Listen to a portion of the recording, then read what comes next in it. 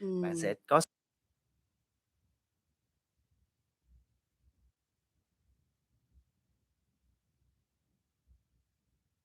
bạn ừm, sẽ có xu hướng thích những món quà vào những dịp lễ đặc biệt và những thứ lấp lánh.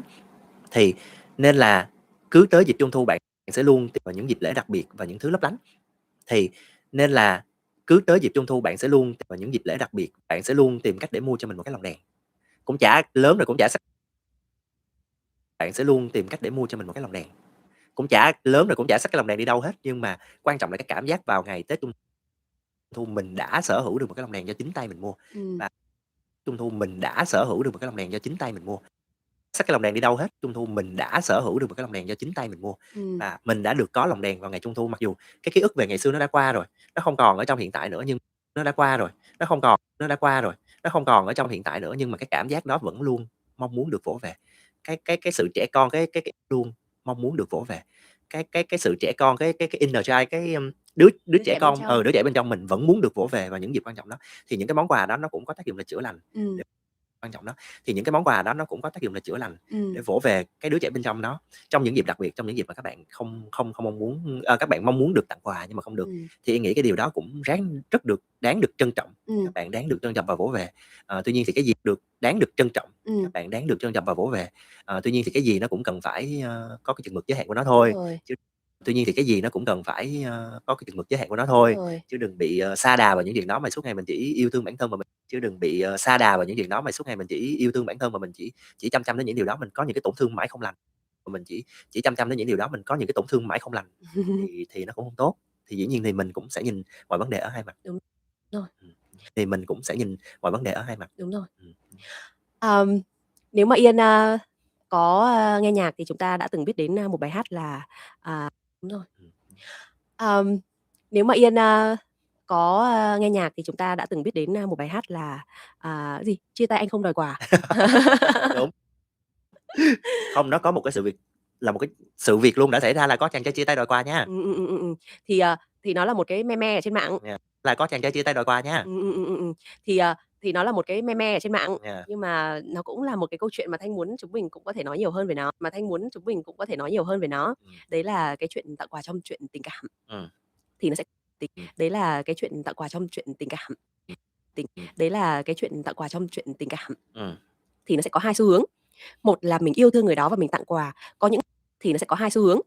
Một là mình yêu thương người đó và mình tặng quà, có những người đàn ông là phụ nữ thì Thanh không biết nhưng mà thường là đàn ông sẽ chỉ, tặng quà nhiều hơn, tặng quà nhiều hơn, sẽ ừm, chịu cái sức nặng đấy nhiều hơn. ờ, Thì, có nhiều người là sẽ luôn luôn chiều chuộng bạn gái hoặc vợ, tặng rất là nhiều món quà không vì dịp gì cả, chỉ ừm, để làm người kia vui. ừm, Và, Thanh thực sự phải nể những người đàn ông như thế, ừm, vì người kia vui. ừm, Và, Thanh thực sự phải nể những người đàn ông như thế, ừm, vì họ phải đầu tư rất là nhiều thời gian và ừm, công sức. Đàn ông như thế, ừm, vì họ phải đầu tư rất là nhiều thời gian và ừm, công sức và tâm sức để suy nghĩ xem là mình sẽ tặng cái gì để cho đối phương và ừm, công sức và tâm sức để suy nghĩ xem là mình sẽ tặng cái gì để cho đối phương cảm thấy happy. phải Đấy để là một yên, giờ phải để yên đi đó. phương cảm thấy happy. Phải Đấy để là một yên, giờ phải để yên đi đó. mình không được trong cảm giác đấy nên mình không biết đối phương, bạn bạn, người yêu của Yên thì sẽ cảm mình không biết đối phương, bạn bạn, người yêu của Yên thì sẽ cảm thấy như thế nào, cái này hôm nào phỏng vấn riêng. Nhưng mà, đấy là một kiểu. Ừm, Và một kiểu thứ hai á, là có những người là không phải thường xuyên tặng quà nhưng mà cứ những lúc cãi nhau thì tặng quà để làm huề, cũng thì có lắm, cũng có luôn. Thì thôi xin mời chính chủ, cũng thì có lắm. cũng có luôn. Thì thôi xin mời chính chủ, chia sẻ Thì, sao ta, nói cái này có nhiều vấn đề, nhưng mà thì Yên thấy là chia sẻ. thì, sao ta, nói cái này có nhiều vấn đề mà thì Yên thấy là theo một cái tâm lý chung thôi, một cái tâm lý thông thường mà thì Yên thấy là theo một cái tâm lý chung thôi, một cái tâm lý thông thường thôi, thì, Yên là một người rất là thích tặng quà cho người khác Ừm, thôi. Thì, Yên là một người rất là thích tặng quà cho người khác. ừm, Cá nhân Yên Thanh Nha là thích tặng quà cho người khác, bởi vì ừm, cá nhân Yên Thanh Nha là thích tặng quà cho người khác bởi vì sao? Mình thích thấy được cái cảm giác mà người ta vui với những điều mình làm, ừm, với những điều mình làm. ừm, Với những thứ mình quan tâm. Tại vì có lẽ là nó cũng xuất phát từ một cái tâm lý ẩn sâu ở bên trong là mình thích với những thứ mình quan tâm. Tại vì có lẽ là nó cũng xuất phát từ một cái tâm lý ẩn sâu ở bên trong là mình thích được công nhận. Lý ẩn sâu ở bên trong là mình thích được công nhận. Mình thích được công nhận trong tất cả mọi thứ. Hơn những tập trước thì mình nói về về tài năng, năng về học thuật rồi trong tất cả mọi thứ bên hơn những tập trước thì mình nói về tài năng về học thuật rồi đây kia ha. Thì một cái tâm lý đó nữa là mình năng về học thuật rồi đây kia ha. Thì một cái tâm lý đó nữa là mình thích được công nhận cả trong những mối quan hệ, là thích được công nhận cả trong những mối quan hệ, là khi mình làm được một điều gì đó mình sẽ cảm thấy người ta vui, là người ta đang công nhận về những cái công việc của mình. Thì tặng quà là một trong số đó, nó dễ nhất. Nó dễ nhất trong cái việc lấy lòng người khác. Thì, kể cả trong những lúc mà mình làm cho người ta giận, mình cũng sẽ nghĩ cái cách mà dễ nhất chính là mua chuộc tinh thần của người ta, chính là mua chuộc tinh thần của người ta bằng việc tặng những món quà. Thì khi người ta nhận được những món quà của mình thì chắc chắn là ít nhiều cũng khó thể giận lắm, đúng hông? Tức là ví dụ như khó thể giận lắm, đúng hông? Tức là ví dụ như người ta đang giận mà mình tặng bó hoa, hông lẽ giờ ôm bó hoa đó rồi xong giận tiếp, hoặc là mình tặng một cái món quà bó hoa, hông lẽ giờ ôm bó hoa đó rồi hông lẽ giờ ôm bó hoa đó rồi xong giận tiếp, hoặc là mình tặng một cái món quà gì đó, một chuyến đi đâu, một cái vé xem phim hay cái gì đó thì cũng không thể nào là nhận cái món quà đó xong là giận mình tiếp. Thì đó là ý nghĩa là ra tâm thể nào là nhận cái món quà đó xong là giận mình tiếp. Thì đó là ý nghĩa là ra tâm lý bình thường là mình cảm thấy dễ mua chuộc nhất cái cảm xúc của người tâm lý bình thường là mình cảm thấy dễ mua chuộc nhất cái cảm xúc của người khác thôi. Thì Thanh nghĩ rằng nó sẽ có 2 tầng nhá. Tầng đầu tiên là đấy là cái cách dễ nhất như Yên nói á, là thứ nhất là có thể đấy sẽ tầng đầu tiên là đấy là cái cách dễ nhất như Yên nói á, là thứ nhất là có thể đấy sẽ là cái, lý do để cho hai người có cơ hội được ngồi xuống. Bởi vì sau khi nhận thì sẽ là cái, lý do để cho hai người có cơ hội được ngồi xuống. Bởi vì sau khi nhận thì cái tâm lý nó đang ví dụ như là đang giận bừng bừng lên, mình nhận một thì cái tâm lý nó đang ví dụ như là đang giận bừng bừng lên, mình nhận một món quà, ôi, mình thích quá mình quên mất luôn chuyện mình giận. Nhưng mà nếu một món quà, ôi, mình thích quá mình quên mất luôn chuyện mình giận. Nhưng mà nếu mà ẩn sâu bên trong, nếu mà hai người không có dành thời gian nhưng mà nếu mà ẩn sâu bên trong, nếu mà hai người không có dành thời gian ngồi xuống để nói về cái cơn giận và giải tỏa cảm xúc lúc đấy, ngồi xuống để nói về cái cơn giận và giải tỏa cảm xúc lúc đấy, mà sự hào nhoáng của những món quà nó đã làm cho mình bỏ quên đi những cái tổn thương mà hai người đã gây ra cho nhau. Và mình quên nó luôn, bẵng đi một thời gian và nó sẽ trở thành một cái thứ mà chưa được giải quyết. Thì lúc đấy Yên sẽ xử lý như thế nào? Thật ra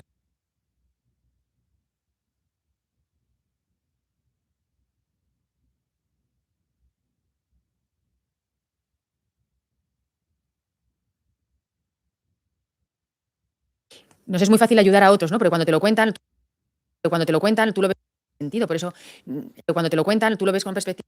Cuando te lo cuentan, tú lo ves con perspectiva y dices, o sea, yo lo entiendo, o sea, yo sé que tú no lo estás viendo porque es tu problema, pero desde lo entiendo, o sea, yo sé que tú no lo estás viendo porque es tu problema, pero desde fuera yo lo veo, entonces podemos dirigir. Bueno, pues esa especie desde fuera, yo lo veo, entonces podemos dirigir. Bueno, pues esa especie, ese dirigir desde nosotros mismos, de decir, oye, espera, a ver, yo entiendo que mi niña tenía que hacer esto, esto y esto por la situación. Yo entiendo que mi niña tenía que hacer esto, esto y esto por la situación que había en casa, por lo que ella como vivió estas cosas, pero como adulta me doy cuenta en casa, por lo que ella como vivió estas cosas, pero como adulta me doy cuenta de, oye, de que las circunstancias eran las que eran, porque mis padres no pudieron hacerlo mejor, porque era mis padres no pudieron hacerlo mejor, porque era lo que era. Entonces, yo desde mi adulto le tranquilizo, le consuelo y le digo, oye, yo entiendo que te pasará esto, pero ya no tiene sentido ahora. Tú que te pasará esto, pero ya no tiene sentido ahora. Tú ya has superado esto. Y entonces es muy bueno apelar a las cosas que nos han ido pasando y entonces es muy bueno apelar a las cosas que nos han ido pasando de adultos que han desmontado ya aquello otro. Y eso esto es como un diálogo.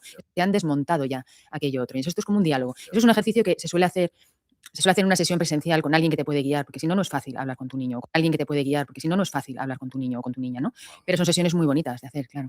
Hablabas del perfeccionismo y eso nos lleva también directamente a las personas muy perfeccionistas. Hablabas del perfeccionismo y eso nos lleva también directamente a las personas muy perfeccionistas. Suelen tener, paradójicamente también, el síndrome del impostor. Sí, claro, porque en esa necesidad de hacer las cosas bien, a veces te parece que o sea, el síndrome del impostor ocurre cuando alguien te alaba por algo, y el síndrome del impostor ocurre cuando alguien te alaba por algo, y tú dices, el síndrome del impostor ocurre cuando alguien te alaba por algo, y tú dices, uy, esto o no está viendo realmente la realidad, o sea, lo está viendo, pero no es así, porque yo sé que esto no está bien, ahí entra el perfeccionismo, ¿no? O sea, sí, porque yo sé que esto no está bien, ahí entra el perfeccionismo, ¿no? O porque piensas que las cosas que haces o que te están pasando no te las mereces tú. Porque piensas que las cosas que haces o que te están pasando no te las mereces tú. Como que, porque piensas que las cosas que haces o que te están pasando no te las mereces tú. Como que te han venido de fuera. Sí, porque no eres tú. Como que te han venido de fuera. Sí, por o sea, que no eres casualidad. tú, O sea, por casualidad. he tenido éxito, pero bueno, eso por casualidad, dices, Claro. con el síndrome del impostor, dice, algún día me descubrirán. Eso es. Bueno, y ese es el gran miedo. Algún día me descubrirán. Eso es. Bueno, y ese es el gran miedo. Pues es el síndrome de impostor. Me van a descubrir. Pues es el síndrome de impostor. Me van a descubrir que yo no estoy a la altura de lo que otros están sintiendo que yo soy. Yo no estoy a la altura de lo que otros están sintiendo que yo soy. Y eso también te diré, o sea, síndrome del impostor yo creo que tiene casi todo el mundo. También te diré, o sea, síndrome del impostor yo creo que tiene casi todo el mundo.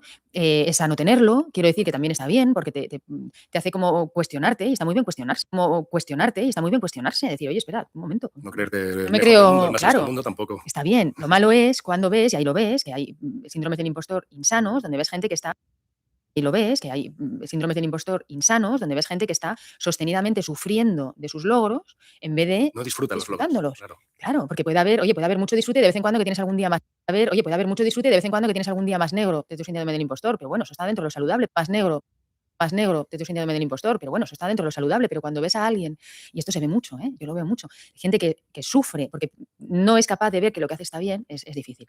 Y bueno, ahí en el libro explicamos, explico un poco por qué pasa esto, ¿no? No. Y bueno, ahí en el libro explicamos, Claro. explico un poco por qué pasa esto, ¿no? Me ha parecido también interesante cuando dices, claro, asociamos que hacemos un buen trabajo cuando hay mucho esfuerzo detrás y por lo tanto, si lo que hacemos un buen trabajo cuando hay mucho esfuerzo detrás y por lo tanto, si lo que estoy haciendo ahora no me cuesta esfuerzo, lo hago con naturalidad, lo que estoy haciendo ahora no me cuesta esfuerzo, lo hago con naturalidad, entonces es que no está bien hecho. Eso o sea, es. por como no me ha costado trabajo y es muy interesante porque tú dices, no, es que justamente los talentos no nos cuestan trabajo, en lo que somos más brillantes no nos tiene que costar, ¿no? Es que ahí pasa, claro, los talentos... No nos tiene que costar, ¿no? Es que ahí pasa, claro, los talentos es la facilidad extra sobre otras personas que tenemos alrededor para hacer algo determinado, ¿no? Entonces yo puedo tener un talento en algo y, por supuesto, no tenerlo en lo que otra gente tiene talentos, ¿no? Pero cuando tú tienes un talento y pones además esfuerzo en él, porque un talento sin ponerle esfuerzo normalmente se evapora. El talento necesita esfuerzo, lo que pasa es que el esfuerzo que le pones brilla mucho más que sobre otras cosas, ¿no? Esfuerzo más talento llega a grandes lugares. Pero ¿qué ocurre? Que como para ti es poca resistencia porque lo tienes innato, no te está costando tanto esfuerzo ni tanta resistencia como otras cosas, entonces tu cerebro empieza a hacer el esfuerzo ni tanta resistencia como otras cosas, entonces tu cerebro empieza a hacer el jueguecito de un momento, si no le cuesta esfuerzo no está bien hecho, el jueguecito de un momento, si no le cuesta esfuerzo no está bien hecho, y entonces ahí te empieza a engañar y te dice no, esto no está bien, entonces ahí te empieza a engañar y te dice no, esto no está bien porque no lo has sufrido, por así decirlo. Exacto. ¿Sabes? Sí, es sí. como lo has sufrido, por así decirlo. Exacto. ¿Sabes? Sí, Es sí. como, porque hay una frase que ya yo no estoy de acuerdo, claro, que es la de eso de, ya yo no estoy de acuerdo, claro, que es la de eso de, si quieres hacer algo bien, tienes que, casi como que tienes que pasarlo más y esforzarte muchísimo. Es que sufrir. Tienes que sufrirlo. No necesariamente. Entonces, claro, muchas veces, y sobre todo cuando ya tienes experiencia, al ver que no sufres en esto, es más fácil que tu cerebro te diga, oye, cuidado, que esto no está bien hecho porque tú lo estás haciendo sin problema. Y a veces esta visión de fuera, desde fuera que te tienen que decir,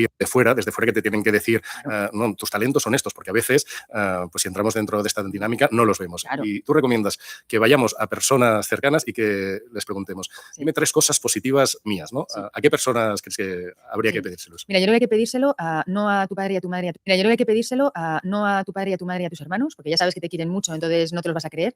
Hay que pedírselo a personas que te conocen lo suficiente, pero que hay una distancia, no te conocen tantísimo tampoco, o no te quieren tantísimo, porque esa es una visión más objetiva, por así decirlo, y tú la vas a valorar más, tantísimo, porque esa es una visión más objetiva, por así decirlo, y tú la vas a valorar más. Entonces, a compañeros de trabajo, a grupos de amigos, pero que no son de tus íntimos, ahí. Y eso te sorprende, ¿no? Cuando alguien... Sí. Eso transforma también a veces las relaciones de cómo...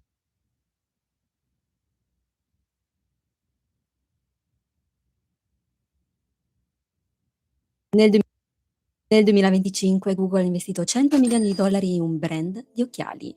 Non in un brand italiano, non in un brand francese, non in un brand americano, ma in Gentle Monster. Fondato a Seoul nel 2011-14. Hello, how you doing? IHSS6. Welcome.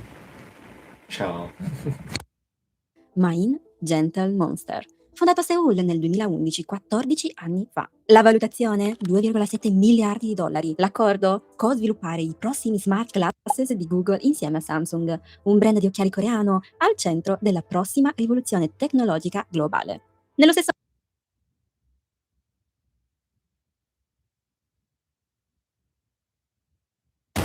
I guess 300 USD or 800 USD, so I guess that's a lot.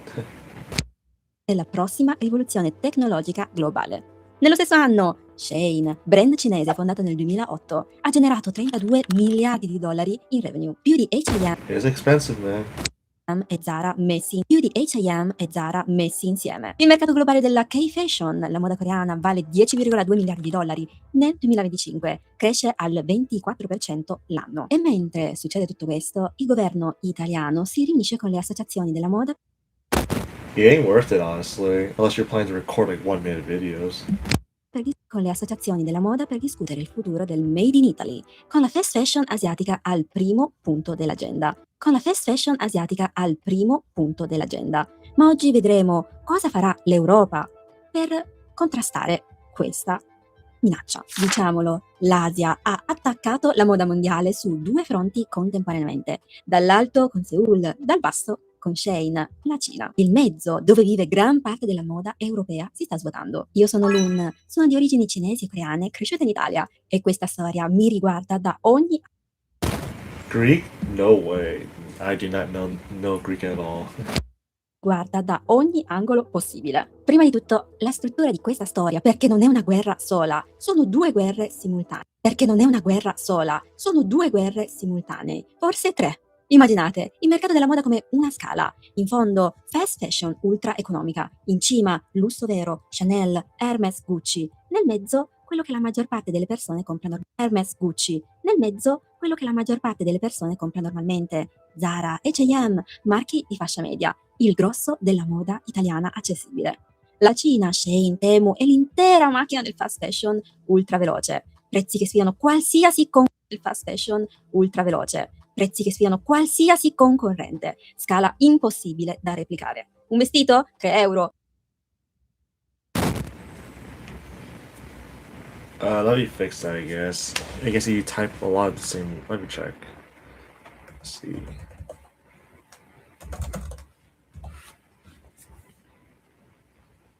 Sometimes I do get lost. I do get spammers who spam the same thing, so let's see.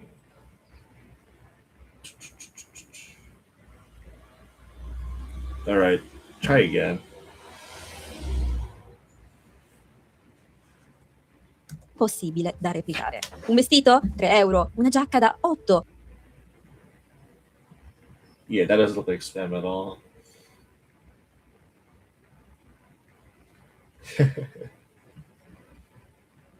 There you go. Possibile da replicare. Un vestito? 3 euro. Una giacca da 8. 300.000 nuovi stili aggiunti al sito ogni singolo giorno. Per confronto, Zara ne aggiunge solo circa 5.000. Dall'alto, la Corea del Sud. Seoul in meno di 10 anni è diventata la 4ª capitale della moda mondiale, dopo Parigi, Milano, New York della moda mondiale, dopo Parigi, Milano, e sfilano a Parigi designer coreani che collaborano con le case più importanti del lusso europeo. Google che investe 100 milioni e un brand di occhiali di Seoul. Nel mezzo, Zara e H&M stanno alzando i prezzi per non competere con Seoul. Nel mezzo, Zara e H&M stanno alzando i prezzi per non competere con Shein sul basso. Il lusso europeo sta affrontando una crisi di immagine dopo scandali sul lavoro. E la moda italiana di fascia media, immagine dopo scandali sul lavoro. E la moda italiana di fascia media, quella che non è né Gucci né fast fashion, si trova stretta tra 2 fuochi. Questa è la guerra. Si trova stretta tra 2 fuochi. Questa è la guerra. Adesso guardiamo i protagonisti. Partiamo dal basso. Da Shein, fondata nel 2008 a Nanjing. Da Christian Arabic? Nope, no way.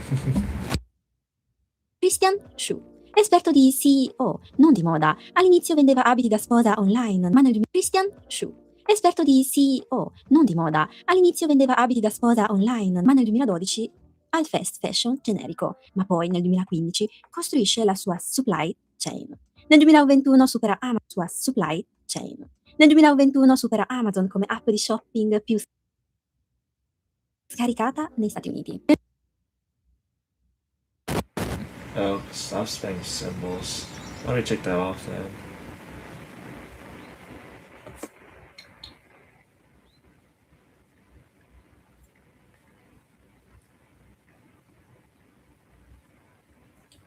How many languages do you know? Do you know barely? Oops.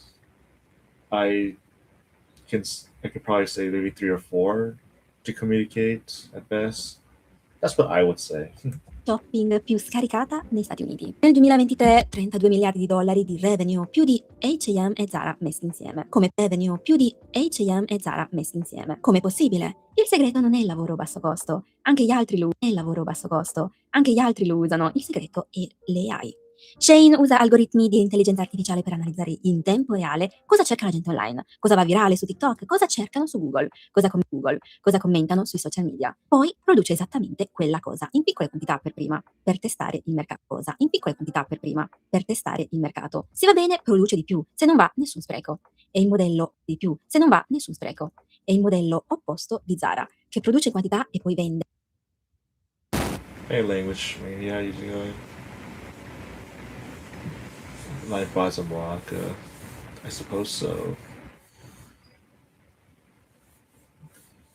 Uhul.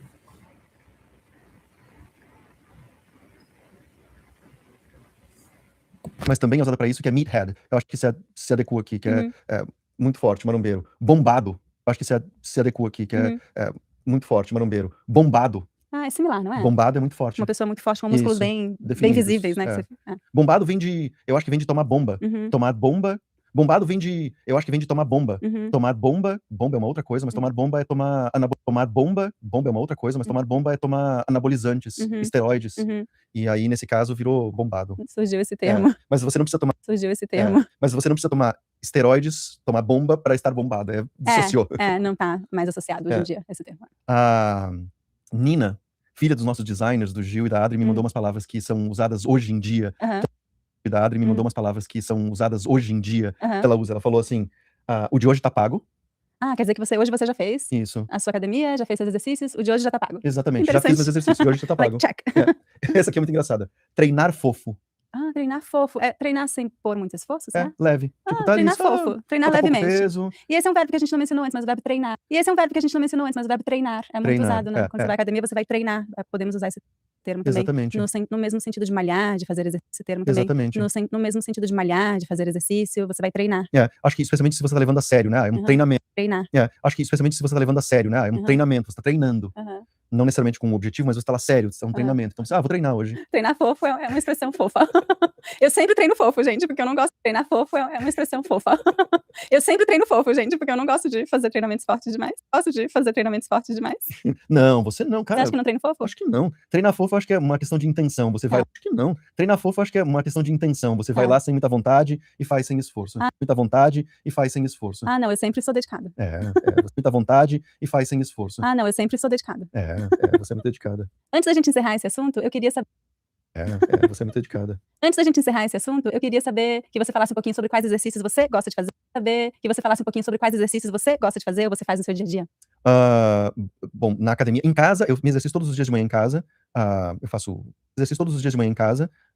Eu faço apoio, exercícios de alongamento, né? Stretching, alongamento, isso a gente não falou. Stretching, alongamento, eu procuro alongar toda a musculatura do corpo. Eu faço um pouco de yoga de manhã em casa. E aí à noite, quando nós vamos, o que é inconstante. A gente não é muito regular nisso. Aí eu faço exercícios mais de força mesmo na academia. Usando as máquinas, Usando as os máquinas, equipamentos. mesmo. A gente não é muito regular nisso. Aí eu faço exercícios mais de força mesmo na academia. Usando as máquinas, Usando as os máquinas, equipamentos. exatamente, mesmo na academia. Usando as máquinas, Usando as os máquinas, equipamentos. exatamente. A gente não usa muito pesos livres, a gente usa mais máquinas. Exatamente. A gente não usa muito pesos livres, a gente usa mais máquinas, né? E em casa também faço barra, eu gosto de me pendurar e fazer barra. E em casa também faço barra, eu gosto de me pendurar e fazer barra. Eu faço exercícios básicos, apoio, abdominal, um pouco de perna, agachamento, especialmente porque a gente trabalha muito sentado, né? Então, a gente trabalha muito sentado, a gente faz agachamento e alongamentos ao longo do dia. E você? Parecido com você, só que eu acho que eu faço menos do que você. Você é mais dedicado nos seus exercícios de manhã. Eu faço 10 minutinhos, separo. Eu gosto muito de abdominais de manhã e agachamentos são os meus favoritos. Hey Alex, how's it going? Welcome back. Muito de abdominais de manhã e agachamentos são os meus favoritos. Abdominais e agachamentos, mas eu faço também um pouquinho de agachamentos são os meus favoritos. Abdominais e agachamentos, mas eu faço também um pouquinho de agachamento. Abdominais e agachamentos, mas eu faço também um pouquinho abdominais e agachamentos, mas eu faço também um pouquinho de apoio, agora lembrei, um pouco de apoio, mas eu faço com o joelho no chão. É válido, sem julgamento. É muito difícil sem o joelho no chão. Não julgamos. Mas eu faço um pouco, e eu gosto muito quando eu tô com mais vontade de fazer exercício, eu gosto muito daquele exercício de HIIT, né, que é, como se fala em português? É eu não sei se tem tradução, não de sei se tem intensidade, de alta intensidade, exercício de alta intensidade. Intervalo. Tem um termo, mas eu acho que mesmo no Brasil devem usar muito. Os termos do inglês. Exato. Que é exercícios que envolvem. É basicamente uma sequência de exercícios, agachamento, abdominal, mas fazendo com várias repetições em intervalos. Eu É acho exatamente o que eu não gosto. interessante. Né? Agachamento, abdominal, mas fazendo com várias repetições em intervalos. Eu é acho exatamente o que eu não gosto. Interessante. Né? E é o que você não gosta? Eu quase morro fazendo HIIT. Eu gosto. Eu gosto de fazer. Mas acho que... Às vezes a gente vai pra academia, eu boto lá o meu tapetinho, né? E faço HIIT. Eu gosto. Usar HIIT, falar HIIT é super compreendido no Brasil. Você pode falar também em exercício com intervalos de alta intensidade, mas... É muito longo, né? HIIT é muito mais rápido. Até porque High Intensity Interval Training também é longo. Ninguém fala assim, né? É muito longo. Exato. É isso, gente. A gente gostava de escalar na sua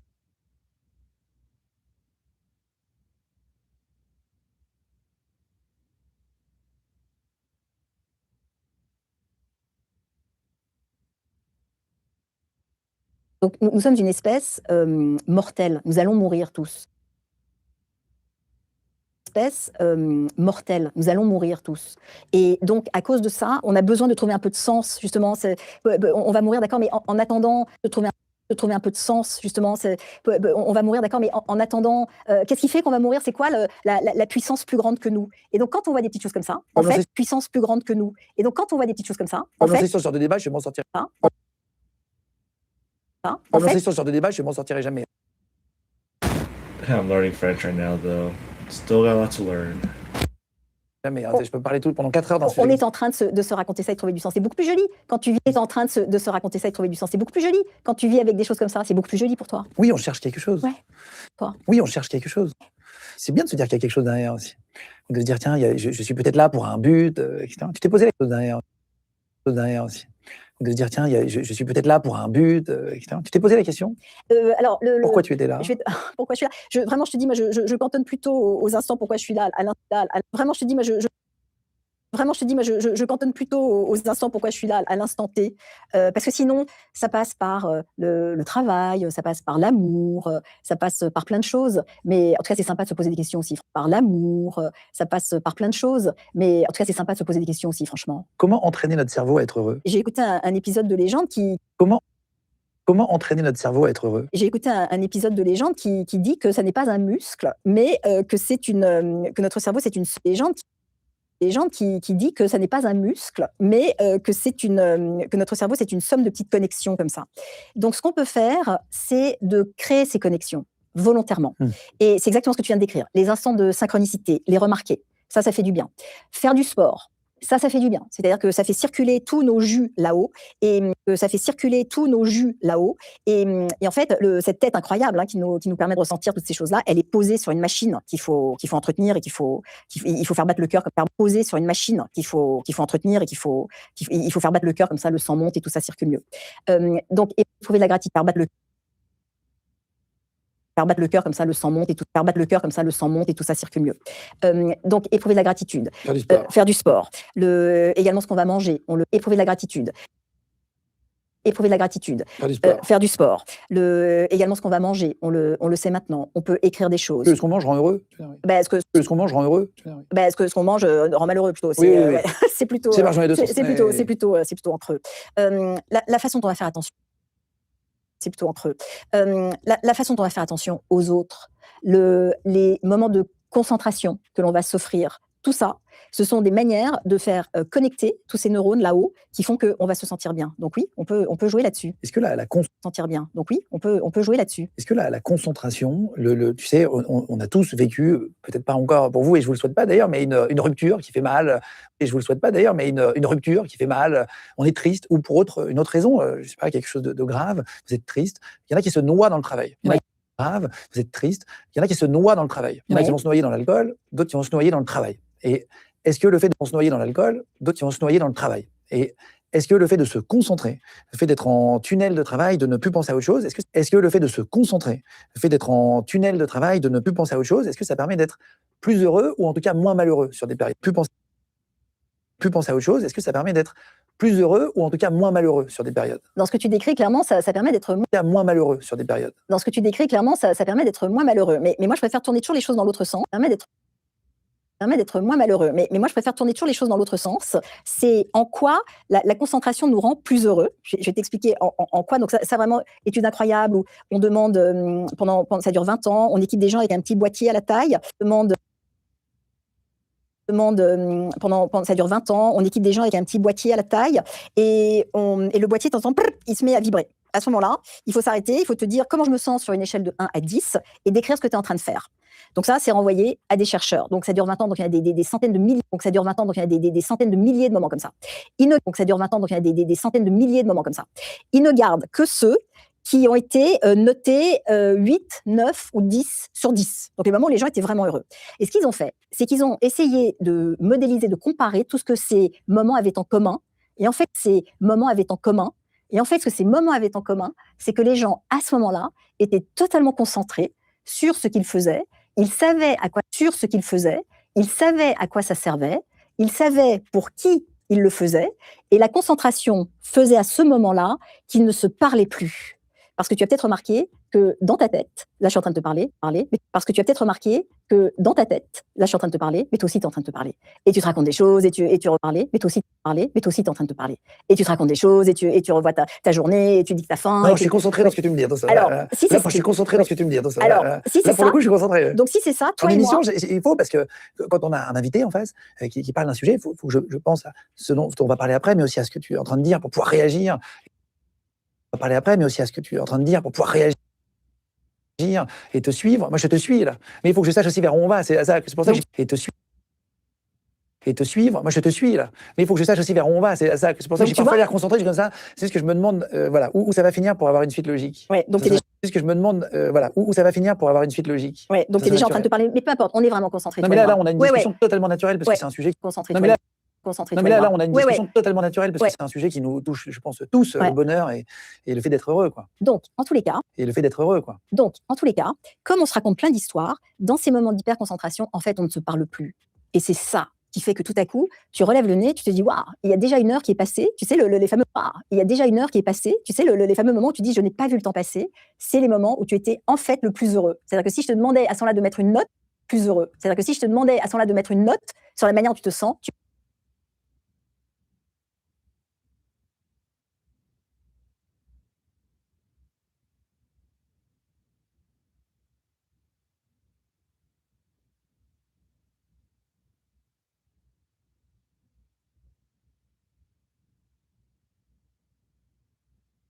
日本語を勉強して私たちがこれ日本文化とか日本語についてしています。はい。届けていく番組ですかね。しています。はい。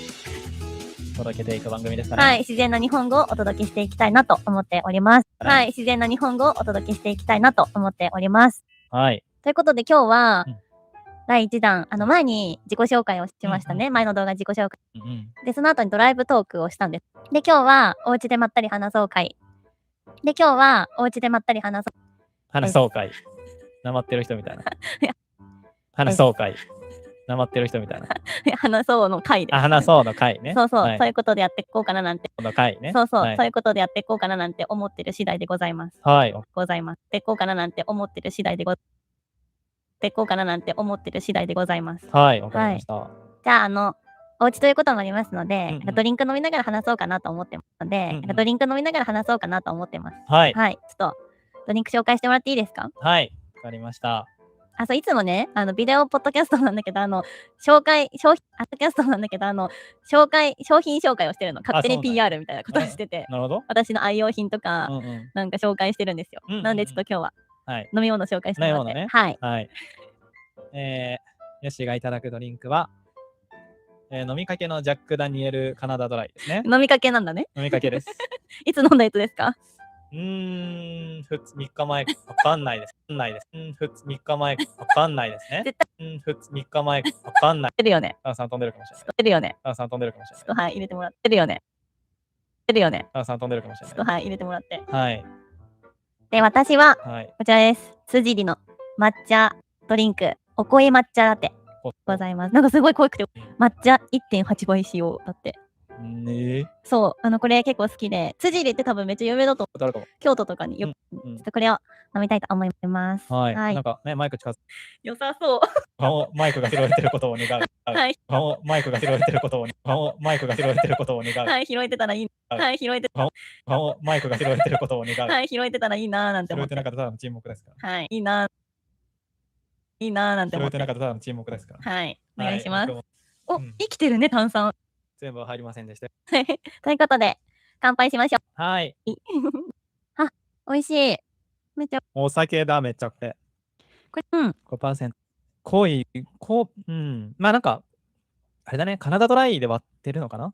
ジンジャーエールってこと？そう、そうね。カナダドライも癖があるからね。あ、そっか。そうね。カナダドライも癖があるからね。あ、そっか。そう。どうですか、その抹茶は。美味しい。めっちゃ濃い。めちゃくちゃ濃くて美味しい。これ大好き。お濃い抹茶ラテってね。お濃い抹茶ラテ。はい。抹茶が好きな海外の人でも飲めそうですか？飲めるかな？ちょっと濃い。でも甘いよ。甘いから多分飲めるとは思う。砂糖が入ってるみたいな？多分砂糖入ってんじゃないかな。飲めるとは思う。砂糖が入ってるとは思う。砂糖が入ってるみたいな？多分砂糖入ってんじゃないかな。結構な甘さがあるから。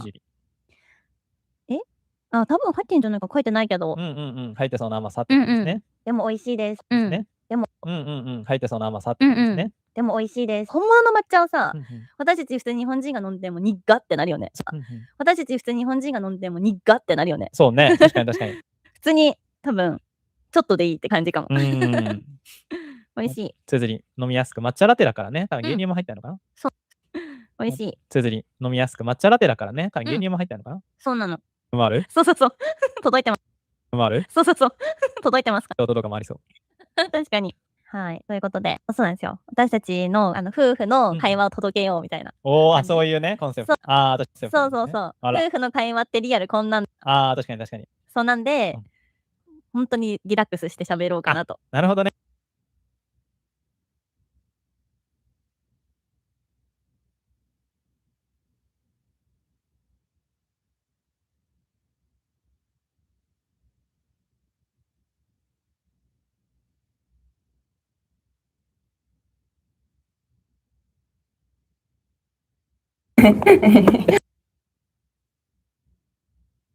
그쪽을 이렇게 눈을 돌리고 어쨌든 그런 힘든 일을 많이 겪고 그쪽을 이렇게 눈을 돌리고 어쨌든 그런 힘든 일을 많이 겪고 막 성장도 했 그쪽을 이렇게 눈을 돌리고 어쨌든 그런 힘든 일을 많이 겪고 막 성장도 했다고 막 느낄 것 같은데 네. 난 좀 성장한 것 같아 라고 생각하는 게 있다고 막 느낄 것 같은데 네. 난 좀 성장한 것 같아 라고 생각하는 게 있어요? 솔직한 게 막 마냥 좋은 것 같진 않다고 느껴졌고 솔직한 게 막 마냥 좋은 것 같진 않다고 느껴졌고 상대를 봐가면서도 솔직한 게 막 마냥 좋은 것 같진 않다고 느껴졌고 상대를 봐가면서도 그런 마음을 전달해야 되고 왜냐면 그게 상대한테 부담이 될 수도 있는 거니까 그런 마음을 전달해야 되고 왜냐면 그게 상대한테 부담이 될 수도 있는 거니까 그럼 이제 적극적인 민주는 더 이상 그럼 이제 적극적인 민주는 더 이상 볼 수 없는 거군요. 적극적인 민주 볼 수 없는 거군요. 적극적인 뭔가 내심 아쉽네요. 그래요? 네.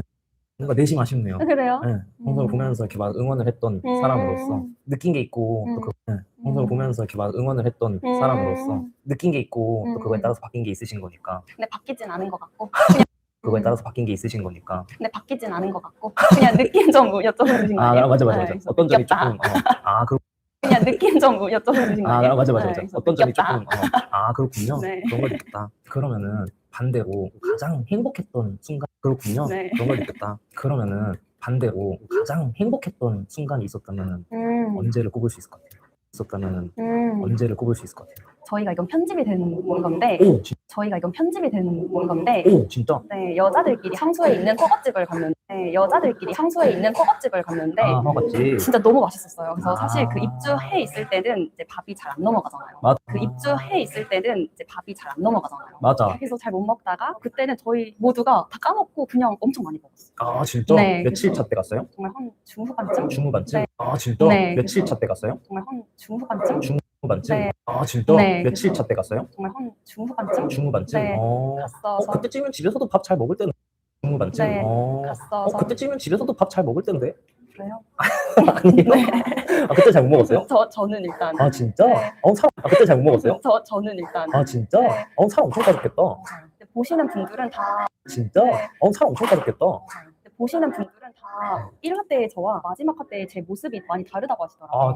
때의 저와 마지막 화 때의 제 모습이 많이 다르다고 하시더라고요. 아 진짜? 더 이쁘게 나왔어요? 네. 그건 맞아, 그건 좋죠. 앞서서도 좀 여러 번 얘기했고 제가 방송을 볼 때도 느꼈던 게 엄청 무해한 사람처럼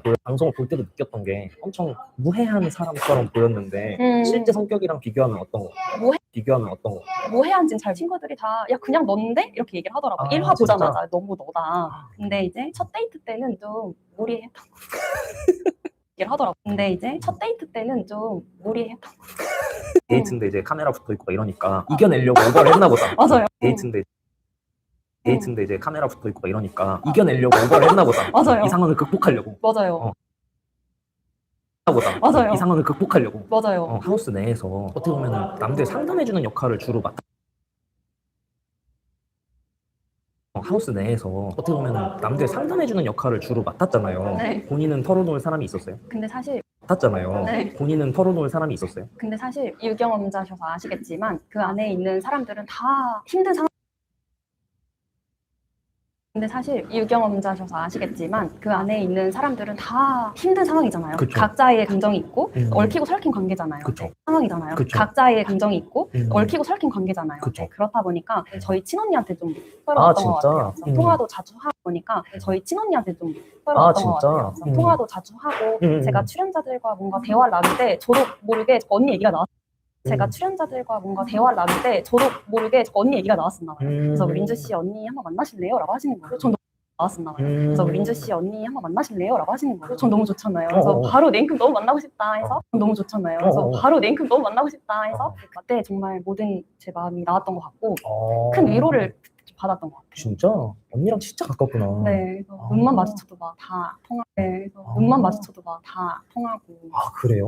3살 차이인데 어떻게 그렇게 사이가 좋아요? 진짜 솔직하게 말씀드리면 언니 덕이 커요. 아, 진짜? 좋은 것도 막 말씀드리면 언니 덕이 커요. 아, 진짜? 좋은 것도 막 데려가려고 하고, 좋은 것도 먹이려고 하고, 좋은 것도 막 데려가려고 하고, 좋은 것도 먹이려고 하고, 그러니까 좀 제가 많이 배려를 받고 있구나를 요즘 들어 많이 느끼는 것 같거든요. 그래요? 많이 배려를 받고 있구나를 요즘 들어 많이 느끼는 것 같거든요. 그래요? 그래서 언니가 그런 말을 하더라고요. 형제 자매 관계에 있어서 그래서 언니가 그런 말을 하더라고요. 형제 자매 관계에 있어서 사이가 좋을 수 있는 방법은 다 첫째 덕이라고. 수 있는 방법은 다 첫째 덕이라고. 둘째들은 시그널스 들어갈 때도 언니가 자기 카드 주면서 너 옷 사야 되는 거 다 그럼. 시그널스 들어갈 때도 언니가 자기 카드 주면서 너 옷 사야 되는 거 다 그럼 사라고. 진짜? 근데 얼마까지? 이랬는데 뭐 사고 싶은 만큼 그냥 사라고. 그럼 사라고. 진짜? 근데 얼마까지? 이랬는데 뭐 사고 싶은 만큼 그냥 사라고. 진짜? 언니가 진짜 절약 정신이 뛰어난데 진짜? 언니가 진짜 절약 정신이 뛰어난데 본인 거 아껴서 동생한테 쓰는 거야? 가족한테는 전혀 아끼지 않는. 본인 거 아껴서 동생한테 쓰는 거야? 가족한테는 전혀 아끼지 않는. 멋있다. 언니가 지금 배우시죠? 방송 전부터 그 언니분이랑 같이 계정 운영했잖아요. 네. 킹킴시스. 네. 그 방송 전부터 그 언니분이랑 같이 계정 운영했잖아요. 네. 킹킴시스. 네. 그거 저도 몇 번 봤거든요. 그거는 어떻게 하게 됐어요? 저랑 언니나 둘 다 집에서 맨날 그러고 놀고 있으니까 저희 부모 저랑 언니나 둘 다 집에서 맨날 그러고 놀고 있으니까 저희 부모님이 그냥 너네 한번 뭐 찍어봐라. 기록용으로 부모님이 그냥 너네 한번 뭐 찍어봐라. 기록용으로 부모님이 권유로. 진짜? 그래서 처음 올린 릴스가 아마 권유로. 진짜? 그래서 처음 올린 릴스가 아마 선글라스 끼고 이렇게 까딱까딱하는 건데 그게 알고리즘 선글라스 끼고 이렇게 까딱까딱하는 건데 그게 알고리즘 퍼진 거예요. 처음 영상부터? 선글라스 끼고 이렇게 까딱까딱하는 건데 그게 알고리즘 퍼진 거예요. 처음 영상부터 언니가 배우 활동을 하시니까 처음 영상부터 언니가 배우 활동을 하시니까 언니 자랑 한번. 언니 PR 시간이에요. 언니 자랑 한번. 언니 PR 시간이에요. 언니 PR 한번. 저희 언니 복싱, 수영 이런 스포츠도. 언니 PR 한번. 저희 언니 복싱, 수영 이런 스포츠도 잘하고 언어에 특화됐거든요. 스페인어, 중국어 잘하고 언어에 특화됐거든요. 스페인어, 중국어, 일본어 이건 최근에 배우고 있고 다 최근에 배우고 있고 다 잘해요. 몸도 잘 쓰고 앞으로 진리 나오면 좀 더 관심 가져주시고 진리 나오면 좀 더 관심 가져주시고 봐주시면 감사하겠습니다. 알겠습니다. 본인은 그러면 앞으로 계획이 있어요? 저는 원래 제가 하던 일 열심히 하면서 아나운서 계획이 있어요? 저는 원래 제가 하던 일 열심히 하면서 아나운서 준비로 놓지 않을 거고요. 이거는 처음 말씀드리는 것 같은데 유튜브를 시작하려고 해요. 그래서 언니랑 같이 킹킴시스라는 이름으로. 아, 유튜브도 킹킴시스구나. 네, 하우스 내에서의 뭐 헤어스타일.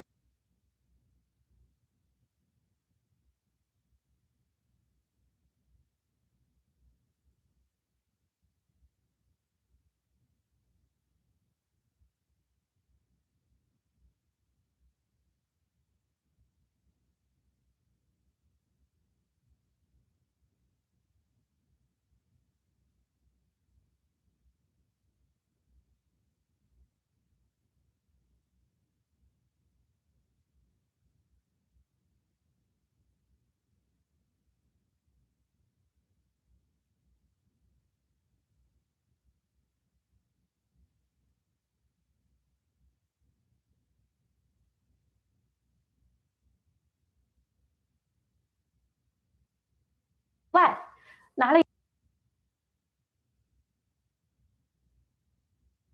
一个面包刀，它不快；拿了一个面包刀，它不快；拿菜刀，我也不知道是这么剁还是我试了几下，它出血了，但不多。我儿子在地下爬，我一回头，我儿子他说妈妈，他妈妈还叫的不好，他说妈妈，我一手把着栏杆，一手把着栏杆，我回头看他一眼，我回头看他一眼，我如果跳下去，我走了，孩子怎么办？我不能给他。然后他从屋子里出来，给我妈妈打电话，他说妈妈，又要跳楼。我说我跟你过不下去了，我说我万里之遥，我说我跟你过不下去，我说我万里之遥，举目无亲，你这样对举目无亲，你这样对我，你打我，你凭什么？然后我妈电话里哭说，你回来，妈养你。我就把那个手放下，我抱着儿子，我说咱俩不过了。我说咱俩不过了。他说咱俩试试再过一下。他说咱俩试试再过一下，因为中国的传统说孩子没有爹怎么办？因为中国的传统说孩子没有爹怎么办？我一想孩子没有爹怎么办？好吧，再试试。但伤了心了，那个雷真的终生难忘。最让我瞧不起的地方，你知道他是什么？最让我瞧不起的地方，你知道他是什么吗？他说我跟别人乱搞男女关系。他在电话里跟那个，因为我们俩有共同的朋友，是通过他我来了以后认识的。他跟人家阿姨说，你知道吗？要让你一个女人服软，就是要让你一个女人服软，就说他有男女关系，给他泼脏水，他就得老老实实听你话。我的性格不是这样，我就把门推开了。我说你说什么？你听见了他打电话时候？你听见了他打电话时候？他打电话说的。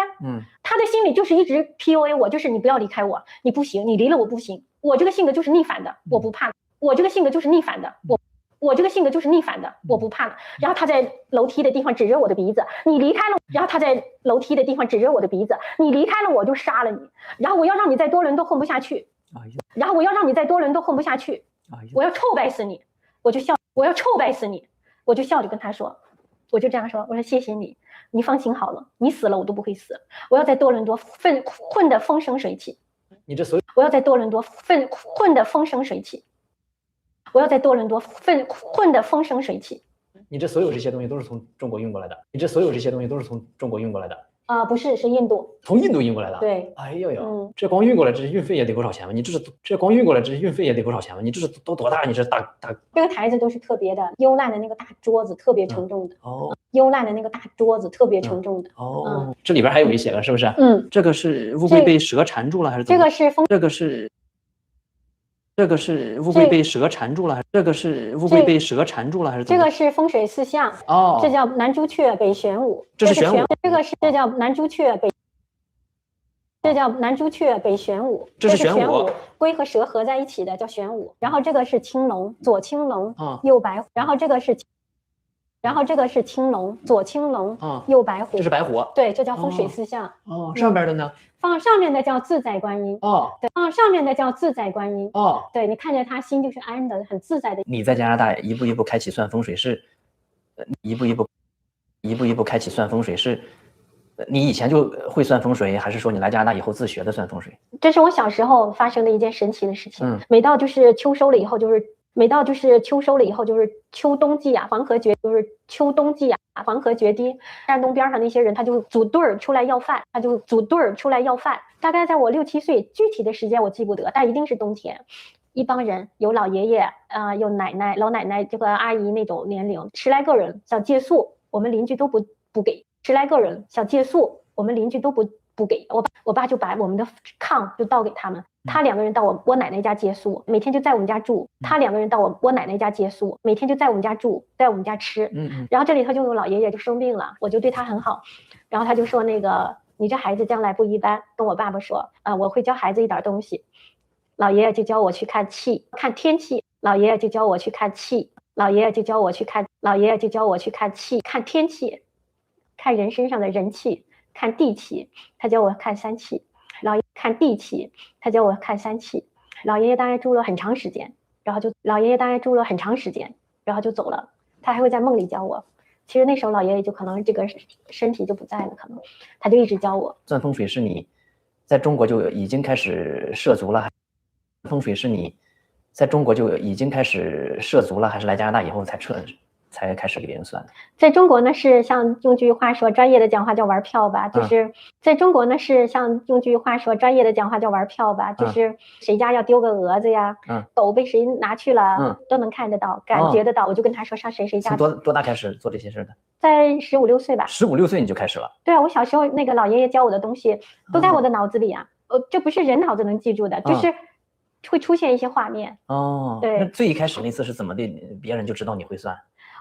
在我上初中的时候，那年就老爷爷就灌东西吧，那年就老爷爷就灌东西吧，就是往脑子里灌东西。隔空给你。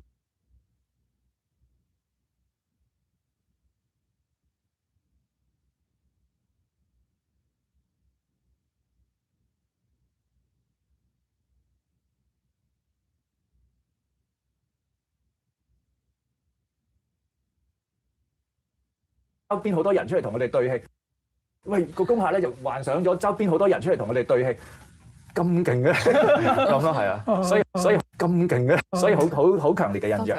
阿 Marco， 所以好強烈嘅印象。阿 Marco， 你拍之前咧有冇睇試當真嘅？你認唔認識？阿 Marco， 你拍之前咧有冇睇試當真嘅？你認唔認識？你認唔認識兩位㗎？你認唔認識？你認唔認識兩位㗎？哪裏短濕進接你啊？你哪裏短濕進接你啊？你之前你都知呢兩位㗎嘛？係啊，知啊。咁你之前你都知呢兩位㗎嘛？係啊，知啊。咁合作咗之後，你覺得點樣咧？覺得好好。合作咗之後，你覺得點樣咧？覺得好好人啊，真係估唔到。出邊覺得好好人啊，真係估唔到。出邊估唔到啊！估唔到嘅係。咁你估唔到嘅係。咁你啊真係作為一位新人啊，即係咁你啊真係作為一位新人啊，即係對拍攝現場你係完全陌生噶嘛？拍得全即係對拍攝現場你係完全陌生噶嘛？拍咗全咧，我即係問一啲即係前輩。拍咗全咧，我即係問一啲即係前輩嘅朋友啦，咁我就話電影業係點樣嘅咧？咁樣，跟住佢就咁我就話電影業係點樣嘅咧？咁樣，跟住佢就同我講，以前啲即係電影業嘅就即係啲人會比較惡啲嘅，跟住心諗哇死啦，咁點算咧？咁但係去到現場就發現就唔係真係咁樣一回事，其實大家都好和諧，即係好開心。其實大家都好和諧，即係好開心。而家唔同咗咋？係啊，現在唔同咗啦，咁啊，係啊，好彩啦。今次拍呢個戲咧，現場都仲有其他好多聾人朋友噶嘛。今次現場都仲有其他好多聾人朋友噶嘛。有冇咩唔同咧？其實群眾演員同配角嘅聾人，演員嘅合作係好順利喎嚇，冇乜唔同。只要有手語翻譯喺度咧，基本上係順暢，冇乜唔同。只要有手語翻譯喺度咧，基本上係順暢。OK 啊，基本上係順暢。基本上係順暢。OK 啊 ，action 啊，cut 啊嗰啲都照嗌嘅。當然照嗌，但我哋都照嗌嘅。當然照嗌，但我哋現場係有一個好特別嘅崗位嘅，佢叫做手語輔導員。係啦，咁佢叫做手語輔導員。係啦，咁佢就用手語去同聾人溝通。即係我哋有咁佢就用手語去同聾人溝通。即係我哋有聾人演員嘅時候，一定有手語。即係我哋有聾人演員嘅時候，一定有手語輔導員喺上邊。cut 係一定有手語輔導員喺上邊。cut 係點㗎 ？action 係點嘅 ？action 係呢個咁啊 cut 咁樣咧 ？cut 啊 cut。咁你兩位同平時喺拍攝現場有冇唔同咧？我頭幾咁你兩位同平時喺拍攝現場有冇唔同咧？我頭幾組嘅時候咧，有劇組好。我頭幾組嘅時候咧，有劇組好幫我準備咗個耳塞嘅。咁係劇組好幫我準備咗個耳塞嘅。咁係即係嗰啲變形嗰種。咁等我可以塞到好入。咁劇組好幫即係嗰啲變形嗰種。咁等我可以塞到好入。咁甚至乎做戲都可以塞住添。其實係甚至乎做戲都可以塞住添。其實係一個叫做我感受下，即係想其實係一個叫做我感受下，即係想感受下，係啦，因為當然冇可能唔會完全聽唔到啦，但係咁起碼遠少少我可能已經，但係咁起碼遠少少我可能已經唔知你哋講緊乜，咁我就習慣下嗰個 sense 係用其他嘅 sense 嘅時候，大概個感覺係點咧？咁所以會揾下嗰個感覺咯。咁演咗幾組之後，咁所以會揾下嗰個感覺咯。咁演咗幾組之後都覺得又唔使太做作地 keep 住成套，又唔使太做作地 keep 住成套都要咁樣。又唔使太成套都要咁樣做嘅，咁成套都要咁樣做嘅，咁我又覺得我好似 feel 到大概揾到個感覺，攞到個 feel 咁我又覺得我好似 feel 到大概揾到個感覺，攞到個 feel 係啦，幫到手啦，咁就攞到個 feel 係啦，幫到手啦，咁就冇再用啦咁咯。我平時喺現場咧都係觀察人多嘅，即係唔係好講嘢。即係譬如我好中意 𥄫 下唔同嘅組喺度做緊啲咩啦，即係譬如我好中意 𥄫 下唔同嘅組喺度做緊啲咩啦。但係嗰個 𥄫 嘅習慣就有唔同嘅，即係譬如平時可能係望人哋隻眼或者望人哋，即係譬如平時可能係望人哋隻眼或者望人哋嘅行為。成為素因嘅時候就開始望人哋個嘴啦。Marco，成為素因嘅時候就開始望人哋個嘴啦。Marco，拍完晒成套戲啦，拍完晒成套戲，俾你嘅經 Marco，拍完晒成套戲啦，拍完晒成套戲，俾你嘅經驗係點樣嘅？俾你嘅經驗係點樣嘅？我覺得其實原來拍戲係辛苦嘅，拍佢戲已經唔辛苦啦。超佩服啊！但係到個演員我都已經覺得好辛苦。超佩服啊！但係到個演員我都已經覺得好辛苦。超佩服啊！但係到個演員我都已經覺得好辛苦，所以都係好佩服在座咁多位，所以都係好佩服在座咁多位。真係一開頭咧，之前係以為好好玩啊，可以做呢樣做嗰樣咁樣。但係其實一開頭咧，之前係以為好好玩啊，可以做呢樣做嗰樣咁樣。但係其實係好辛苦，但係因為即係由朝拍到晚啊呢啲啊嘛。但係都係同埋因為即係由朝拍到晚啊呢啲啊嘛。但係都係同埋好玩，都係好似阿三啱啱講，辛苦地幸福，真係都係覺得件好幸福嘅事。以後用制唔制啊？以後制啊！以後用制唔制啊？以後制啊 ！OK， 冇未嚇驚你。咁喺戲裏邊啊，收都有講過。手語有講咧，有分有 feel 同冇 feel 嘅。乜嘢係一啲有 feel 嘅手語咧？哇！你講㗎啦。哇！其實因為聾人朋友們佢哋用開手語啦，佢哋因為聾人朋友們佢哋用開手語啦，佢哋係好必須要有嗰個演繹嘅元素。咁所以佢哋係好必須要有嗰個演繹嘅元素。咁所以佢哋演戲咧係如魚得水嘅。係啊。咁所以佢哋演戲咧係如魚得水嘅。係啊係。因為佢平時佢都要咁樣 express 俾你，但係我哋平時用口語講嘢可以冇語氣噶嘛，但係我哋平時用口語講嘢可以冇語氣噶嘛，即係我可以鬧緊人，但係我可以好平淡。但係佢哋鬧緊人嘅時候，即係我可以鬧緊人，但係我可以好平淡。但係佢哋鬧緊人嘅時候，佢哋一定要透過呢啲 feel 到。但係佢哋鬧緊人嘅時候，佢哋一定要透過呢啲透過表情，透過表情，透過佢嘅肢體去表達呢樣嘢。咁所以透過表情，透過佢嘅肢體，透過表情，透過佢嘅肢體去表達呢樣嘢。咁所以所以我就係譬如我自己嘅體驗嘅過程，就係當我背熟咗啲對白啦，咁我當我背熟咗啲對白。當我背熟咗啲對白啦，咁我知道我每一個手語我係講緊乜嘢，每個手語代表緊乜之後，當我背熟咗啲對白啦，咁我知道我每一個手語我係講緊乜嘢，每個手語代表緊乜之後，咁我知道我每一個手語我係講緊乜嘢，每個手語代表緊乜之後，咁好似有一次排舞，咁我知道我每一個手語我係講緊乜嘢，每個手語代表緊乜之後，咁好似有一次排舞，咁我知道，咁好似有一次排舞台劇，就係你熟，咁好似有一次排舞台劇，就係你熟到一個地步開始，你就可以。就係你熟到一個地步開始，你就可以所謂有 feel 地，因為我真係同你講緊嗰句嘢，我聽完你講嗰句嘢，我已經好記得我個對白，係點樣做啦。咁我就真係可以同你講呢樣嘢，用手語講俾你聽。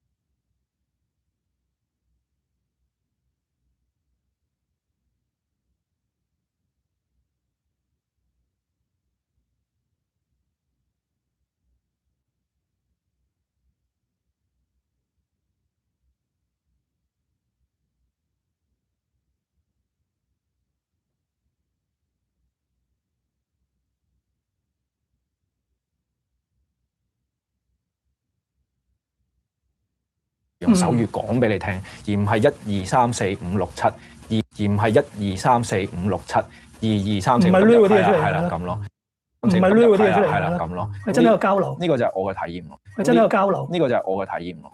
阿 Marco， 你可唔可以示範一下啦？阿 Marco， 你可唔可以示範一下啦？即係例如同一句差唔多嘅對白，即係例如同一句差唔多嘅對白，但係其實好唔同嘅喎，嘅唔同嘅 expression 係點樣啊？先做第一個，套戲好好睇嘅喎，咁樣即係睇咗套戲話好好睇嘅喎，即係讚啦。呢個係有啲唔同嘅喎。好啦，咁呢個就係一個懷疑啦。我諗套戲好好睇啩，所以係都係天生演員嚟嘅。所以係都係天生演員嚟嘅。所以係都係天生演員嚟嘅。戲裏邊咧，你有教阿鍾樹瑩 design 一個；戲裏邊咧，你有教阿鍾樹瑩；戲裏邊咧，你有教阿鍾樹瑩 design 一個手語講佢個名噶嘛，蘇欣咁樣噶嘛。咁 design 一個手語講佢個名噶嘛，蘇欣咁樣噶嘛。咁譬如谷德超嘅手語嘅名係點樣啊？其實咧手語名咧佢就多數係即係你識。其實咧手語名咧佢就多數係即係你識咗一個聾人朋友，同佢相處咗好耐，咁跟住佢就同佢相處咗好耐，咁跟住佢就會根據你嘅中文名啦，咁跟住佢就會根據你嘅中文名啦、特性啦，或者你嘅喜好去改一個手語名。所以唔係翻譯嚟嘅。唔係一個係一個咁。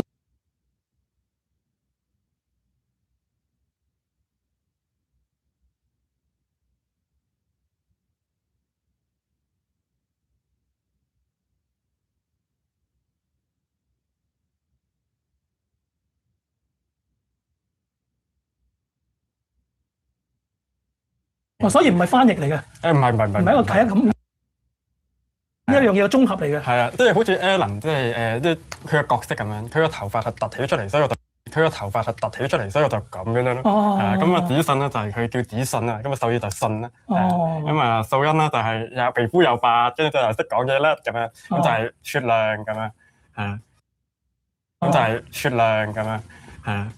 咁譬如谷德超咧？谷德超，其實我覺得你英文名係 Vincent， 咁就可以係 V 字頭。V 字頭。或者其實我諗過，唔係，要設計嘅，加啲喜劇嘅元素，特別係元素，特別係圖章咁樣，就彈鏡咁。有啲喜劇嘅元素。喜劇嘅元素喺入邊。喜劇嘅元素喺入邊。阿鄧都係，我哋手語名都係咁樣嘅，係路人幫我改嘅。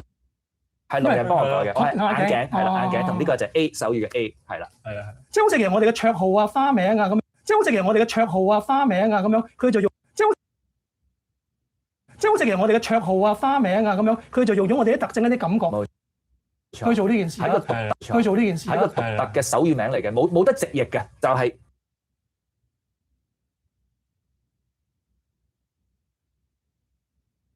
冇得直譯嘅，就係呢個手語，就係個名。以後我見到聾人朋友，我聽我個名就係都幾 Q 啊！咁如果歡迎大家收睇爆谷一周係點講啊？你介紹大家一齊做啊！你介紹大家一齊做啊！大家一齊學下。歡迎大家一齊睇爆谷一周。一齊講啊！歡迎大家一齊睇爆谷一周。Thank you。爆谷一周，thank you。咁好啦，嗱，唔該晒。因為跟住我哋就會傾多啲關於電影嘅嘢啦。為免招待不周咧，休息下先。為免招待不周咧，休息下先。Michael， 再次恭喜你啊！奪得金馬獎嘅影后，再次恭喜你啊！奪得金馬獎嘅影后。提名嘅一件好緊要嘅事啦。提名嘅一件好緊要嘅事啦。當喺現場宣佈嘅名係你嗰陣咧，嗰剎那你個人係點樣嘅？其實好平靜嘅。電視見到你好 calm 喎。你好似金草咁。佢激動過你喎。係咩？係咩？點解你會咁 calm？點解你咁？點解咧？我嗰下好平靜，因為我覺得幸運嚟到，我接住就行上去咯。即係一個OK，有人笑，係，即係冇咁犀利咁樣，冇特別激動啊嗰啲咁樣，因為我覺得冇特別激動啊嗰啲咁樣，因為我覺得其實我拍嘅戲係唔多嘅，而家係第5年、第4、第5年係起步嘅階段，我覺得我仲有好多嘢需要去了解同埋學習，但係我仲有好多嘢需要去了解同埋學習，但係喺呢個時候佢俾咗呢個幸運我就接住啦。我覺得呢個佢俾咗呢個幸運我就接住啦。我覺得呢個獎係係啦，好開心嘅。你一路都係一位比較貼地嘅演員嚟嘅，我覺得即係好似鄰家女孩咁樣啦。而家都用呢啲字眼㗎啦。佢唯一位影后啦，咁有冇打算為自己？咁有冇打算為自己添翻幾分星味咁樣咧？係點樣啊？可唔可以教我啊？落街要着靚啲啊，有翻啲神秘感。落街要着靚啲啊，有翻啲神秘感啊。譬如揀劇本就要有翻啲，譬如揀劇本就要有翻啲氣氛啊。或者以往譬如經理人階段嗰啲就要 positioning， 即係附近係啲咩人啊咁樣嗰啲咧。positioning， 即係附近係啲咩人啊咁樣嗰啲咧。暫時附近都係佢哋兩個。暫時附近都係佢哋兩個，因為最近暫時附近都係佢哋兩個，因為最近做訪問，唔係啊，你都係第2名喎。係咯，你亞洲呢個有星味嘅喎你。OK。呢個有星味嘅喎你。OK。呢個有星味嘅喎，暫時冇特別咁去諗。係啊，暫時冇特別咁去諗。係啊，希望各位可以教下我點樣去做。係啊，我希望各位可以教下我點樣去做。呢個世界我諗已經冇得教嘅，同以前都唔。呢個世界我諗已經冇得教嘅，同以前都唔同嘅。我覺得我應該都係會隨翻自己嘅心去做啦。我覺得我應該都係會隨翻自己嘅心去做啦。我覺得好多人去做自己中意做嘅嘢，都會有好多懷疑或者唔穩定性咯。唔知自己應唔應該咁樣去行咧？唔知自己應唔應該咁樣去行咧？咁但係我係一直都相信自己嘅，即係我一直都跟隨自己嘅意思去行嘅，所以我其實個人冇咩大起大落啊、希望失望啊咁樣嘅。而呢樣嘢嚟咗我度咧，咁我就更加除咗俾咁多位覺得啊耶好勁啊激動，原來得嘅之外。Hey man, how are you today? Another day, man. Another dollar. Oof. 原來得嘅之外，除咗俾呢個盼望大家之外，我都有少少係確認咗。咦，原來隨心而行隨心而行。咁啊收啦嚇，又係提名一件好大件事嚟嘅。咁啊收啦嚇。又係提名一件好大件事，後來仲要知翻咁抵死咧。原來你一票之差冇攞到個影帝咧。你重演得翻，你知道呢個唔知，你重演得翻，你知道呢個唔知係好消息，定壞消息嘅時候嘅反應啊。呢個都要，不過我澄清咗好多次啊。其實今晚唔係一票之差。係，佢係其實今晚唔係一票之差。係，佢係第2名係。跟住評論學會就係1票。跟住我係開心喎，我好開心喎。我嗰陣時我首先因為鍾雪攞咗之後已經好開心，即係成個團隊大家都 keep 住嚟，成個團隊大家都 keep 住嚟環住一個哇好開心嘅，同埋見佢唔到嘛，因為佢攞完佢就去咗訪問，咁我自己就好開心，因為佢攞完佢就去咗訪問，咁我自己就好開心。跟住再開始就上網見到有啲人睇，我都未知點解佢哋會知，總之就有人話我係原來係第2啊咁樣。咁嗰陣時個心情好開心，同埋最驚就冇人知咯。知好咯。而家就全好多人都知。唔係佢即刻就出嚟擾攘啦，係嗰個。佢即刻就出嚟擾攘啦，係嗰個。嗰個慶功嗰度咧，有啲記者係。係嗰個慶功嗰度咧，有啲記者係。佢知道，跟住即刻行喺周圍行啊，食下。佢知道，跟住即刻行喺周圍行啊，食下嘢咁樣。係啊，跟住台灣啲記者，你知道我知道。因為提名已經係一個，突然間跳咗好高嘅一件事，咁好開心嘅一件事，咁攞埋就直情黐線啦。咁所以鍾雪就成就咗呢個黐線，咁所以大家就好開心。我都好開心啊，因為好多人都覺得呢樣嘢好黐線，而呢樣嘢係對於譬如同我差唔多年齡嘅人嚟講，一個好大嘅佢哋好激動咧，喺佢哋嘅一個好大嘅，佢哋好激動咧。喺佢哋嘅激動身上，我覺得原來呢個幸運俾咗我咧，可以帶俾一啲人希望或者一啲興奮嘅力量，覺得自己而家做緊嘅嘢係可以咁黐線嘅。咁樣我都因為可以好黐線。係啊，即係幾年前打一句問一句都喂，突然間鍾雪瑩會打一句問一句都喂，突然間鍾雪瑩會係金馬影后喎咁。即係賭好大都制噶嘛，咁但係原來呢件事嘅世界係可以咁黐線嘅，但係原來呢件事嘅世界係可以咁黐線嘅喎，你可以向住目標發夢去做，係你可以向住目標發夢去做係可以嘅喎。阿修咧，如果咧俾你攞影帝，阿修咧，如果咧俾你攞影帝啊，因為秋生講過嘅，秋生話因為秋生講過嘅，秋生話佢話攞個影后影帝咧會衰3年嘅，我覺得。話攞個影后影帝咧會衰3年嘅，我覺得你啊唔係好擔心呢樣嘢嘅，俾你揀啊！攞個影帝，但係就3年冇嘢拍，咁你揀邊樣啊？咁你揀攞個影帝，但係就3年冇嘢拍，咁你揀邊樣啊？咁唔攞啦，咁唔攞啦嚇，唔攞啦咁就唔攞啦，都係做嘢緊要啲。做嘢緊要啲嘅，尤其是而家啊，即係係啊，即係譬如我。做嘢緊要啲嘅，尤其是而家啊，即係係啊，即係譬如我覺得即係如果以一部電影嚟講，唔講個人先，我都覺得票房緊要過獎項添。我都覺得票房緊要過獎項添。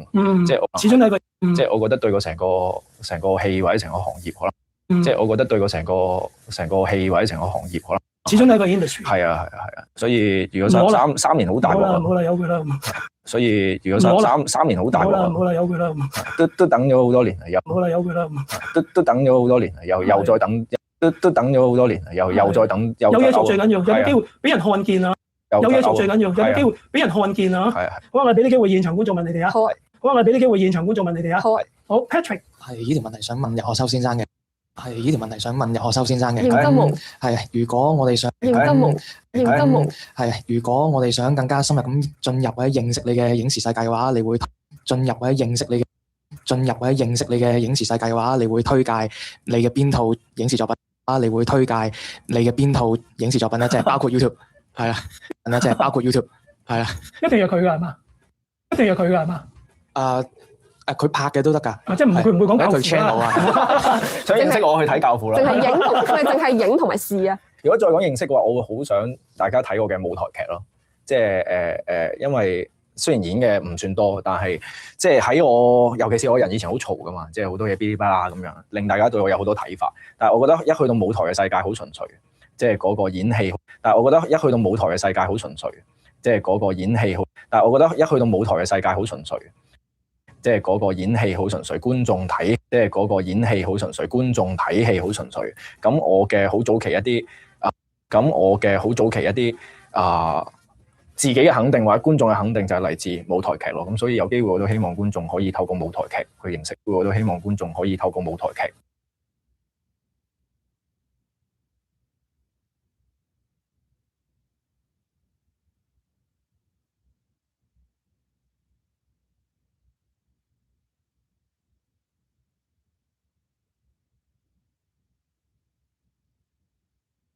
隔空给你灌，因为他已经不在。他应该不在了，我觉得。对啊，我从那以后我再没见过他。对啊，从那以后我再没见过他。就头疼，每天都头疼，就是要休学。就头疼，每天都头疼，就是要休学1年。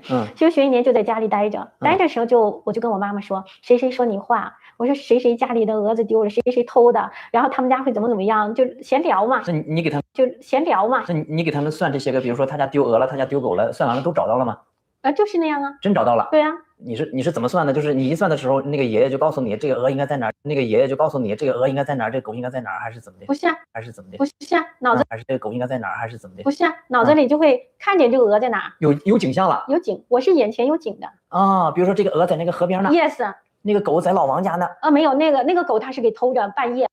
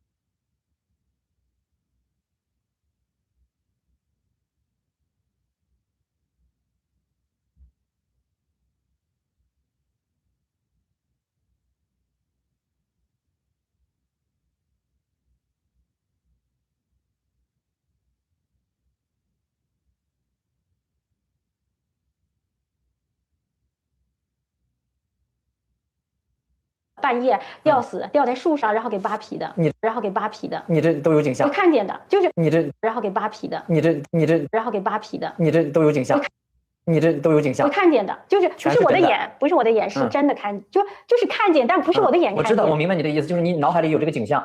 包括现在。我要干什么都是爷爷告诉我，明天会遇见谁都是老爷爷告诉我。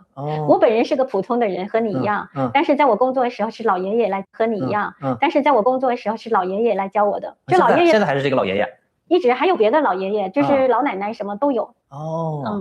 说起来可能大家都不信，但是真的就是这样。有没有算不准的时候？比如说别人找你来，你这个景象不准，有没有这时候？我不是吹牛讲，现在还没遇到。这景象不准，有没有这时候？我不是吹牛讲，现在还没遇到。全准。慢慢的就在你们农村传神了，是不是？传神了，对，传开了。要不就给他看，要不就给他看。对，但我不看，爸爸不让看。但是就是小范围的，大家知道。他家丢个狗，他家丢个鹅啥的都来找你，是不是这意思？对，他们过春节会找我看看吉凶啊，吉凶啊。收钱吗？跟他们？不收，就是免费的。对，免费的。邻里邻居的，是不是？So nice to meet you after such a long time. Great to see. 比如说刚才这个印度人来了以后，你这个算的就是说你脑海里有这个印象，是不是？刚才会有，因为他的神让我摸他的顶，借我之他的神让我摸他的顶，借我之手去给他赐福，因为神借我之手去给他赐福，借我之手去给他赐福，因为神坐在那儿，他俩交接不了，我只是个他俩交接不了，我只是个传话的。当时神就我只是个传话的，我只是个传话的。当时神就到你身上了，是不是这意思？对，大概的意思。那这你告诉他那些个私人的话是神让你告诉他的？对，不是我个人添加感情色彩说的。是神借你的嘴说的，还是神把这个画面放到你脑海里你说的？神把画面放在我的脑海里，但是赐福那一瞬间是神力，不是我。但是赐福那一瞬间是神力，不是我的力。这个神是什么样一个神？湿婆神。湿婆神。这个神是什么样一个神？湿婆神。湿婆神。就是刚才你算印度人这块就成湿婆神了，算别人的时候是那个老爷爷告诉你的画面，是不是？算别人就是刚才你算印度人这块就成湿婆神了，算别人的时候是那个老爷爷，就是刚才你算印度人这块就成湿婆神了，算别人的时候是那个老爷爷告诉你的画面，是不是这意思？对，我的师傅有很多，因为老爷爷。不一定是谁告诉你，是不是？那你这个算命是各种神告诉你，风水呢，摆风水，比如说这个要摆哪，那个要摆哪，也是各种神告诉你，这个要摆哪，比如说这个要摆哪，那个要摆哪，也是各种神告诉你。不是，他是一个老道士。神这摆风水又成老道士了。对，这个老道士是真实存在的。神这摆风水又成老道士了。对，这个老道士是。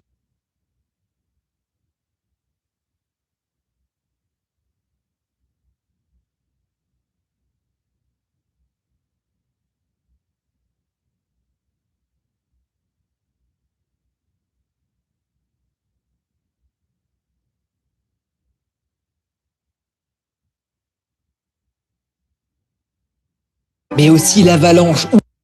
Donc, mais aussi l'avalanche ou la boue. Is that a new thing? What is that, man?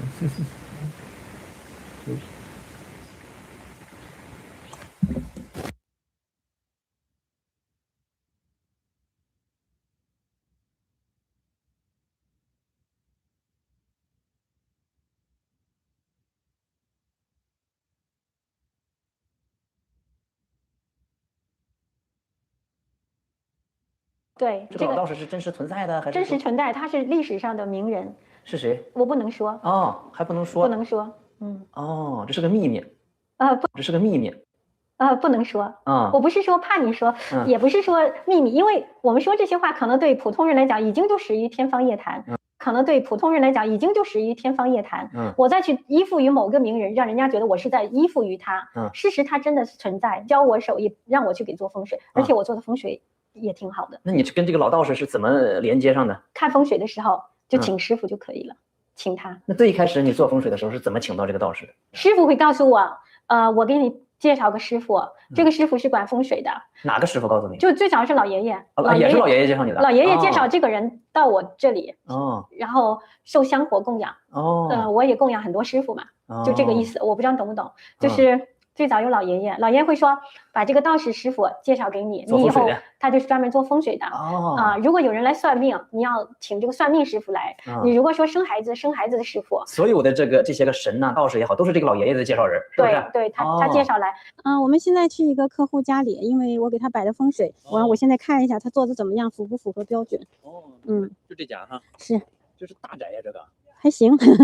上百年的房子这是。Ivan，东南。哎，你好。水泥台子还没弄好。还没弄好。对，还没弄好。但是我可以带你们稍微看看，我可以带你们稍微看看，就是这边。好。本来游泳池是从这里连着变成一个无边泳池。本来游泳池是从这里连着变成一个无边泳池。然后我们根据您的建议，就是把它整个给隔开了。玻璃出来以后，这里就没有任何的流水。然后变成是一个艺术品。太好了。太好了。对，对，这就改了。来看一看就放心了。由您坐镇。由我坐。由您坐镇。来看一看就放心了。由您坐镇。由我坐。由您坐镇。由我坐镇。对，由你坐镇。本来我们做无边泳池的，那后来就是大师说这样是对风水不好的。为啥无边泳池是对风水不好？这个因为他艾文是做生意的，为了工作是很熬夜的，他基本上一天睡几个小时。那他是个努力的人，他这种水散开的话，他收不上来，那就白努力一场。所以风水跟他是相冲的，所以我让他改成有边的。对。艾文，你在中国是哪里的？我是深圳，我是广东人。但其实我本来是不相信风水。他给我的这个反应，我其实一开始是持疑这个非常犹豫的态度，就是他说这个非常犹豫的态度，就是他说有比较坏的事情准备发生了。那确实后来发生了。这个事情的细节方便说吗？其实就是一个商业上的这个纠纷。那其实就是一个商业上的这个纠纷。那其实就是别人来告我。没错。说的非常的详细。对，神奇的地方就是我律师说一定能解决，3个月肯定结束了。大师当时跟我说的是1年左右解决。他明确告诉你这个时间，1年。明确告诉我这个时间。最后因为 COVID 来了，所有法庭关门了。最后我们当时是11个月，马上到1年的时候解决了。正好有这么个巧合，有没有这个可能性？我觉得这个正好有这么个巧合，有没有这个可能性？我觉得这个巧合的可能性非常的低，没有人能预见这么极端的案例会出现，而且你不可能把时间卡得那么准。我想听你说心里话啊，别看他在这儿，他给你所有的建议，所有的这些个预测的时候，有没有说不准的时候？哎呀，这次没说准。没有，每次基本上他跟我说的很大的东西基本上都发生了。哦，真的吗？对。我推过一个朋友给这个田大师，他本来是每天睡不着觉，然后他见完他以后吃得香睡得香，是怎么的？然后他见完他以后吃得香睡得香，是怎么的？你给他开的安眠药啊，还是很多都？是怎么的？你给他开的安眠？是怎么的？你给他开的安眠药啊，还是很多都外在的焦虑压力？我觉得很多都外在的焦虑压力。我觉得我跟他讲清楚讲明白，他的一些东西自然就化解了。我觉得是心理治疗和风水没啥关系了。不是，我觉得是心理治疗和风水没啥关系。不是，老爷爷告诉我他的，我需要怎么样去做。算命也好，还是说看风水也好，能支持你在加拿大的生活，是你稳定的经济来源，可以这样理解。是你稳定的经济来源，可以这样理解。我是有规矩的。我看风水只做10单，每年只做10单。如果做11单，这个钱也就留不住。只够我生活。对，为什么？首先算命这点再来讲的话，就是3教9流里的一个流派吧。所以有些东西要遵守，你塌了。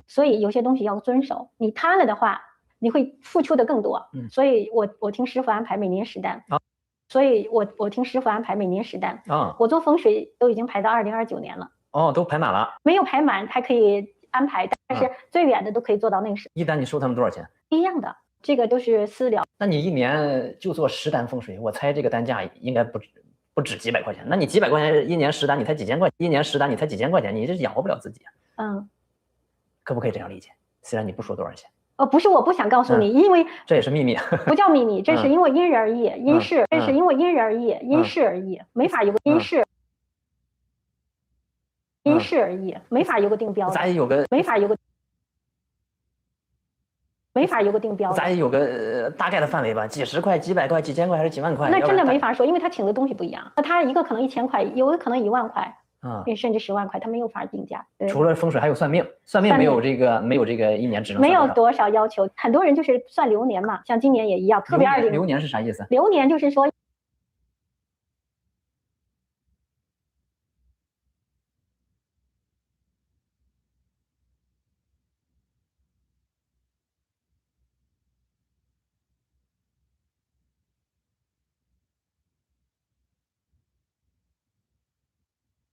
Thật ra cũng có những cảm xúc Yên nghĩ rằng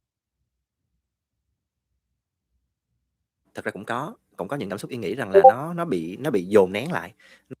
Thật ra cũng có những cảm xúc Yên nghĩ rằng là nó bị dồn nén lại, nó không được giải quyết.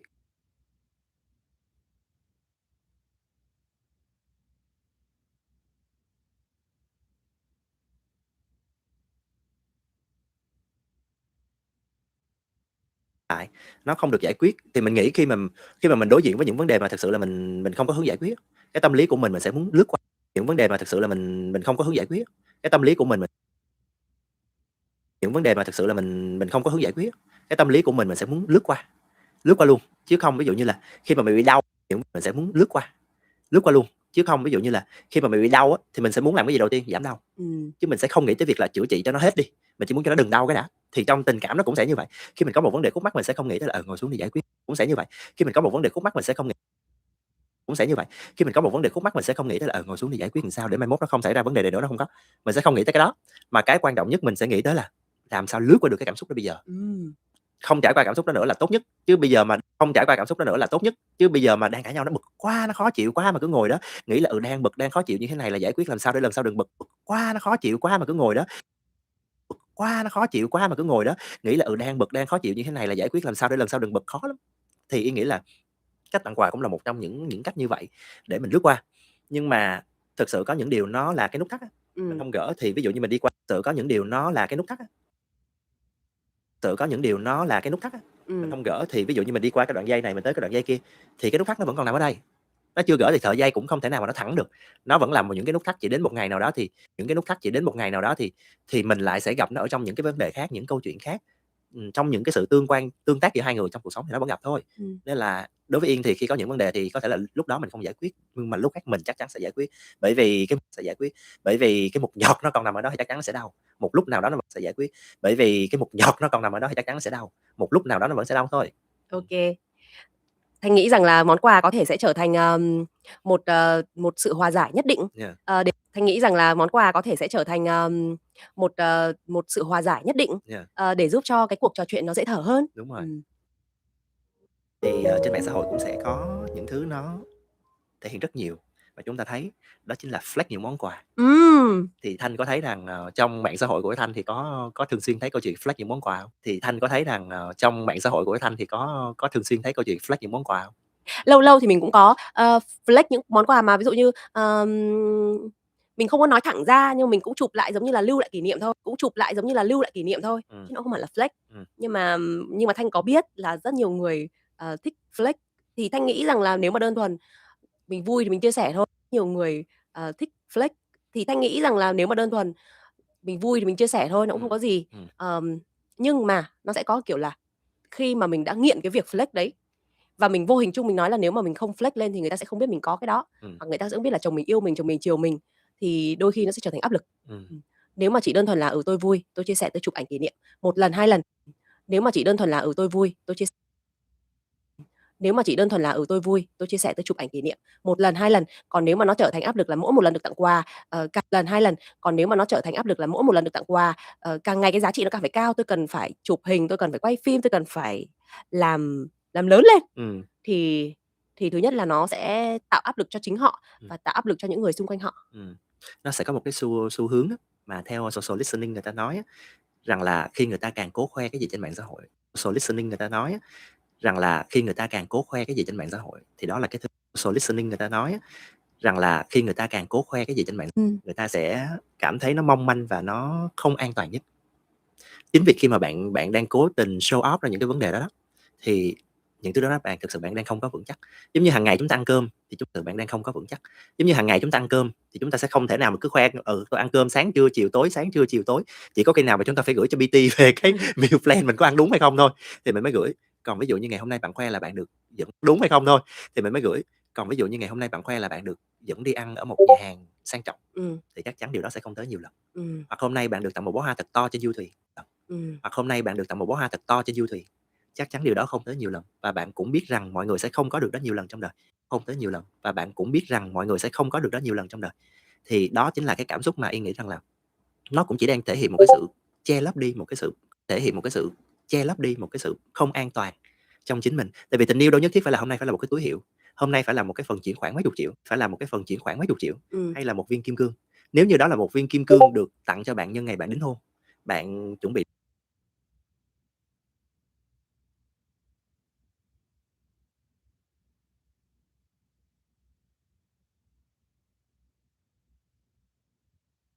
nhân ngày bạn đính hôn, bạn chuẩn bị đám cưới thì đó là sự kiện không thể đến nhiều lần trong đời.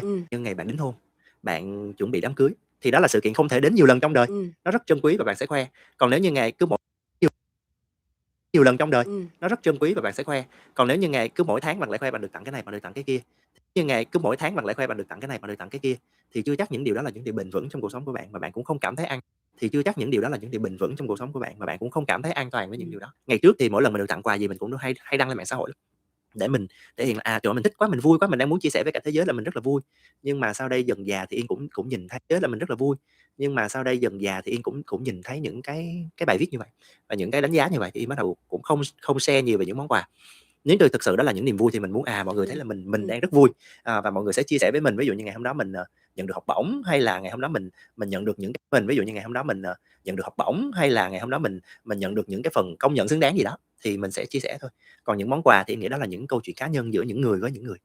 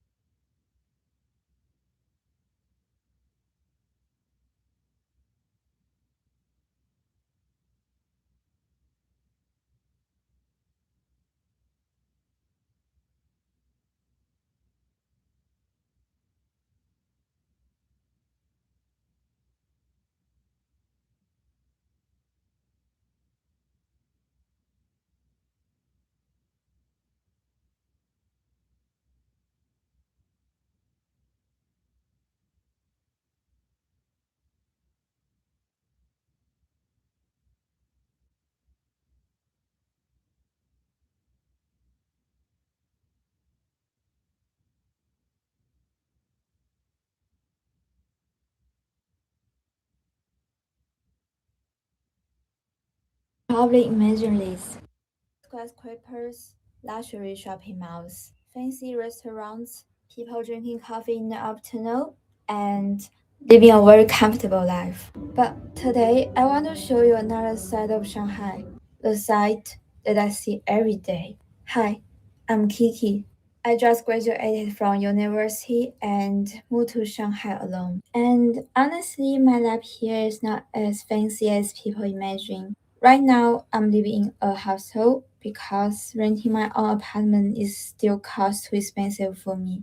My full-time job pays me around 5,200 RMB after tax. So yes, I'm that girl who came to Shanghai with big dreams, but now spend most of her time thinking about how to save money.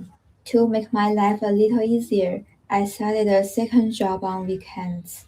I work as a waitress in a German restaurant. So today I'm going to take you through one of my busiest days in Shanghai, a day with 2 jobs. Good morning. This is my little space in Shanghai. Well, maybe space is a generous word because I only have one bed. Right now, I'm sharing this one with 3 other girls.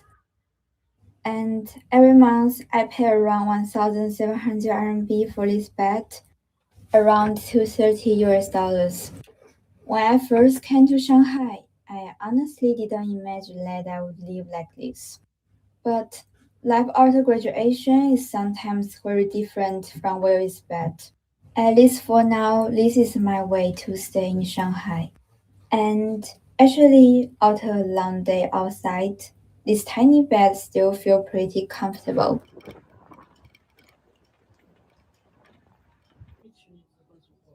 My full-time job starts at 9 a.m. and ends at 6 p.m. It's a normal schedule, but for me, 6 p.m. doesn't mean my day is over.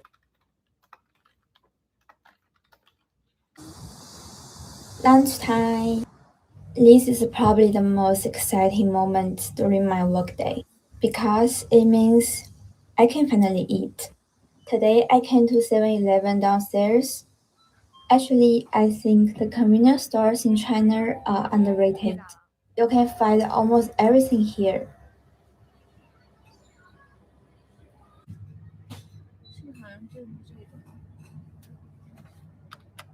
Today I chose these noodles. It's only 6.9 RMB. Eating like this has become a normal part of my life in Shanghai. Before moving here, I always imagined Shanghai as a very expensive city. And yes, some things here can be really expensive. Rent, restaurants, and entertainment can cost a lot. But at the same time, I think Shanghai is also a city where you can find many affordable options. You can have a simple meal for just a few RMB. Of course, I still want to explore more restaurants someday, but for now, I'm learning how to enjoy this city in my own way. Back in the office, it's finally time to eat. Since I will be working another job tonight, I don't eat a big lunch. The restaurant provides dinner for the staff, so I usually save my appetite and my money for later. One thing I really appreciate about this job is my coworkers. They are all really kind. And lunch is usually the best time for us to catch up before getting back to work.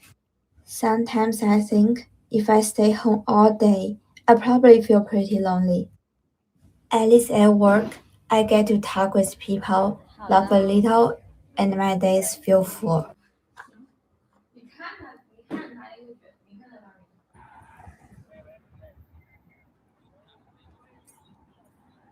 Finally, my full-time job is finished. Most of people are probably going home now, maybe cooking dinner, watching TV, relaxing after work, but my day is not finished yet. I'm going to my second job. I work in a German restaurant as a waitress. I get paid 40 RMB an hour here, which is about 5.5 US dollars. I think that's not bad in Shanghai. I just wish I could work more hours. Since I only work for a few shifts a week, my paycheck isn't very big. By the way, how much do restaurant servers usually make where you live? Let me know in the comments.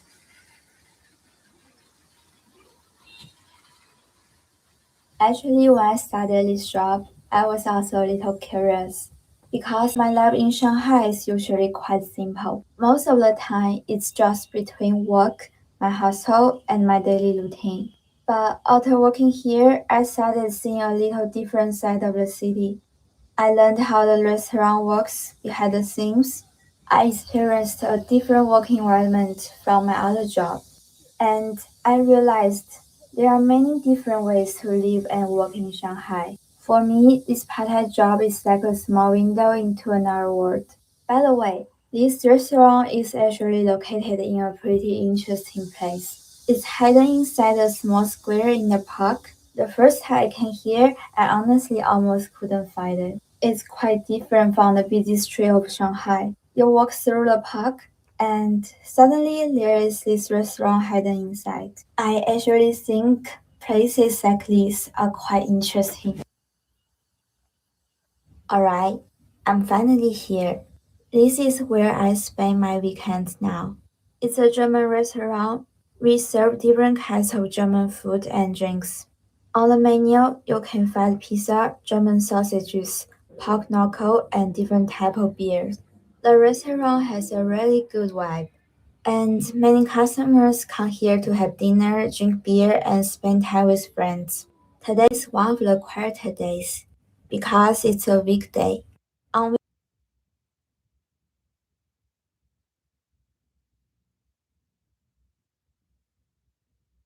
language learning method from best to worst, because every single method promises to make you fluent, but after decades of learning and teaching languages and trying just about every language learning method that there is, I've got a pretty good idea of what actually works and what is a complete waste of time. So in this video, I'm going to show you exactly where the method that you are already using lands on my scale and which one is going to maximize your limited study time and which single method deserves the top tier. So before we start, you need to know what these rankings actually are. S tier is what I would build my whole on your phone right now, and I bet you try real hard Hey Ronnie, how's your Spanish coming along? To use it every single day, probably in the bathroom. These are gamified language apps, Duolingo and all the rest. Now, as everyone knows, these apps are packed with phrases that you will definitely, probably, maybe need one day. And all those F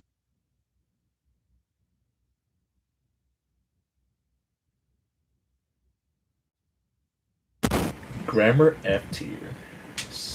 Interesting. Music? Yep. Checklist? Translation. TV show speed. Ollie Richard is annoying. I like Ollie Richards. Just his new content is like, okay. Yeah. Because with language learning, there's an end to it. Like you can only talk about a certain amount of things and you reach like a dead end and you can only talk about the same thing over again. So I'm just gonna be like that, guys. Okay, I show my opinion how to do this and that's it. Hopefully I don't have to do it ever again. Because I'm not really doing it for the views after all. Just spreading the knowledge. Honestly, spreading the knowledge is all I want to do.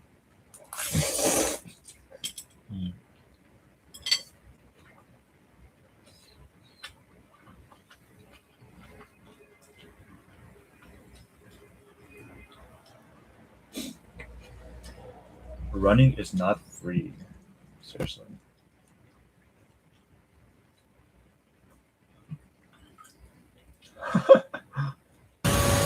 We built this place secretly with your father to hold a very special prisoner. She's a powerful firebender named Pali who can create explosions with her mind. Ironically, I hired a guy with a similar ability to kill the Avatar myself once. Didn't work. Didn't work. The Avatar is such a legit. Good times, man. Topic level 6 in 3 years. Wow. That's super good, actually. Why shouldn't speak from day one the empty cup rule? Oof.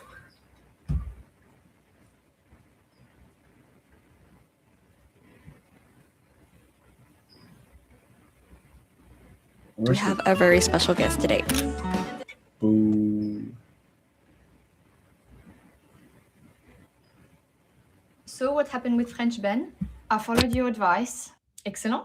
It was a disaster. What did you do? I tried ignoring him, flicking my hair, mentioned a book I read. Good. I even asked him about his beans. Pardon?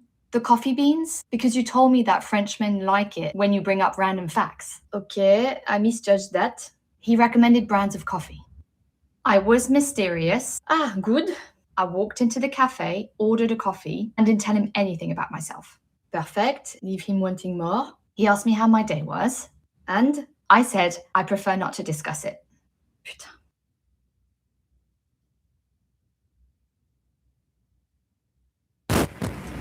Are you originally from China, so you prioritize it? No. I'm Vietnamese, but I'm born in America. Careful with the caps, man. You said mystery. I meant intriguing, not witness protection. Okay, fine. Then I tried your advice about intellectual conversation. Oui. I asked him what he thought about the meaning of life. And he works in a cafe. I know. He asked me if I wanted almond milk. the French way of saying, let's change the subject. Then I tried flirting. Finally, I disagreed with him. Excellent. Frenchmen like a challenge. He said he liked the coffee from Brazil. I said, interesting, but I think Colombia has more emotional depth. You created a coffee argument with a barista? You said Frenchmen like passion. Yes, but not a TED Talk on beans. Then I tried your advice about eye contact. This is where you succeed. I stared at him for 12 seconds. And after 7 seconds, it becomes a hostage situation. He asked if I was okay. Of course he did. I said, yes, I'm flirting.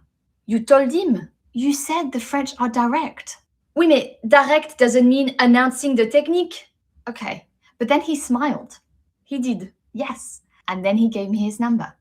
See, French flirting works. I think he gave me his number because he was scared. Only one way to find out. I can understand how French people would ever date, honestly.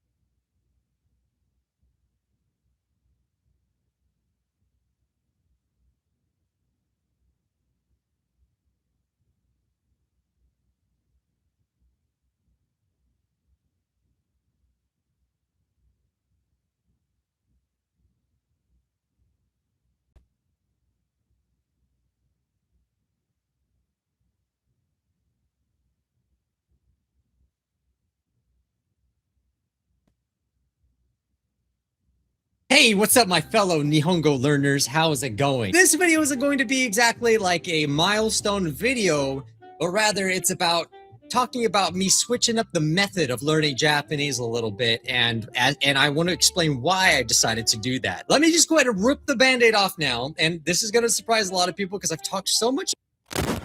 I watched your steps guide on how to learn a language. Can you give me an overview? What do you mean, can I give you an overview? Even like how I do it?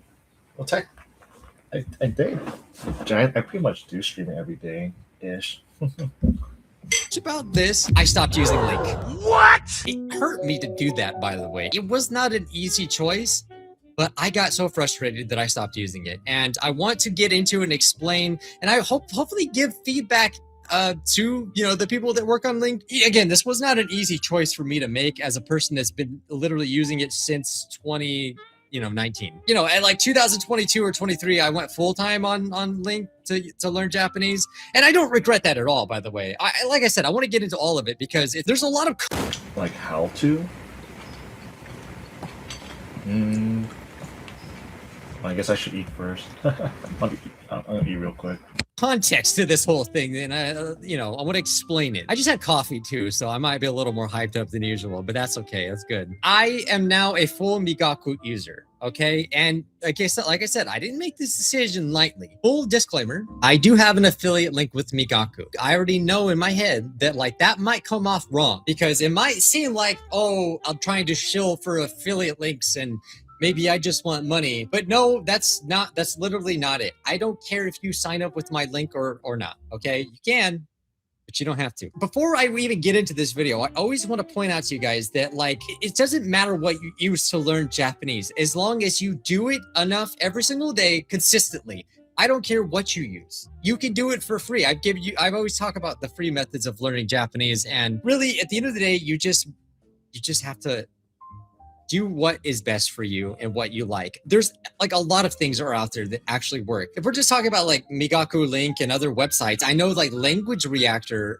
is another really good resource. I just recently did an interview with Kevin, if you guys. Oh, it's me. I actually didn't see this video. Wow, that's a good feeling.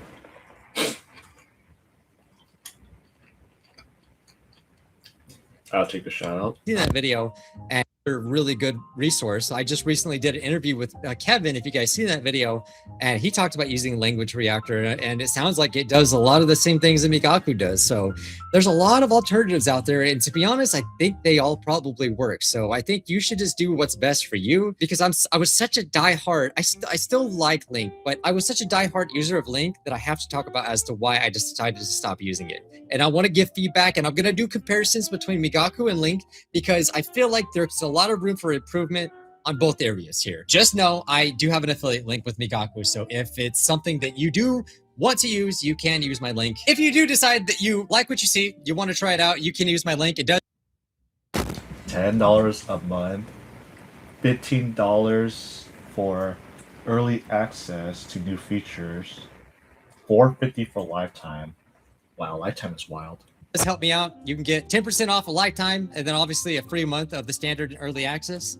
So if you were gonna do it already, but sometimes there's even really better deals. So it's worth it to even wait later. Like, honestly, if we're being real right now, I wouldn't even, like, if you were to do lifetime, I wouldn't do it right now. I would wait until it's like half off. And like, even if you don't use my link, you should wait for you.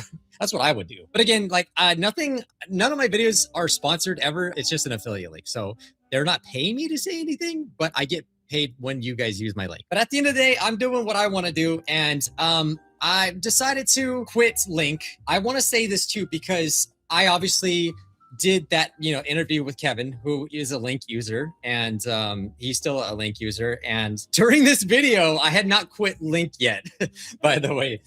I just recently made this decision like a month ago. And I even told Kevin, I'm like, I'm jumping ship. And I'm getting into why I did that. It's really out of frustration, because LingQ has always had some problems and glitches, which I've talked about before. In that interview, I talked about how LingQ is very buggy. If you just go to the freaking community tab, they talk about that kind of stuff a lot. But I started to get very frustrated as a LingQ user when things wouldn't work right. But when it does work right, I think the system is absolutely amazing. I do love LingQ. And I don't know if I said this already, but I did a video with Steve Kaufman, which still to this day is like, wow, I can't believe that happened. I still feel like I was very unworthy to do that interview, even though Steve's a nice guy. I'm sure he's willing to talk to anyone, but I just feel like I wasn't the right person that he probably should have talked to, because I'm still learning, I'm still growing. But I was a hardcore LingQ user. I've been using LingQ since 2019. And so I was one of the fewer people that were actually on YouTube talking about learning Japanese through LingQ. It does hurt, and I didn't make this decision lightly. I just want them to know that there's no hard feelings at all. What started the frustration is that, yes, there's bugs on LingQ every now and then that I could ignore. Like, there's always bugs with a lot of things, right? But there were some bugs that would just kind of get annoying and make studying just a little bit harder. Like, things that are supposed to work right don't always work right. And then, it was like last month, there was a couple of days where literally you couldn't use the site very well. It's like when you would click a word, there was this crazy bug. So where you would click a word, right? And it would literally have a different definition. And it was like so buggy, you couldn't even actually click blue words. And here's actually my thread of that. And so that was actually, it was on June 24th that I put this. I'm like, this is one of the worst bugs yet. Since the whole point of this site is to click a word and find the definition. But when I click the word, it says something completely different. And obviously a lot of people were saying, yes, I had this bug as well. Apparently it wasn't exclusive to Japanese either. So like other people had it as well. This happened for like 2 or 3, it wasn't exclusive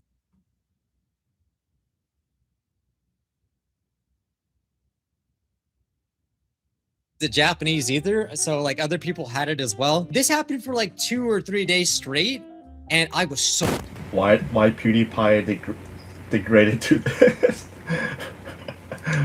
Funny.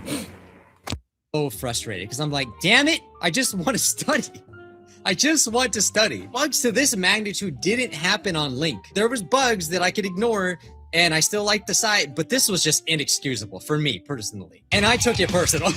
I'm just trying to like the meme, and I took that personally. It's like ironic that Mike posted this video, and then after that, LingQ works now until the next glitch. I'm like, okay, this is really bad timing.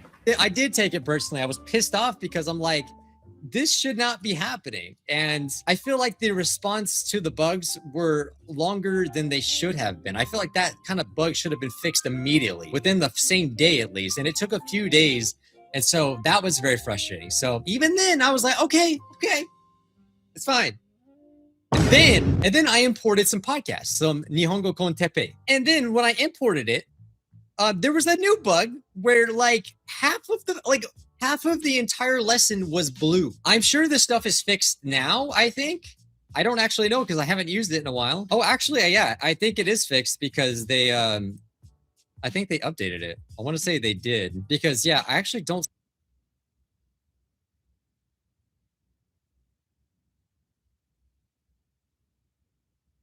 see any blue words at all. What the heck? Well, it's good to see that they fixed it at least, you know. When I actually made my video on Migaku before like I did the partnership thing, I said in that video, and you can go back and look at it yourself. If it weren't for Link stats, I would switch over to Migaku probably because it's very, very nice. I really enjoyed it, especially my favorite part about Migaku was always this. The fact that you could just open up a video and bam, I can read the subtitles and they're so nice. The subtitles are so nice. It tells me the freaking words. I have them like, I probably should make the subtitles a lot smaller here, but yeah, it's just so much nicer. And with Link, like you can kind of do this. It's more of a setup and it's just more annoying. Like, so like when I saw the Migaku could do this, like just have the subtitles like right on the video and I can just literally click them and like decide, oh, do I know this word? Do I not know it? I can make a flashcard, all of that. I was always really jealous of that. But what Migaku is missing that Link has is the stats.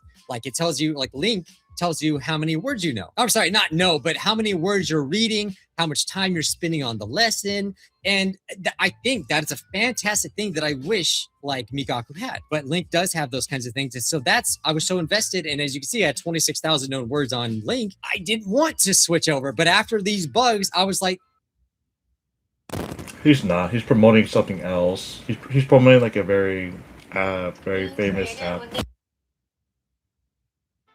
I'm done. I'm going to at least give it a break and switch over because at the end of the day, I just want to study on a system that is reliable. Honestly, for the most part, Link was reliable, but over time, I feel like the more features they introduce, the more bugs that they're getting. And again, I just want to make sure that like this is not, it's nothing personal. It's just the fact. Like it's just what's happened as a person that's actually using the website. It's nothing personal. Like I said, I love the Link team and I wish the best. I think they have a great system. I just think that it really needs a lot more QA. To give them credit, Link does offer like a ton of languages.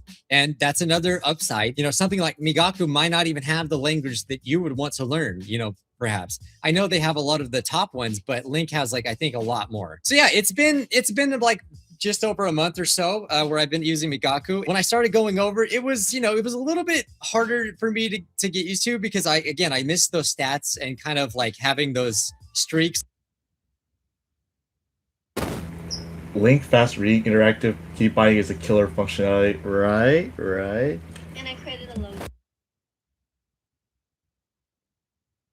It's like on Link, right? You have these coin streaks. And so like that was completely gone on Migaku. And I'm just thinking like, it's kind of hard because I got used to being like, oh man, I need to earn this many coins per day. So now I'm not doing that at all. So it's very, very strange. And like I said, I have all these stats, right? I love seeing these stats go up. Migaku doesn't have that. So like, I don't have my words of reading anymore, but I am still tracking my study time using something called Refold.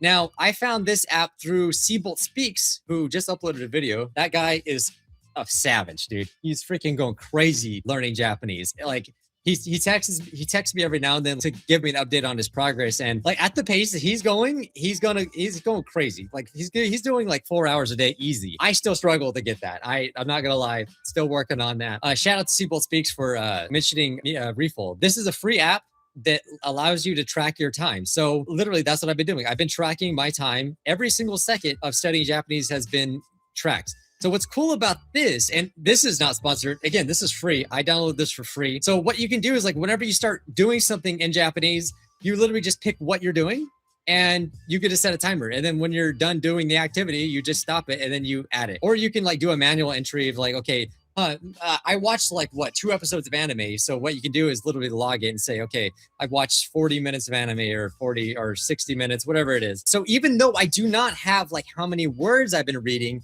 I can still accurately track how much time that I'm still doing. So all I have to do now is add all the time that I've done here and just add it to the link stats that I have. So I will still know an accurate estimate of how much time I've spent. And actually doing it this way, where like I'm literally stopping and starting a timer, it's actually more accurate because there was times where Link was not accurate with the time. Sometimes it would add a bunch of time, and sometimes it would add a bunch of words read and stuff when it shouldn't have. Now I'll actually be more accurate with telling you guys exactly how much time I've spent because it's literally reliant on me stopping and starting a timer. I've actually grown to like this. I've actually grown to like this a lot more now that I'm just doing this through Migaku and using Refold.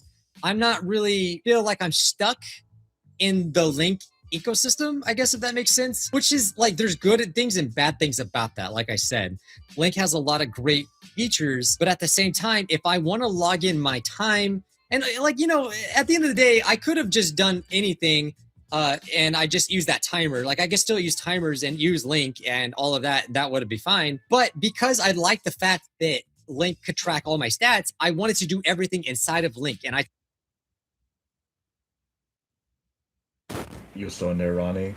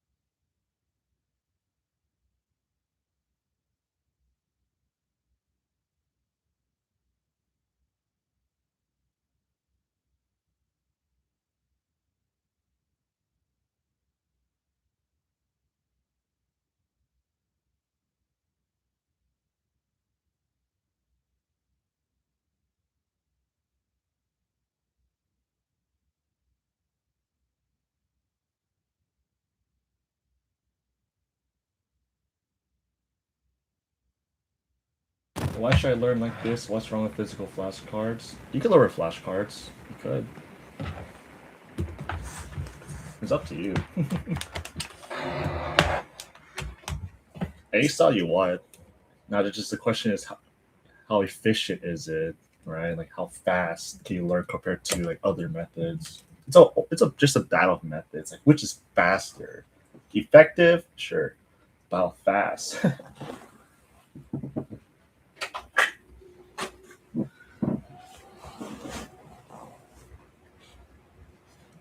Oh, there's physical flashcards and there's Anki, right?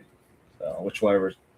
If you think you can get a lot of gains from physical flashcards, you should definitely do it. I just do whatever is faster.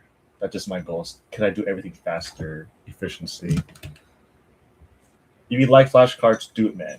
Don't let anyone hold you back.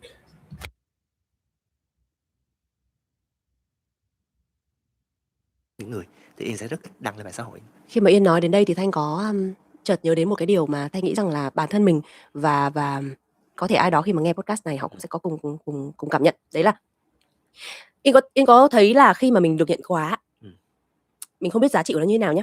Và mình làm cho cái người tặng quà cho mình có một cái cảm giác là khi mà được nhận quà thì tôi phải đăng lên, tôi phải cảm ơn tag tên bạn vô. Thì tôi phải cảm ơn tag tên bạn vô. Thì tôi mới cảm ơn bạn. Và nếu mà nó sẽ trở thành một cái áp lực dành cho người được nhận và người được tặng là khi tôi tặng thì bạn phải tag tên tôi, bạn phải chụp tặng. Là khi tôi tặng thì bạn phải tag tên tôi, bạn phải chụp hình và bạn phải này kia. Còn trường hợp thứ hai như Thanh á, nếu mà thực sự người quan tâm đến mình họ tặng quà, họ sẽ không có mưu cầu cái việc là tôi phải được tag tên hay tôi phải được đăng lên mạng xã hội của bạn. Và nếu mà mình trân trọng họ thật sự thì mình cảm ơn bằng cách nhắn tin riêng. Bằng cách này hay cách khác. Là cái mối quan hệ giữa hai người mà đâu cần phải cả xã hội biết đến đâu. Đúng rồi. Tất nhiên là sẽ không cần phải cả xã hội biết đến đâu. Đúng rồi. Tất nhiên là sẽ có những lúc là mình vui mình vẫn đăng, chứ không. Nhưng không có nghĩa rằng là hôm nay tôi đăng bạn thì tôi trân quý bạn. Còn những người tặng quà tôi từ trước đến giờ mà tôi không đăng. Lisa Gong Yuxuan. Hello. Hey Lisa, how are you doing? Thanks for visiting again. Quà tôi từ trước đến giờ mà tôi không đăng Là tôi không trân quý. Nó không phải là một cái áp lực như thế. Đúng rồi. Nhưng mà có nhiều người vẫn đang làm lẫn cái áp lực đó. Tức là khi mình được nhận quà là mình phải show ra thì người ta mới thấy nếu như mà mình nhận bó hoa mà mình không đăng lên thì cái người tặng người ta, tức là khi mà mình nhận bó hoa mà mình không đăng lên thì cái người tặng người ta sẽ buồn. Hoặc là mình nhận được món quà đó mình không khui ra, mình kêu hôm nay em được tặng, ta sẽ buồn. Hoặc là mình nhận được món quà đó mình không khui ra, mình kêu hôm nay em được tặng một chiếc nhẫn kim cương nè, hay là hôm nay em được thế này, em được tặng một chiếc nhẫn kim cương nè, hay là hôm nay em được thế này thế kia, thì nay em được tặng một chiếc nhẫn kim cương nè, thế kia thì người kia sẽ buồn, kiểu như vậy. Thì nghĩa là nó không nhất thiết phải là như vậy. Thế kia thì người kia sẽ buồn, kiểu như vậy. Thì nghĩa là nó không nhất thiết phải là như vậy. Và nếu như Yên là người tặng quà, Yên cũng không nhất thiết là phải muốn người ta cứ phải như vậy. Thì Thanh nghĩ là từ cả hai phía đấy. Tức là khi mình tặng thì mình đừng có mong cầu là họ phải tag tên, họ phải đăng bài, họ phải chụp. Tức là khi mình tặng thì mình đừng có mong cầu là họ phải tag tên, họ phải đăng bài, họ phải chụp hình. Mình tặng là mình đã cho đi là mình cho rồi. Còn cái người nhận cũng thế, mình nhận mình cảm ơn là mình âm thầm cảm ơn và mình lịch sự thì mình cảm ơn là mình âm thầm cảm ơn và mình cảm ơn là mình âm thầm cảm ơn và mình lịch sự thì mình phải nhắn tin mình cảm ơn. Hoặc là bằng một cách này hay cách khác mình thể hiện. Chứ còn cái việc mà tự nhiên tôi cũng áp lực, bạn cũng áp lực. Cái việc tặng quà nó trở thành một cái công cuộc trao đổi cho cả hai bên và show off mệt mỏi lắm. Nó trở thành một cái câu chuyện của cả mạng xã hội. Và nó có đặt ra một cái vấn đề nữa nè. Tặng món quà nhưng người đó không xài. Đúng. Có. Thì Thanh có bị trong chiều áp lực đó không? Thực sự là Yên cũng khá áp lực trong câu chuyện này nha. Khi mà tặng quà cho một ai đó thì mình sẽ mong cầu rằng là cái món quà đó nó sẽ được người đó sử dụng. Tại vì khi người đó không sử dụng thì mình sẽ bị một cái tâm lý là mình chưa quan tâm người đó đủ, mình chưa đủ hiểu người đó, hoặc là mình nói chung những cái cảm xúc nó sẽ tương tự như vậy, nó làm cho mình cảm thấy mình sẽ buồn khi mà mình tặng những món quà mà người ta không sử dụng. Nhưng mà sau gần đây thì mình đã có suy nghĩ hơn chút, thì mình nghĩ là đôi khi mình tặng một món quà là mình đã tặng đi cái tình cảm của mình và mình nghĩ là đôi khi mình tặng một món quà là mình đã tặng đi cái tình cảm của mình và sự quan tâm cho người đó rồi. Còn cái việc người đó sử dụng hay không hay cái việc người đó sử dụng như thế nào, đó là quyền của họ, chứ mình không được ép. Ví dụ như tôi tặng cho bạn cái mũ, ngày mai tôi phải thấy bản đồ đó lên. Tôi tặng không được ép. Ví dụ như tôi tặng cho bạn cái mũ, ngày mai tôi phải thấy bản đồ đó lên. Tôi tặng cho bạn cái đầm là phải trong một sự kiện nào đó tôi suốt ngày tôi soi các bạn có mặc cái đầm đó mình đi đâu hay không. Thì một sự kiện nào đó tôi suốt ngày tôi soi các bạn có mặc cái đầm đó mình đi đâu hay không. Thì Ý nghĩ rằng cái việc đó nó cũng không cần thiết. Anh có nghĩ gì không? Đúng rồi. Thực ra thì nếu mà nói về tâm lý khi mình tặng quà cho ai đấy mà mình thấy họ không sử dụng Bằng một cách này khác, khi mình quan sát mình thấy họ không xài, mình cũng hơi buồn nhẹ. Nhưng mà mình quan sát mình thấy họ không xài, mình cũng hơi buồn. Nhưng mà đấy chính là cái việc mà nãy giờ chúng mình nói với nhau đấy, đừng kỳ vọng khi mà mình tặng quà và khi mình cho đi mình đừng kỳ vọng. Đối với Thanh nhá, nếu mà nó phù hợp bạn sử dụng thì tôi vui. Còn nếu mà nó không phù hợp với bạn, bạn tặng cho một người khác cần nó thì tôi cũng vẫn vui. Còn nếu mà bạn để đó bạn không sử dụng, bạn coi như là tôi muốn trưng bày, tôi nhớ đây là món quà bạn muốn trưng bày, tôi nhớ đây là món quà bạn tặng tôi thì cũng được chẳng sao cả. Muốn trưng bày, tôi nhớ đây là món quà bạn tặng tôi thì cũng được chẳng sao cả. Tuy nhiên á, thường ông bà ta có câu là của cho không bằng cách cho. Thì của cho không bằng cách cho. Thì chúng ta đang nói nhiều về tình cảm, đang nói nhiều về cái mà họ nhận được. Vậy thì cái cách cho nó sẽ như thế nào nữa thì? Cái cách cho ở đây Thanh nghĩ rằng là cái cách mình thể hiện, cái cách mình tặng quà nó phải đi kèm với cả cái cách mình thể hiện, cái cách mình tặng quà nó phải đi kèm với cả cái tình cảm của mình. Ví dụ như là có những cái mà mình được nhận á, mình cảm thấy là rất trân quý mặc dù giá trị của nó rất là nhỏ thôi. Nhưng có những cái mình được nhận mà mình cảm thấy rằng là người ta coi thường mình.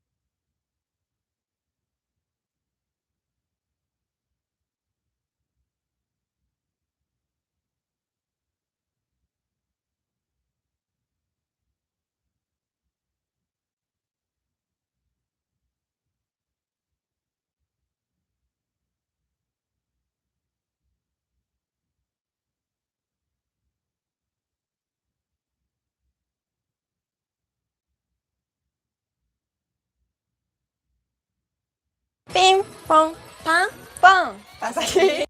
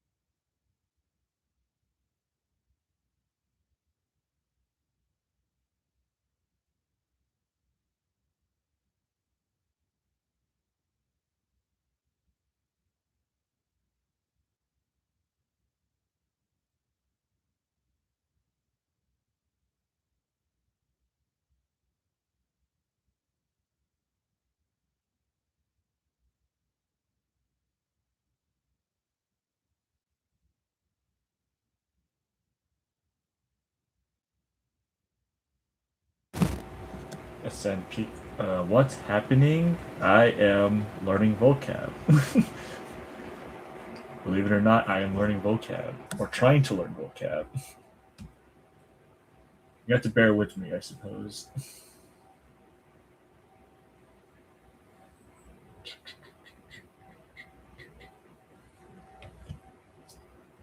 Wait, but I did my listening session. Now I'm just doing vocab session. That's it. How exactly? Words go really fast. General idea: you see blue. I look here. Come back. Make it a different color, and then you just do that repeatedly.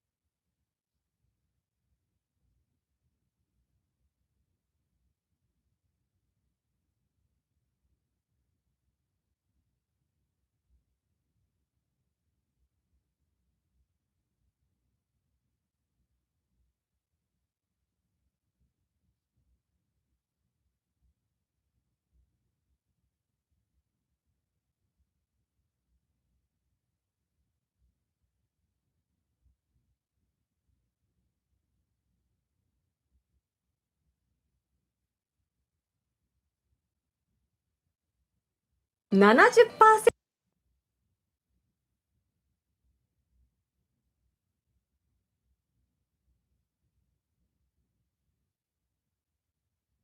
意味なかったの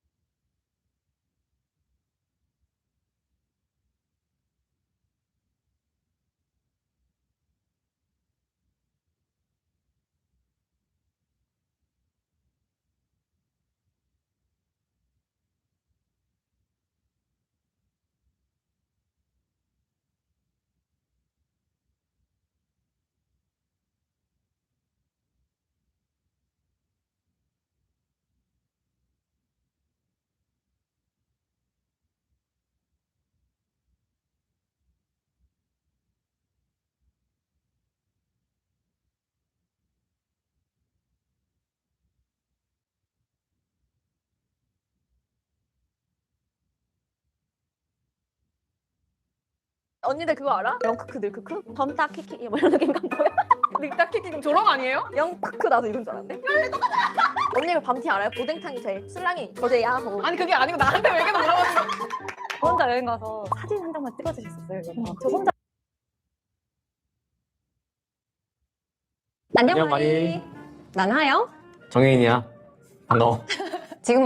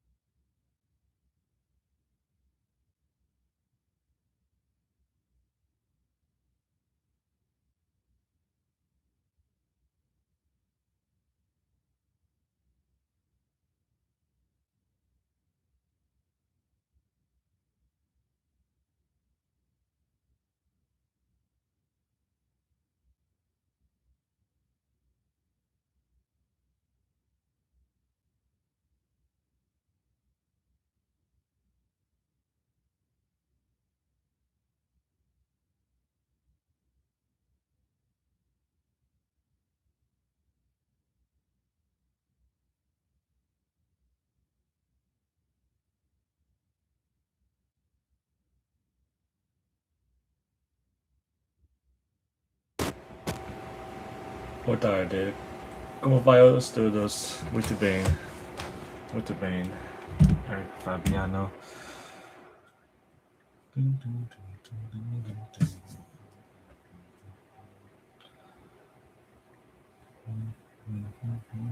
¿Cómo están los 6 estudios? Muy cansado en ese momento.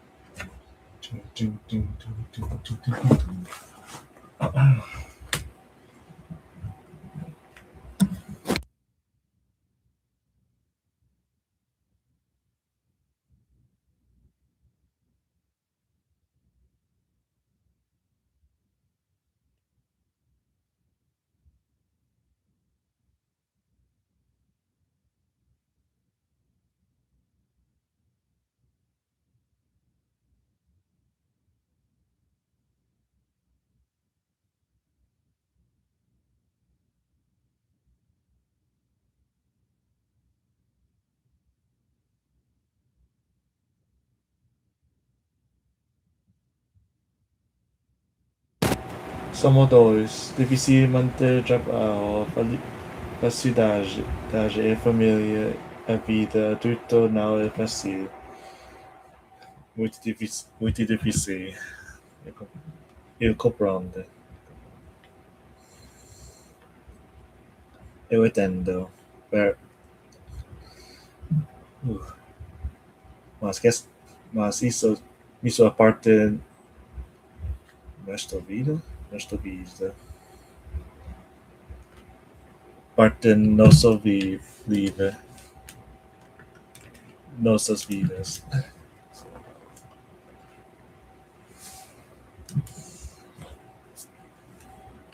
For sure. Com certeza.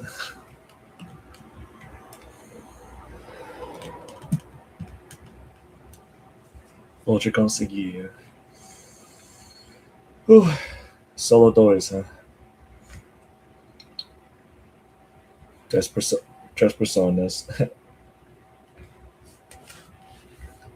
Mas que pensou.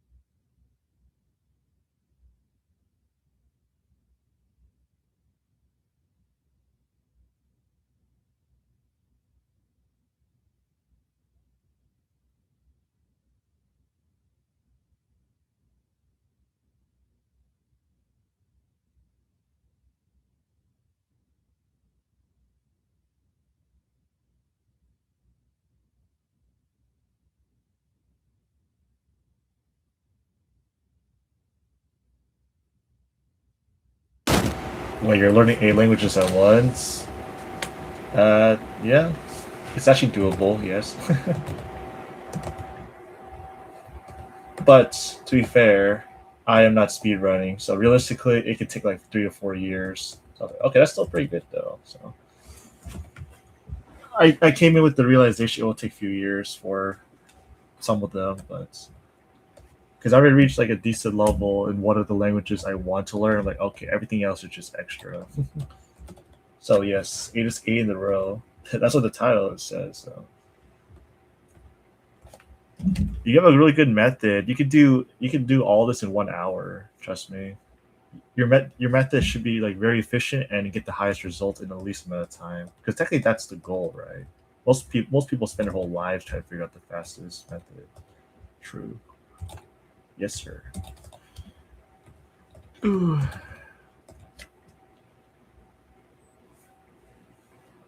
Which language are you learning, Ascendant Peak? I know you're new here for sure, so if you have any questions, feel free to ask. I'm probably gonna be one of the weirdest guys you ever meet in terms of, okay, this guy's either a psychopath or just weird.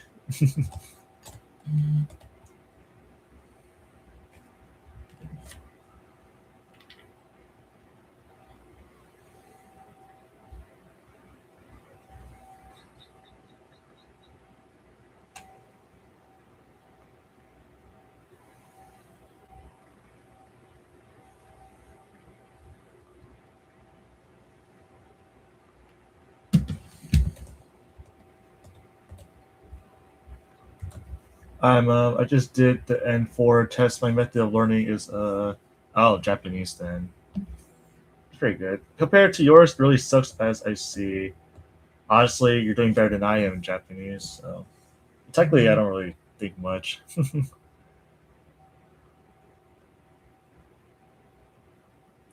Honestly, as long as you make progress, it doesn't really matter. Because I can do like as much as I want, but as long as you're making progress, that's all that matters.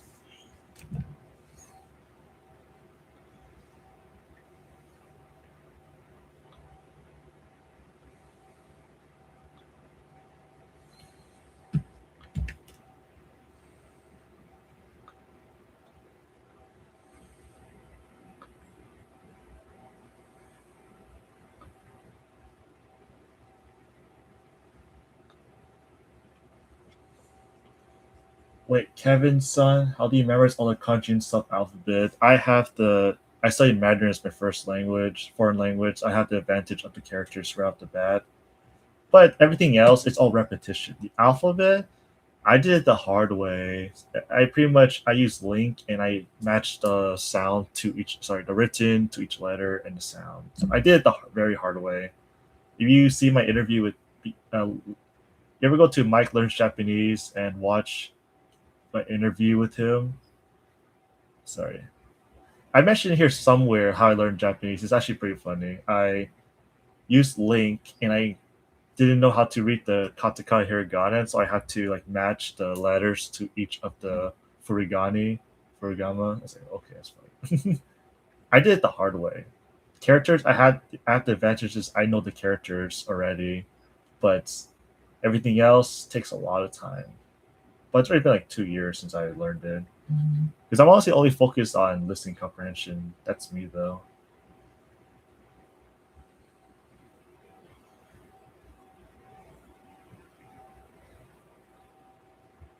Whoa.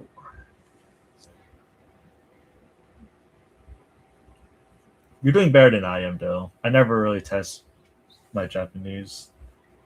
I only want to understand, and then one day if I need to speak, then I'll just speak. But no pressure for now.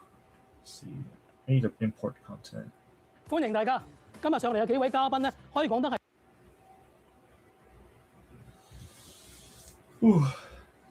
How do you learn your Japanese to N4? N4 is pretty good, I assume. I know N3 is enough for you to work in a job. Can't really do much with N4 though. Someone told me that N4 is pretty much pointless. But N3 is like pretty good. Once you're at N3, then you can start working in Japan. From what I know.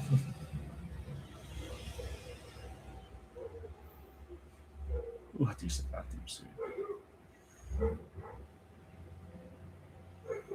Try to find my tab. Okay, there it is.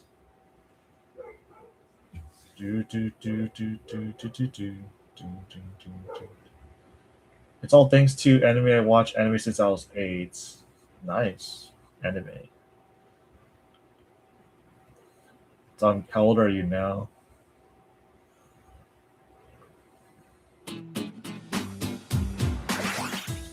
如果你有留意西班牙嘅作息時間呢，你可能會問點解佢哋做咩都咁遲嘅呢？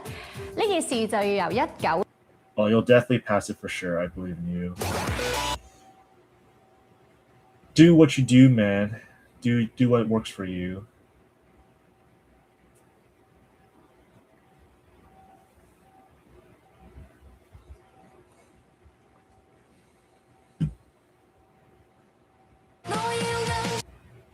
I'm 20 now. Oh, that's awesome. 12 years of Japanese anime. Awesome. I love anime too, so it's all good. You know, I don't know. You know, Reincarnation as a Slime. New episode came out today. Delayed episode. I should probably watch that. The new episode came out today. Reincarnation as a Slime. There you are. Episode 17's out. I guess I'll watch this while I'm doing this. I wish I could stream it, but then I'll get blocked by YouTube and pretty much everyone else.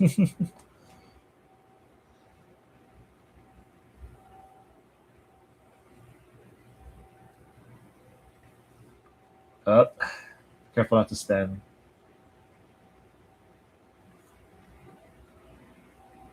No, it did. Yes, sir. It did come out though. It just came out 2 hours ago, actually. I know we're at the really good parts right now. I'll just watch it after I do my stream. The stream is gonna last for a while, anyways.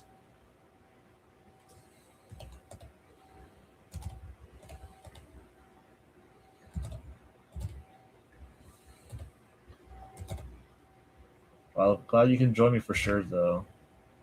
I'm not sure what value I can provide for you because you got your routine going on, so you can only just watch me do a bunch of like, what the heck is this stuff going? What the heck's going on?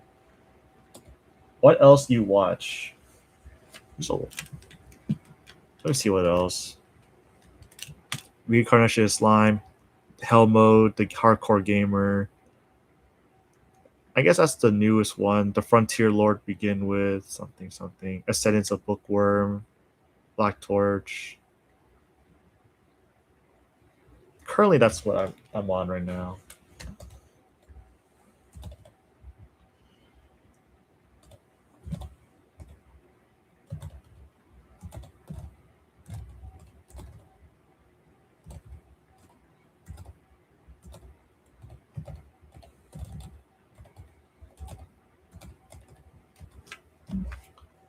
I should probably restrict the caps for now. I'll restrict the caps. All right, you can do caps now. By the way, if you want, it's to prevent any super crazy scammers and stuff coming here spamming the same phrase, right? Gotta do precautions.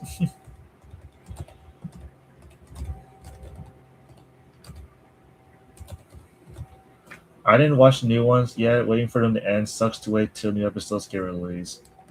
Honestly, that's pretty smart to bench watch them all. There's a lot of new ones recently. It's a crazy year. Crazy year, man. Crazy.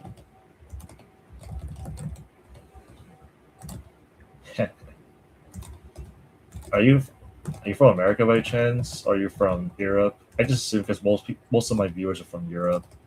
Ironically, because of the time I stream, I suppose.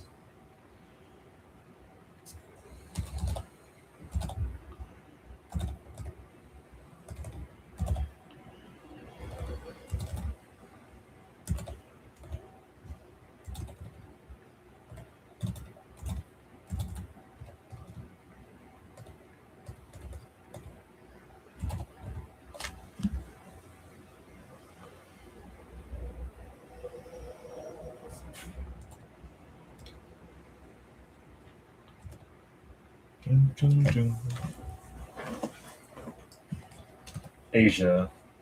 What part of it? Ascendance Peak. I cannot guess what part of Asia you're from. I can only guess either Indonesia or Vietnam at best. I wouldn't know based on your name or your picture.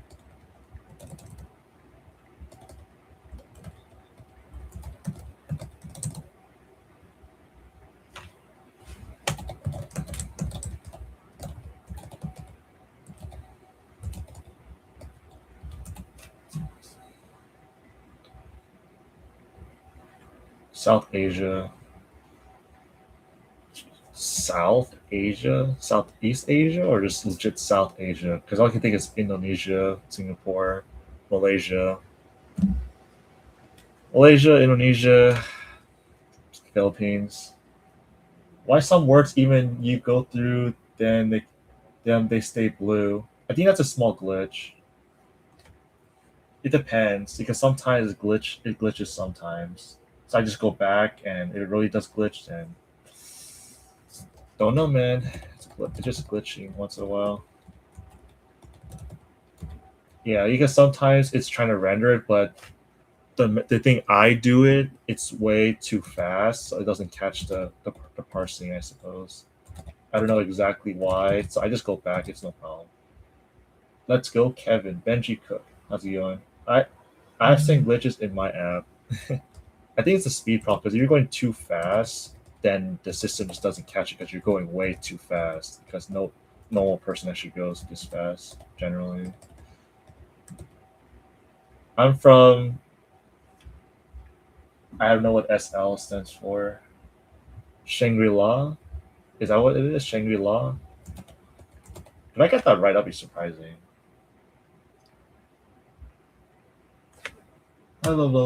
Asian languages are done. Alright. Let's get Romance languages. Gotta use the bathroom though, so I'll be right back, guys. I hate the bathroom sign. I've been sitting way too long. I'm also Rev. You spoke on Discord briefly. You're Rev? Oh, shoot. Okay. Well, there are any questions. Wait for me on the use of bathroom.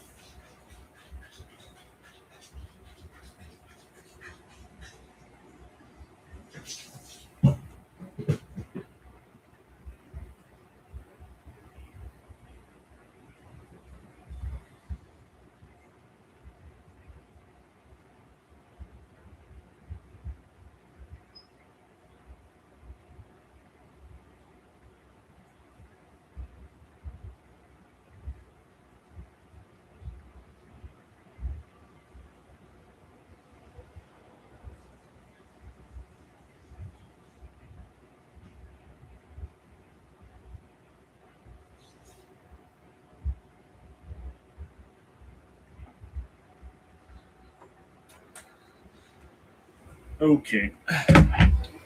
Anyone still there? Sri Lanka. I was close. I think Shangri-La is a Call of Duty zombies map, so I'm completely comparing. I thought it was Shangri-La. Oh, it's a real place. Holy crap. SL. See, that's pretty close. SL. Sri Lanka. Gotta give you some credit.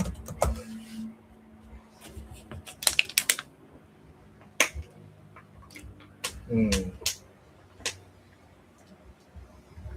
What language is spoken here? Sinhala. Interesting. The more you know. Are you still there, Benji Cook? Let me know you're still here or not.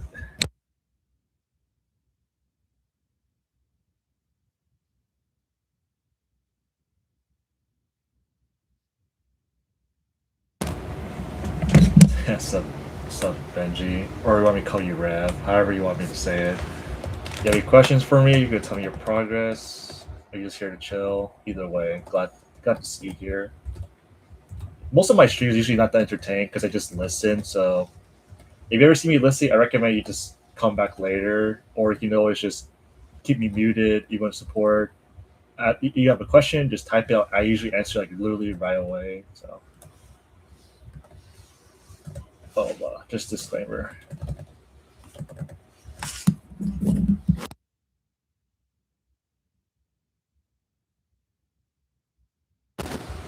I find your method has really helped so far. Are you a Link member? Or because when you say the method, so I just assume you're talking about Link. I assume so.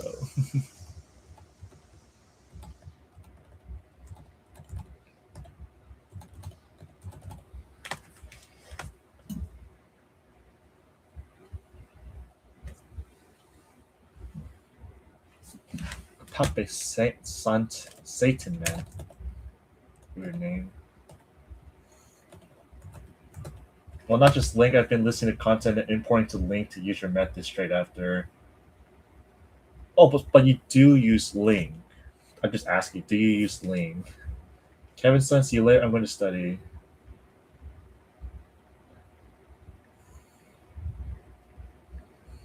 Okay, go study. Take care, man. Have a good day.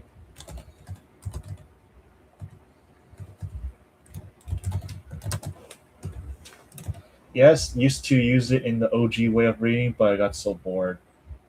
What do you mean the OG way? You mean reading like a book, like reading every word? Is that what you mean?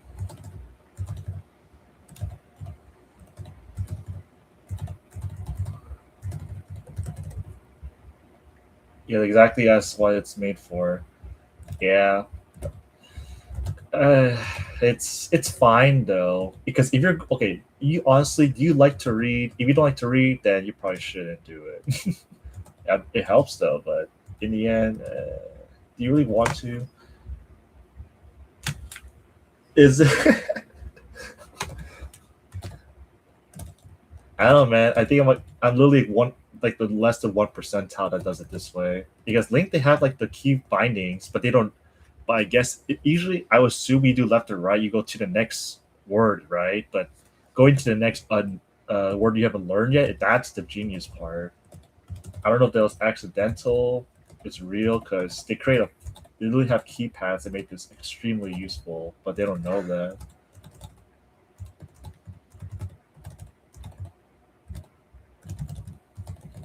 You can go like this fast. So. Insane.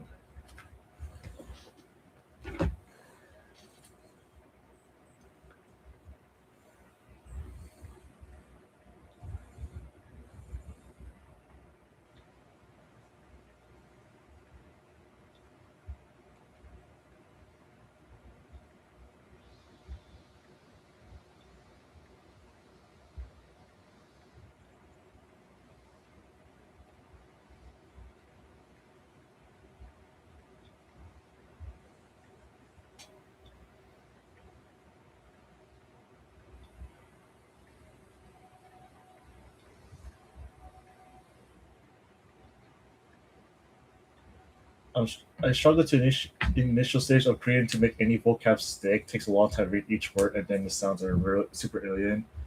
Yeah, that is gonna take some time. What you're using it for? What are your main language is Korean? Is that what's for? I think you told me that you're learning Mandarin, or are you trying to do what I do, learn multiple languages now, which is fine, but just prepare for your progress to be slower, which is also fine. Main language is Chinese. Do you need to learn?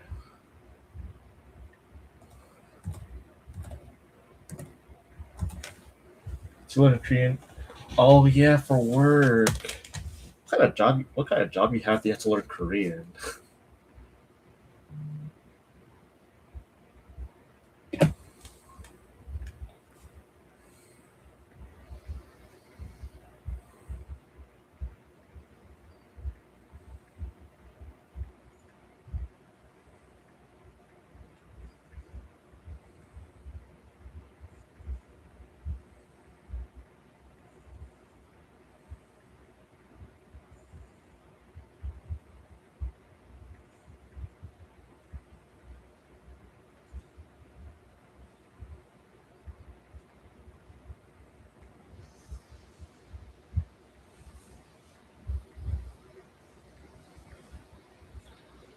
Church pastor starting a church in the Korean majority area of London.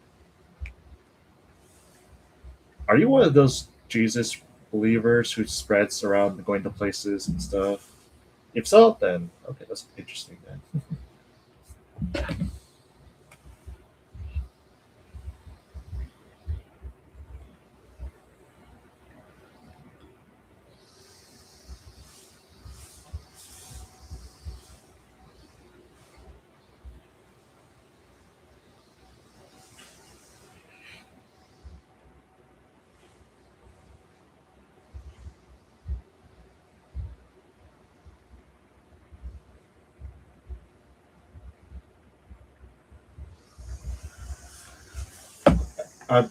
I'm English and work with the state church here, the Church of England. Oh, wait, I thought don't they teach you guys phrases and words themselves? You're not gonna be sent to Korea or anything, right?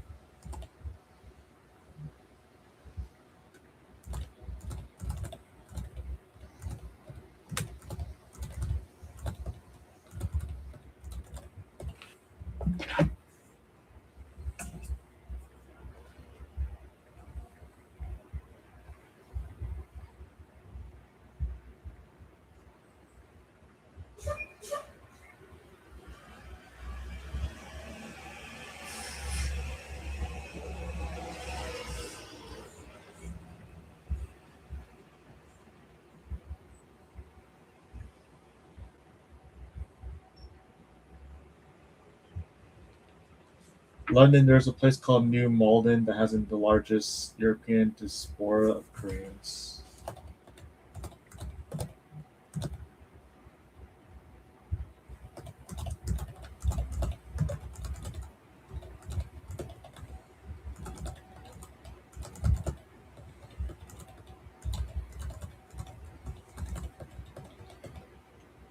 I learn more and more every day. BRB.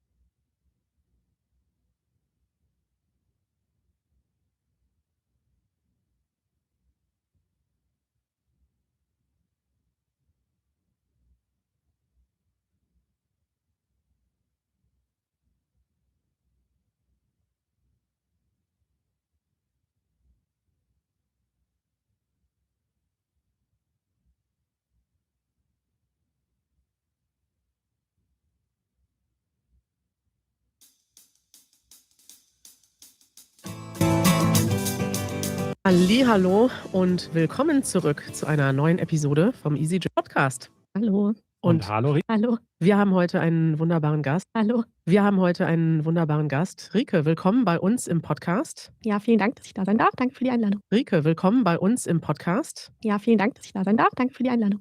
Danke für die Einladung. Wir haben uns kennengelernt. Danke für die Einladung. Wir haben uns Einladung. Danke für die Einladung. Wir haben uns kennengelernt, weil du dich, Rike, Danke für die Einladung. wir haben uns kennengelernt, weil du dich bei uns gemeldet hast. Du hast tatsächlich bei uns gemeldet hast. Du hast tatsächlich eine medizinische Ausbildung. Du bist Ärztin Genau. und hast ein Jahr in Frankreich gelebt und dabei Französisch gelernt und hast ein Jahr in Frankreich gelebt und hast ein Jahr in Frankreich gelebt und dabei Französisch gelernt und Easy French entdeckt. Ah. Manche Leute wissen das ja gar nicht, aber Easy French entdeckt. Ah. Manche Leute wissen das ja gar nicht, aber Easy German gibt's auch in anderen Sprachen.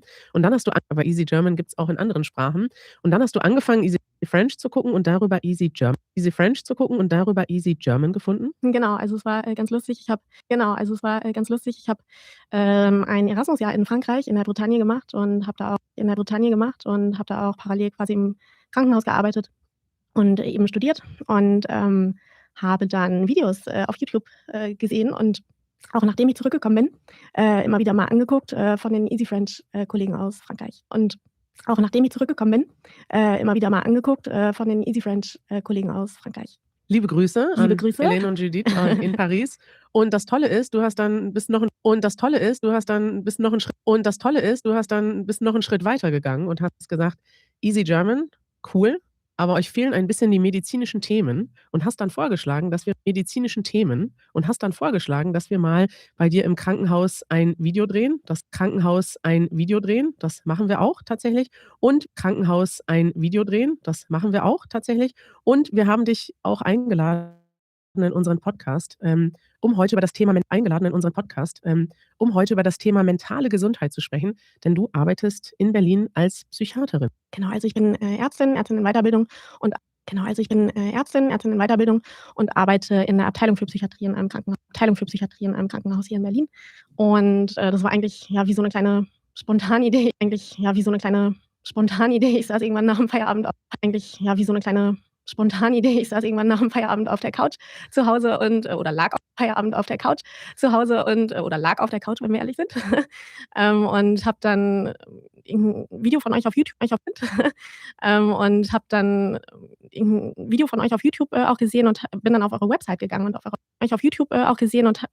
Website gegangen und auf eurer Website gab's dann so den Zusatz: „Hey, hast du Ideen?" Auf eurer Website gab's dann so den Zusatz: „Hey, hast du Ideen? Falls du Ideen hast, melde dich bei uns", so in der Art. Und dann habe ich da drauf geklickt und, weil ich die Idee hatte, es wäre irgendwie cool ja, das noch mal irgendwie zu verbinden, oder so das reinzubringen, das medizinische oder so das medizinische oder so medizinische Themen, und das vorzuschlagen. easygerman.org/youridea, so heißt diese Seite. Könnt ihr euch mal anschauen, wenn ihr eine Idee habt. Ja. Und anschauen, wenn ihr eine Idee habt.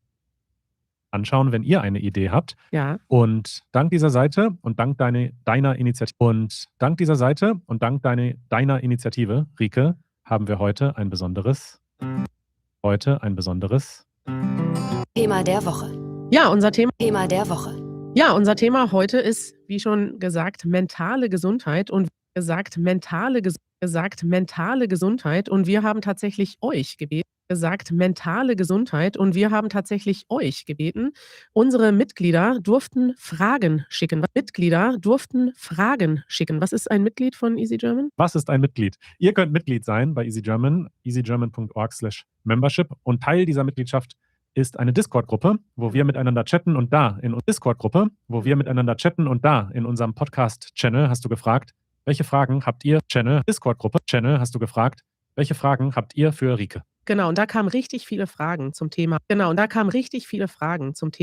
mentale Gesundheit. Bevor wir mit den Fragen unserer ZuhörerInnen anfangen, wollte ich mal ganz allgemein fragen, was ist denn eigentlich mentale Gesundheit? Ja, also mentale Gesundheit ist erst mal 'ne super wichtige Frage und 'n super wichtiges 66N. Man, you're back again. So consistent.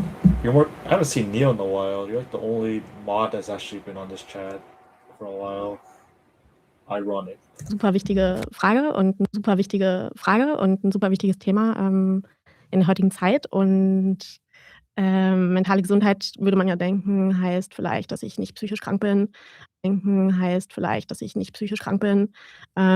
Nicht nur das tatsächlich, sondern mentale Gesundheit meint eigentlich so 'n Gleichgewicht oder 'n Wohlbefinden auch von emotionalen, psychologischen und auch sozialen Faktoren. Mhm. Das heißt, es kommt nicht nur darauf an, dass man eben keine psychische Krankheit hat oder keine psychische Diagnose, sondern eben auch, dass ich 'n Wohlbefinden habe aus mehreren Bereichen. Und das ist eigentlich das, was mentale Gesundheit ist. Manuel, machst du etwas für die mentale Gesundheit? Ich habe das große Glück, dass ich mich immer schon sehr glücklich gefühlt habe.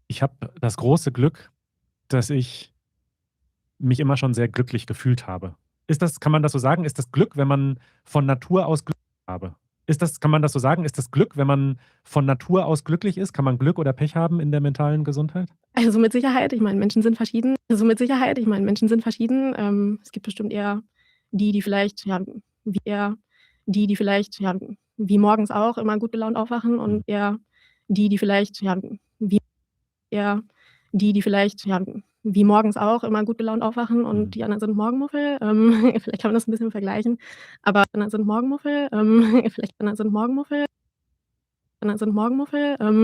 kann man das 'n bisschen vergleichen. Aber, wichtig ist auch, niemand kann was dafür, ne, wenn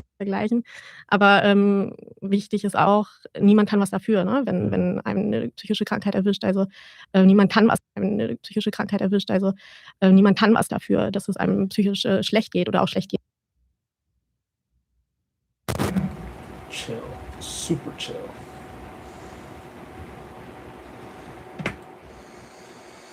Time to consume this lesson.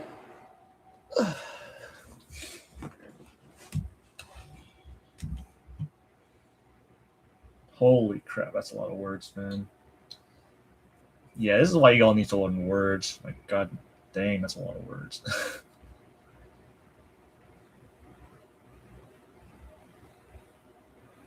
glad I made words like number one priority.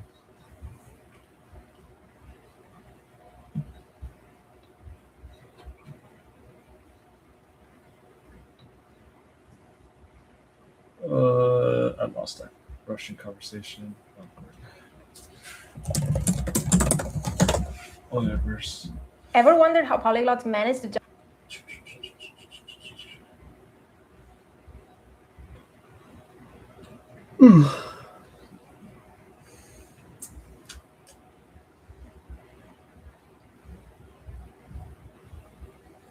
How does making links work? You just highlight things. Like I know for Luth, you set difficulty for unknown words. If you come across them as you read the difficulty, adjusting the hard to easy.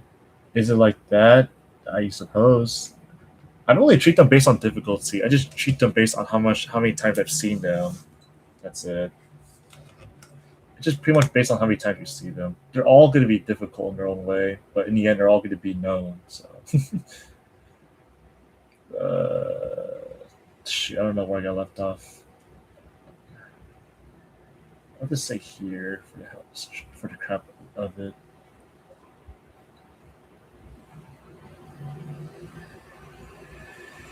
I guess it's the same general idea.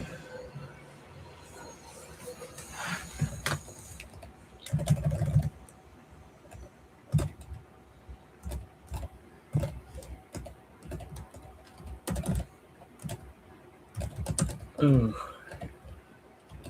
This is already hard already.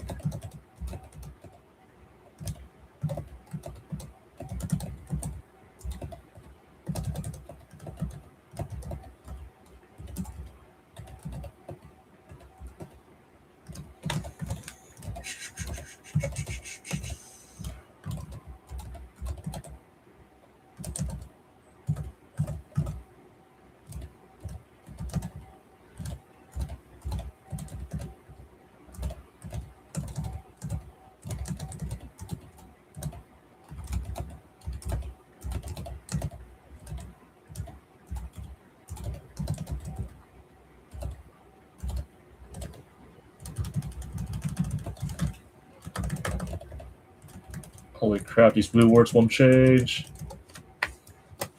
Refresh the page. It's like going SCAD mode speed right now.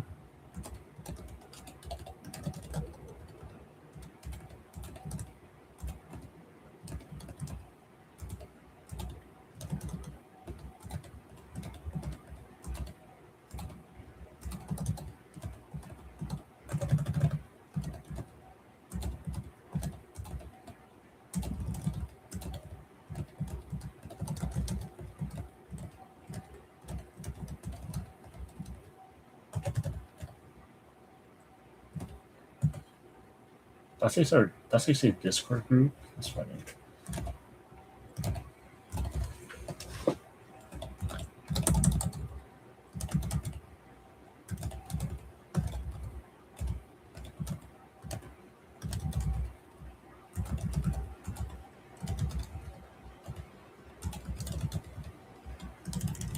Freaking A.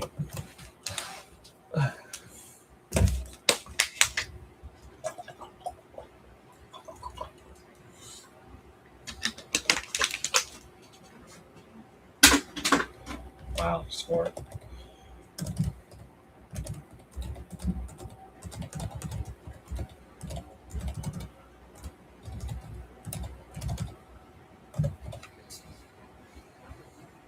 Crank. That's a funny way of saying say.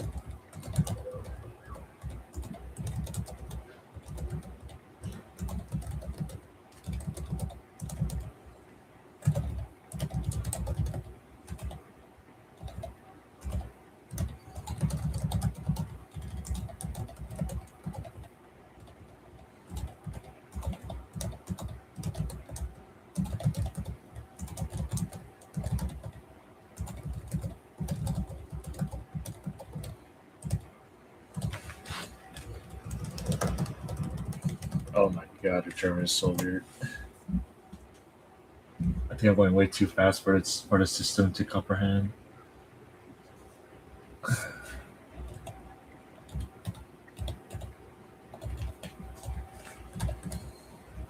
11 quality.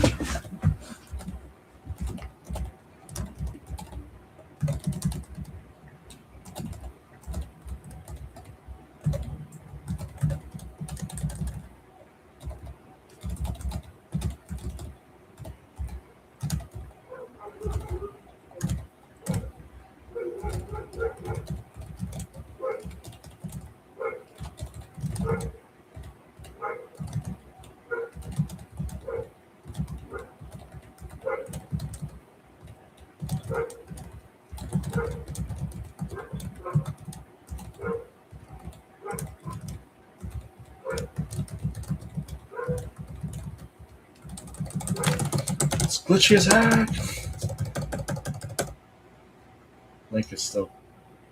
I guess Link can't render everything.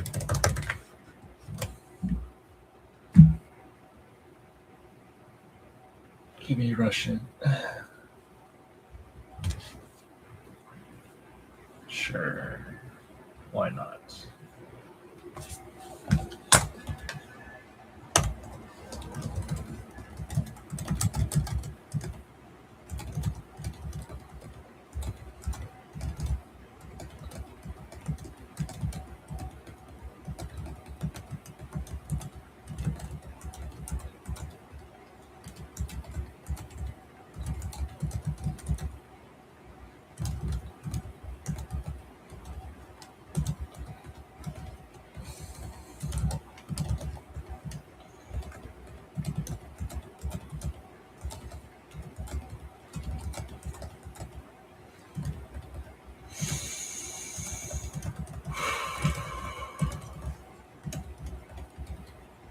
Oh, here comes the glitches again.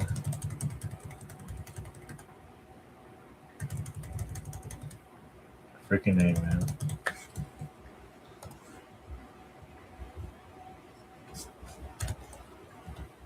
It's glitching here too?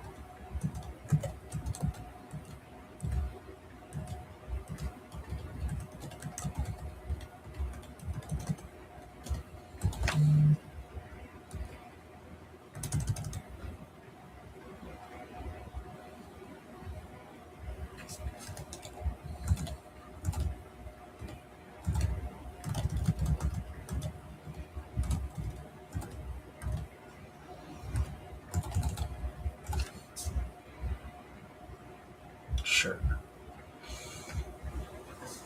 525 German.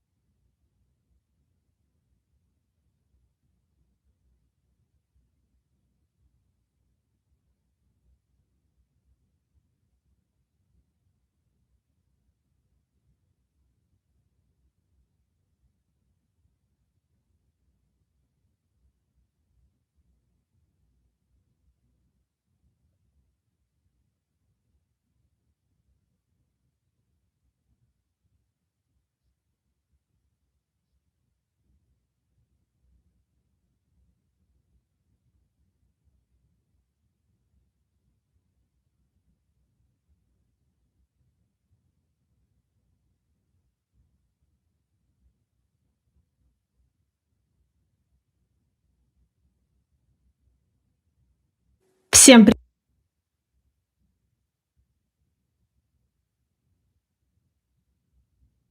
Всем привет и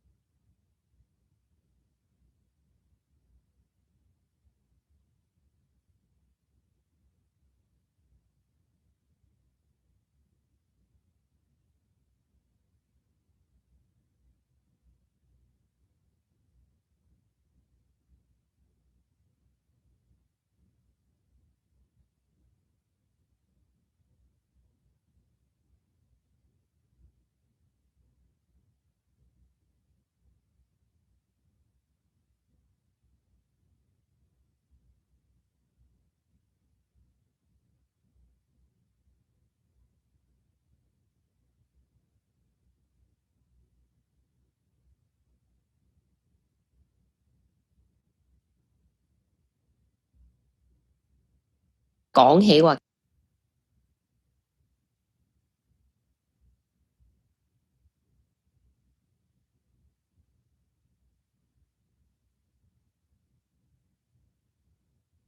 其實咧細嗰啲。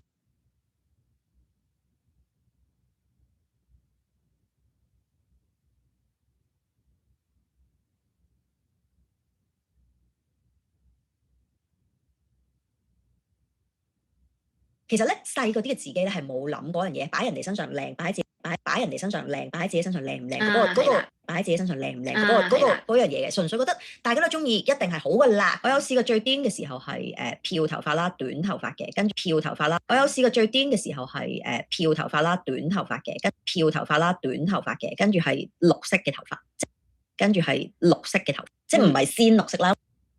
即係唔係鮮綠色啦，因為嗰陣時嘅技術都未驗到而家嗰啲咁勁啦。但係真係可能墨綠色嘅頭髮，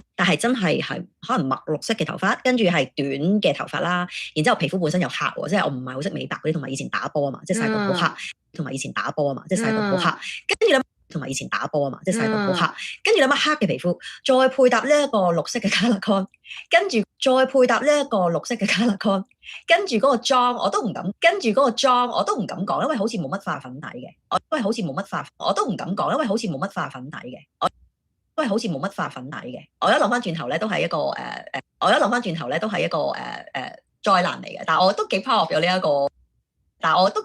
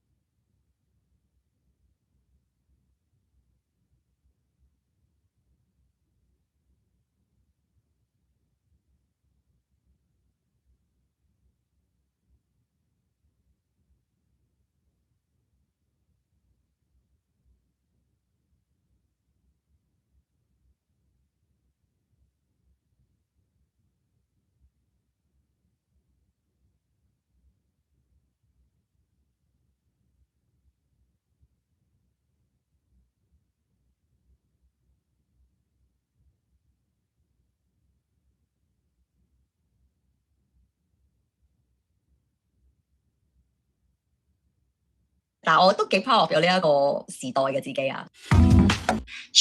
大家好，我係感性阿蛋，我係思晨。今日呢個 topic 正啦，因為我咧其實都係個潮人嚟嘅。曾幾何時係咪？我都信係。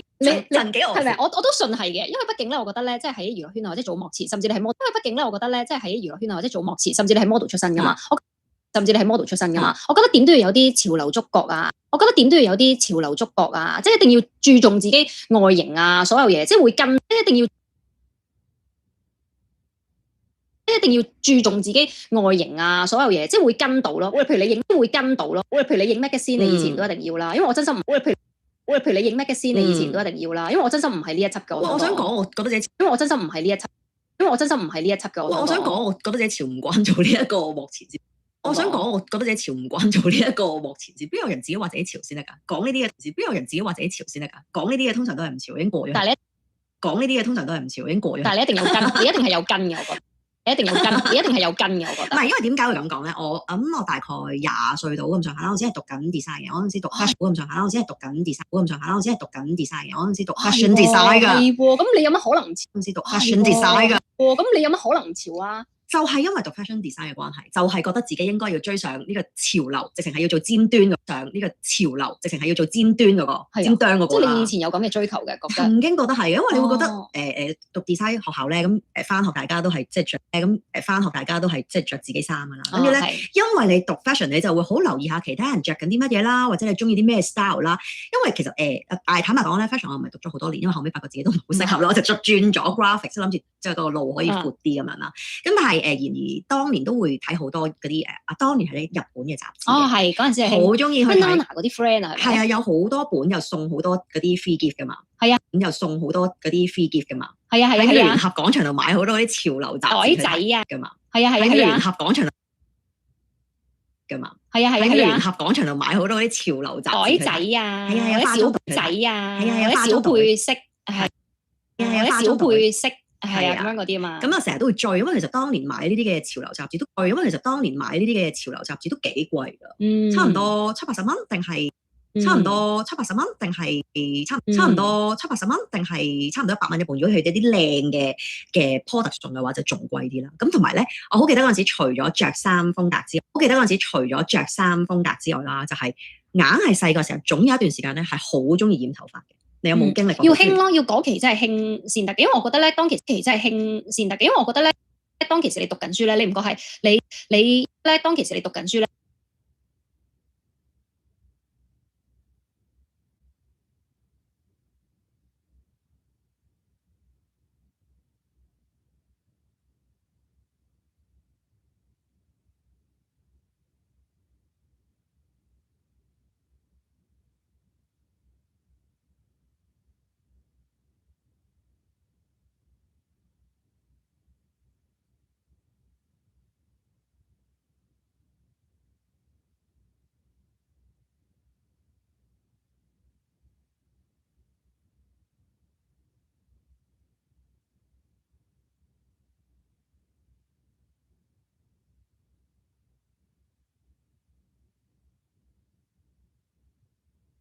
咧，當其時你讀緊書咧，你唔覺係你，因為同埋以前網絡冇咁發達噶嘛，即係你，因為同埋以前網絡冇咁發達噶嘛，即係我哋，即係學你話齋，可能有陣時我哋係睇雜誌睇啦，即係睇啲 model，有陣時我哋係睇雜誌睇啦，即係睇啲 model 去知道嗰期時啲 trend 係點，同埋你係好睇嗰期時啲 trend 係點，同埋你係好睇你同年紀嘅年青你同年紀嘅年青人，即係譬如你。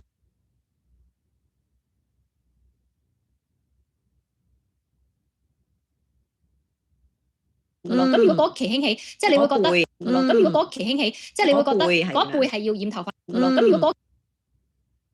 如果嗰期興起，即係你會覺得嗰一輩係要染頭髮先叫靚女嗰班靚。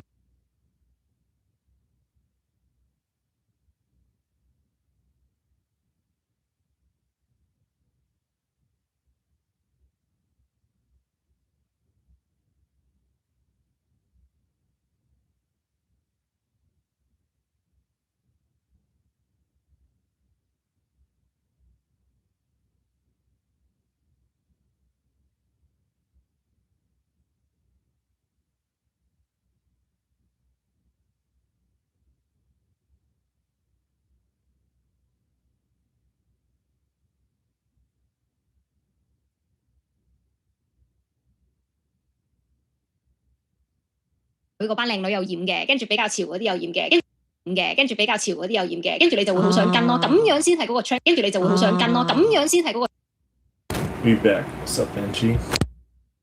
係嗰個 trend，因為你而家唔同，你而家碌 IG，你已經知道嗰個 trend 啊嘛，係咪先？但係當年其實唔係㗎，你當年你即係睇你身邊嗰啲人，你明唔明啊？齊音個個都齊音，咁你就明唔明啊？齊音個個都齊音，咁你就覺得齊音係潮流，係咪先？條裙學校裙要短嘅先係潮，咁你就跟要短嘅先係潮，但係先係潮，咁你就跟要短嘅先係潮。但係你當年係咪先？你當年唔係嚟到嗰陣時 Senga 都可能係潮，但係你當年係咪先？你當年唔係嚟到嗰陣時 Senga 都可能未有，即係你當年唔係睇咁多年紀嘅 Senga，係啊，即係你唔係上網去睇咗呢個 trend 嘅，你係係啊，即係你唔係上網去睇咗呢個 trend 嘅，你係真係睇你身邊同輩嘅，你係真係睇你身邊同輩嘅，大部分人係咁咧，你就覺得嗰個係潮流噶啦，又或者咧，你就覺得嗰個係潮流噶啦，又或者係當其時嘅明星咯。咁如果咁講，潮流噶啦，又或者係當其時嘅明星。咁如果咁講，其實即係比較有主見或者比較點講咧，喺一班人係一個領導位置嗰個又點講咧？喺一班人係一個領導位置嗰個人，佢覺得乜嘢係靚咧，其實都主宰咗個 group 人。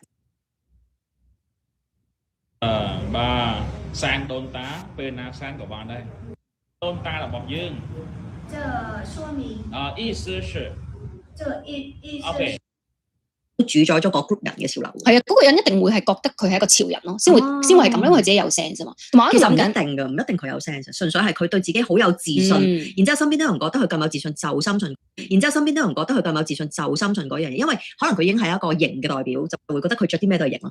就會覺得佢着啲咩都係型咯。係，所以就跟咗佢，佢咪變咗嗰啲潮流 icon。係，所以就跟咗佢，佢咪變咗嗰啲潮流 icon。係唔係，但係我驚我哋嘅觀眾以為我哋今集係想講，唔係，但係我驚我哋嘅觀眾以為我哋今集係想講潮流，其實都唔 exactly 係。唔 exactly 係嘅，因為我哋想講潮。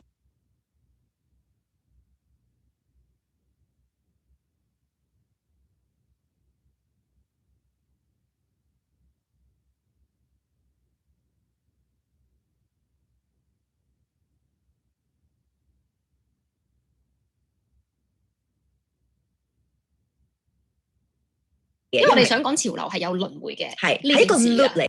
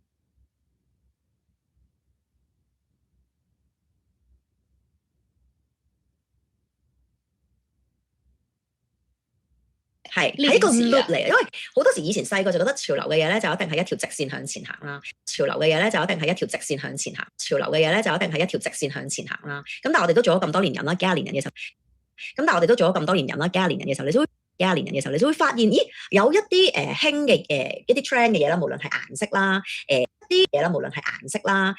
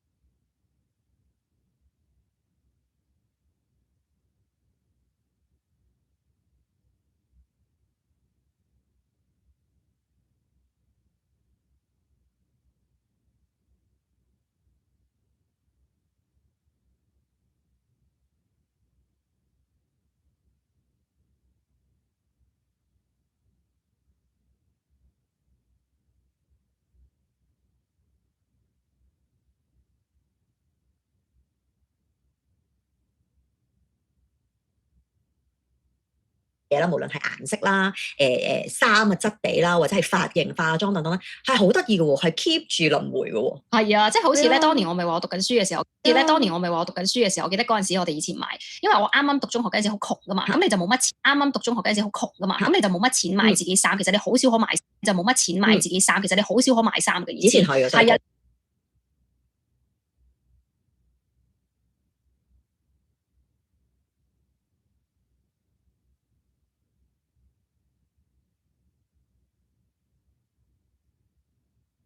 好少可買衫嘅，以前係啊，你冇網購噶嘛，仲係咧，即係我哋讀嗰啲新界牛嘅朋友咧，即係好難會出醒去到九龍，你明唔明啊？以前係旺角太子、旺中嗰啲買衫，其實都好中嗰啲買衫，其實都好少啊。我難咗唔知半年先會中嗰啲買衫，其實都好少啊。我難咗唔知半年先會唔會出一次咁樣咧，唔知半年咁樣咧，所以其實你冇乜衫嘅。但係我就係記得我一兩條可能係喇叭褲咁樣咯。但係你去到大學嘅時候，你諗下我嘅大學生涯啊，即係90後嘅人嘅時候，你諗下我嘅大學生涯啊，即係90後嘅人，你嘅大學生。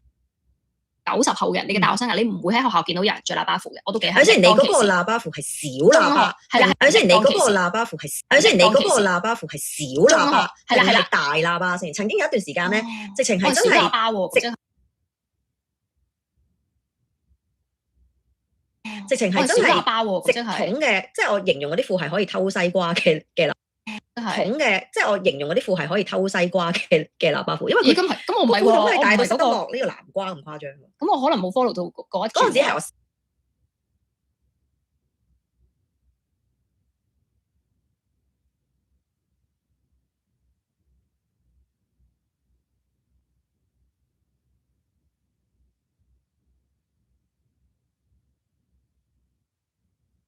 嗰陣時係我小學嘅時候，曾經有段時間係呢一個大喇叭褲。咁嗰陣時我仲着緊，可能我阿爸媽焗我要着緊，可能我阿爸媽焗我要着嗰啲衫，即係我仲未有自主權，即係去到有少少嗰啲衫，即係我仲未有自主權，即係去到有嗰啲衫，即係我仲未有自主權，即係去到有少少自主權喺我中學嘅時期嘛。跟住中學嘅時候只係買得嗰一兩條嘅褲咧，就係喇叭褲嚟嘅，嗰啲我諗俗稱就係喇叭褲嚟嘅，嗰啲我諗俗稱為小喇叭啦，我諗俗稱為小喇叭啦。咁但係去到我讀大學嘅時候咧，已經係興緊貼身褲噶啦。已經係興緊貼身褲噶啦，有咁貼得咁貼嗰啲先靚嘅，咁瘦，有咁貼得咁貼嗰啲先靚嘅，咁瘦，係啦，嗰啲着唔到啊貼身褲，但我有着過嘅。但係點解我哋講話潮流會輪迴嘅咧？就係大家一定會記。點解我哋講話潮流會輪迴嘅咧？就係點解我哋講話潮流會輪迴嘅咧？就係大家一定會記得2-3年前我哋就興翻係要喇，大家一定會記得2-3年前我哋就興翻係要喇，就興翻。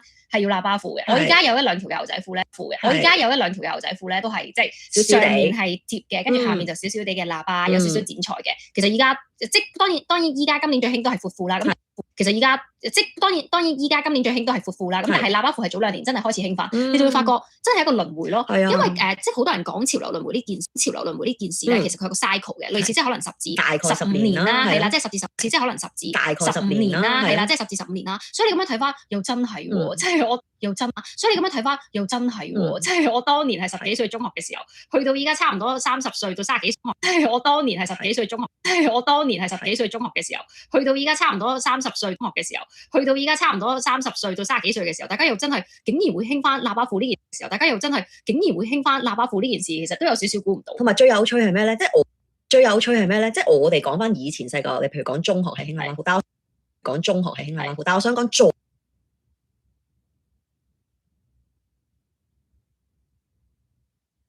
我想講再早啲咧，即係我有問過我媽咪啦。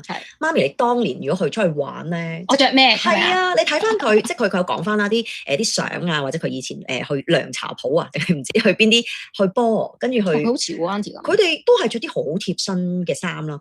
好貼身嘅衫啦，佢有講過佢話佢以前着嗰啲裙，我同我家姐都着。佢有講過佢話佢以前着嗰啲裙，我同我家姐都着，因為佢嗰時好瘦嘅。咁所以真係着啲好貼身嘅嘢。我話嚇，我哋以前嗰個年代，即係我哋細啲係中意鬆身嘢噶嘛，即係板褲啦、板仔褲啦，或者板褲啦、板仔褲啦。hip hop 啊嗰陣時，跟住又係啦，跟住同埋 second hand 嘅地方，美姿會買嗰啲迷彩嘢啦，同埋大鐵姿會買嗰啲迷係啦，跟住同埋 second hand 嘅地方，美姿會買嗰啲迷彩嘢啦，同埋大 T 恤啦，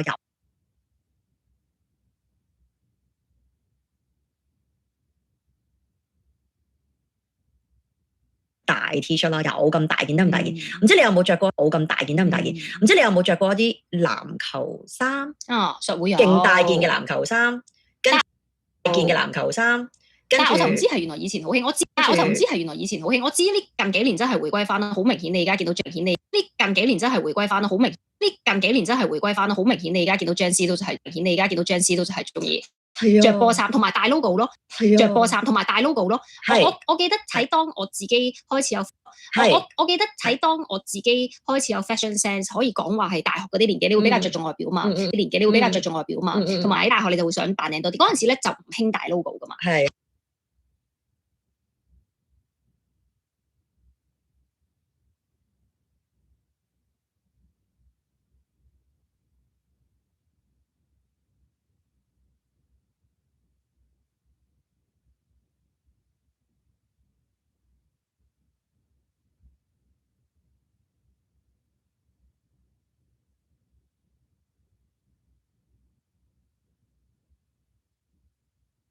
啊，即係好似係低調啲、簡約啲噶嘛。但係你近呢2年係好明顯要興翻一啲，近年係好明顯要興翻，近年係好明顯要興翻一啲大 logo。even 學你話齋一啲 oversize 大 T， 佢都係一個要大 print 咁樣㗎，係咪先？咁而呢個就係翻去你所講，當其時其實你阿媽都中意嘅。嗰個年代會着嘅嘢。同埋咧，因為即係實不相瞞咯，當年雖然讀緊呢個設計嘅時候咧，其實我都半工讀嘅。咁我嗰陣時咧，我就做啲咩 part time 咧，我就有喺當其時嗰陣時咧，我就做啲咩 part time 咧，我就有喺當其時呢個潮人集中地啊，就係尖嗰陣時咧，我就做啲咩 part time 咧，我就有喺當其時呢個潮人集中地，當其時呢個潮人集中地啊，就係尖沙咀利時嗰度做 sales 嘅。我都做過喎。係咁巧，係第幾樓啊？大學嘅，我嗰陣時喺大學。第幾樓啊？大學嘅，我嗰陣時喺大學啦已經，所以嗰陣時就嚟沒落啦。我做嘅時候，我做嘅時候都仲好 hit 嘅，係啊，即係你從尖沙咀咧，基本上嗰陣時，尖沙咀咧，基本上嗰陣時嗰個年代一定會行利時啦，行街一定要行啊嘛，利時啦，定會行百利啦，係啦。咁利時嗰陣時有好幾層，我都有做過，唔同譬如古着店做過啦，賣牛，同譬如古着店做過啦，同譬如古着店做過啦，賣牛。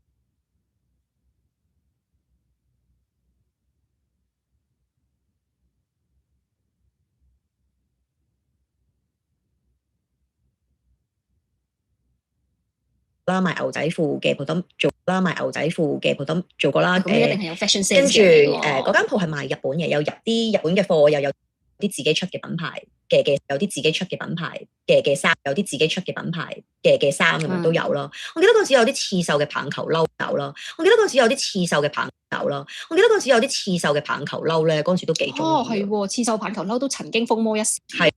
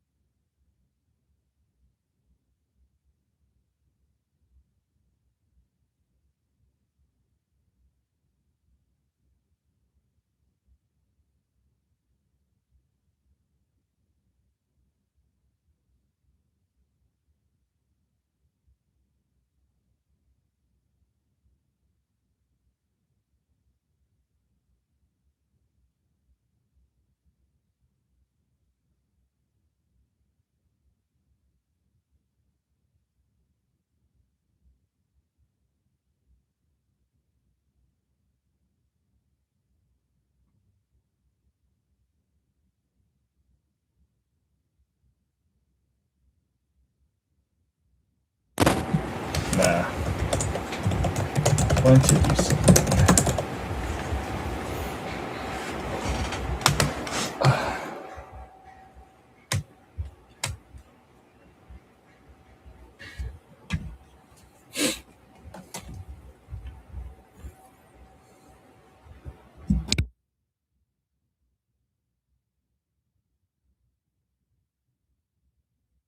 係啊，都幾靚㗎，係啊，所以我都好記得嗰陣時即係做呢，係啊，所以我都好記得嗰陣時即係做呢一個 part time sales 第一份糧，你就即刻做呢一個 part time sales 第一份糧，你就即刻做呢一個 part time sales 第一份糧，你就即刻就係間鋪頭就買翻我件刺手份糧，你就即刻就係間鋪頭就買翻我件刺手嘅份糧，你就即刻就係間鋪頭就買翻我件刺手嘅帆球褸，係就用翻個錢落。係就用翻個錢落去，雖然有員工價都唔平嗰陣時，但係呢個就係衣着啦。我想講咧就係除咗衣着咧，好多香港咧就係但係呢個就係衣着啦。但係呢個就係衣着啦。我想講咧就係除咗衣着咧，好多我近呢幾年發現啦，即係無論係配飾好多，我近呢幾年發現啦，即係無論係配飾啊、配件啊，即係無論係配飾啊、配件啊，都係一個即係可以講話我哋今集嘅主題係潮流輪迴啦。可以講話我哋今集嘅主題係潮流輪迴啦，但係我哋大家都有一句説話叫古老當時興，但係我哋大家都有一句説話叫古老當時興啊嘛，係啊，所以我覺得咧係一個點講咧，我唔知係咪集體回憶來襲，或者點講咧，我唔知係咪集體回憶來襲，或者大家中意咗懷舊嘅呢一個概念，即係好大家中意咗懷舊嘅呢一個概念，即係好明顯其實我哋而家係一啲科技嘅世代，明顯其實我哋而家係一啲科技嘅世代嚟㗎嘛，咁大家追求啲咩咧？你好多科技嘅產品其實係追求方便，好多科技嘅產品其實係追求方便㗎嘛，就係好似好多科技嘅產品其實係追求方便㗎嘛，就係好似AirPod 嘅誕生係嘛，就係好似 AirPod 嘅誕生，好明顯就係為咗方便大家，又係好想，好明顯就係為咗方便大家，又係好想講嘅真係。我係最令我唔理解係近呢一年興翻嘅竟然係有呢一年興翻嘅竟然係有線耳機，係有一啲咧呢一年興翻嘅竟然係有線耳機，係有一啲咧大咧呢啲套 headphone 咧，我但係有一啲咧大咧呢啲套 headphone 咧，我明嘅，因為佢哋我明嘅，因為佢哋追二嚟同埋有音質上面嘅追求。二嚟同埋有音質上面嘅追求，即係好聽啲噶嘛，同埋係一個造型嚟噶嘛，真係有啲型噶嘛，同埋佢嗰個都唔係講緊有線嘅嗰件事，同埋佢嗰個都唔係講緊有線嘅嗰件事，但係而家傾翻係真係有線撚耳機，以前嘅真係有線撚耳機，以前係講緊倒退一步嘅一個科技嚟，因為以前係講緊倒退一步嘅一個科技嚟，因為以前嘅發明就係唔中意，譬如你孭袋啊，成你好多嘢會，譬如你孭袋啊，成譬如你孭袋啊，成你好多嘢會翹嚟翹去啲長頭髮。你好多嘢會翹嚟翹去啲長頭髮女仔嗰啲咧，就會覺得譬如啲鏈啊翹住手唔方便啊嘛，同埋你擺落個袋唔方便啊嘛，同埋你擺落個袋度咧，你會翹啲線咧，嚿嚿打晒裂㗎嘛，跟住就會出咗。當你 AirPod 出到咁上下時候，又興會出咗。當你 AirPod 出到咁上下時候，又興翻轉頭咯，興翻轉頭咯，興翻轉頭咯，係啊，所以都幾有趣。所以我覺得呢個真係一個懷舊嘅思想咯。嗱，我唔知真唔真啦，但係我有上網去揾過嗰個來源，即係因為我好好奇點解有線耳機會 hit 翻，好好奇點解有線耳機會 hit 翻啊！咁啊，我唔知你知唔知韓團嗰個 Cortex 啦？知道。係啦，即係因為咁佢哋咧，知道。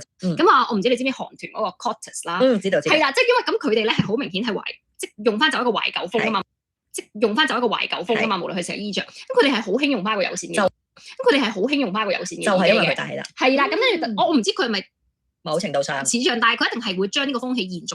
但係佢一定係會將呢個風氣延續咗啦。就算佢唔係將呢個有線耳機第一個擺翻上身嘅人咧，佢好明顯將呢個風氣帶咗。佢好明顯將呢個風氣帶咗俾嗰班細嘅，因為咁佢係弟弟團嚟噶嘛，大家都知道。所以就係話，只要有權威啊，或者團嚟噶嘛，大家都知道。所以就係話，只要有權威啊，或者係大家都認同佢衣着啊，認同佢品味嘅人，即受威啊，或者係大家都認同佢衣着啊，認同佢品味嘅人，即受人景仰或者中意咩嘅人，即受人景仰或者中意嘅人咧，佢中意啲咩咧，就會有人跟啦。潮流就係咁樣嚟㗎。係啊，同埋咧，我都即係好認真去睇過嘅，即係潮流呢件事點解？潮流呢件事點解大家會係有一個輪迴咧？係咪真係一個定律咧？我記得咧，係咪真係點解大家會係有一個輪迴咧？係咪真係一個定律咧？係咪真係一個定律咧？我幾 buy 咧有一個講法，即係咧佢有少少係心理學上面嘅講法嘅，即係其實我幾 buy 咧有一個講法，即係咧我幾 buy 咧有一個講法，即係咧佢有少少係心理學上面嘅講法嘅，即係其實潮流咧都反映緊嗰個世代，其實潮流咧都反映緊嗰個世代嘅人民佢面對緊嘅一啲問題。即係我想知喎。係啊，即係可能係憂慮或者咩？我想知喎。係啊，即係可能係憂慮或者咩？咁我唔記得咗，即係可能係憂慮或者咩？咁我唔記得咗 hip hop 最先起係60、70年代或者邊一個年代？hip hop 最先起係60、70年代或者邊一個年代啦？但係咧佢有一個講法就係當年點解 hip hop 會興起咧？某程度上同埋。某程度上，同埋係對於政府嘅一種不滿宣泄，你明唔明？因為 hip hop 啊、rap 啊好多嘢都係一啲歌詞上面嘅表達，好多嘢都係一啲歌詞上面嘅表達啊嘛，憤世嫉俗啲嘅應該咁樣講係咪先？應該咁樣講係咪先？咁所以就係一個可能對政府嘅不滿啦，可能當其時，咁所以就係一個可能對政府嘅不滿啦，可能當其時大家都係一個可能進步緊嘅社會，或者呢個世界好多唔同嘅國家都仲有一啲比較貪腐嘅，都仲有一啲比較貪腐嘅政府咁樣啦，咁所以 hip hop 會興起啦。好啦，咁到依家點解我哋咁追求懷舊或者咁追求？好啦，咁到依家點解我哋咁追求懷舊或者咁追求復古咧？就係一個咁追求復古咧，咁追求復古咧，就係一個佢哋形容為數碼時代嘅負面影響，因為我哋而家追求就係一個。How's the Catsy's journey going? Good. My listening comprehension got a lot better. I don't know, you ever see me started, I was like struggling a lot, but now it's good. Even if you know the characters from Mandarin, it's still a whole different language. It's a lot of work though. 就係一個佢哋形容為數碼時代嘅No, well, technically pronunciation's different, and you have to do the whole listening thing from zero. So I have to train listening comprehension for Catsy's. It's literally if I were to start from zero, it's a lot of work. So I had to make up for it. 就係一個佢哋形容為數碼時代嘅負面影響，因為我哋而家追求快，追求新，好多新知識係咁入我哋嘅腦，好多新知識係咁入我哋嘅腦，好快咁樣，咁太快啦！你明唔明？有陣時我哋都話啦，我哋明唔明？有陣時我哋都話啦，我哋我哋跟唔貼上，又或者有一種科技產品嘅疲勞啊，又或者有一種科技產品嘅疲勞啊，所以又或者有一種科技產品嘅疲勞啊，所以佢哋中意翻啲以前嘅嘢 vintage， 去想懷緬下以前嘅世界，去想懷緬下以前嘅世界。Yes， 我好 buy 呢種講法啊，跟住。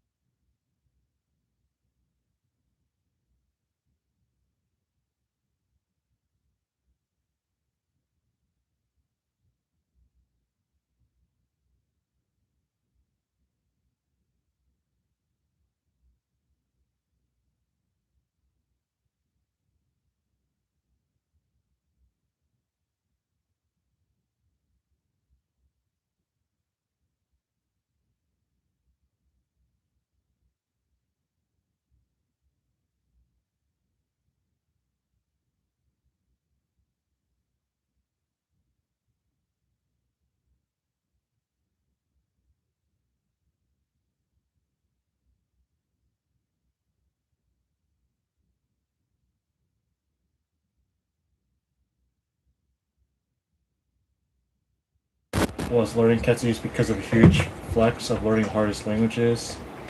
Nah, it's because my partner's parents can't speak English. So literally it's more like a I have to life or death situation. I have to learn it. I have no choice.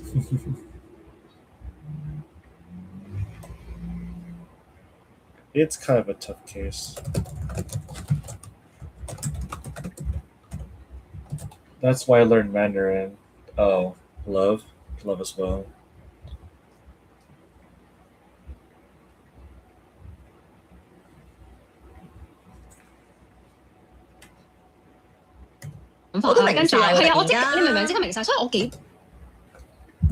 Well, parents-in-law, yes. Oh, so you're Chinese then. That's good. Welcome to the club, man.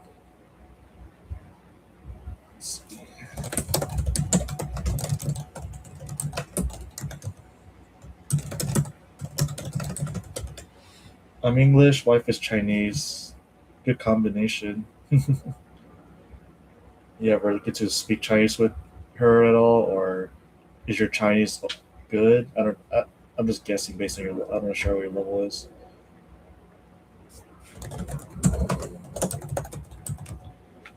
I'm just doing something on the side real quick, so I'm just doing conversation while I'm doing this.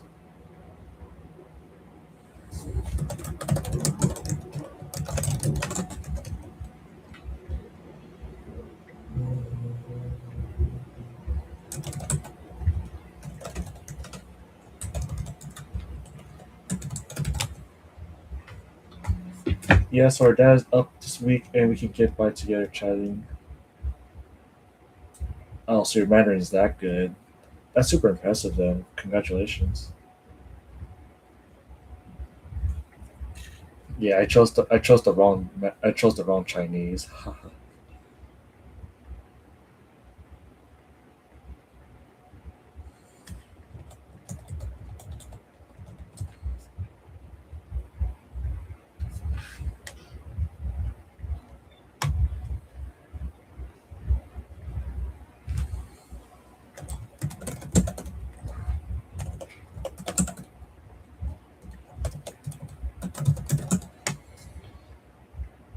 My grammar is all over the place, but yeah, this is the first time we've been able to talk basically.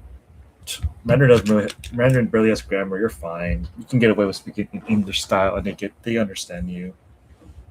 You just adjust little by little. It's not a big deal, honestly. Pog. I'm not sure that meant to be. I'm not sure you're trying to reference like a gaming phrase, poggers.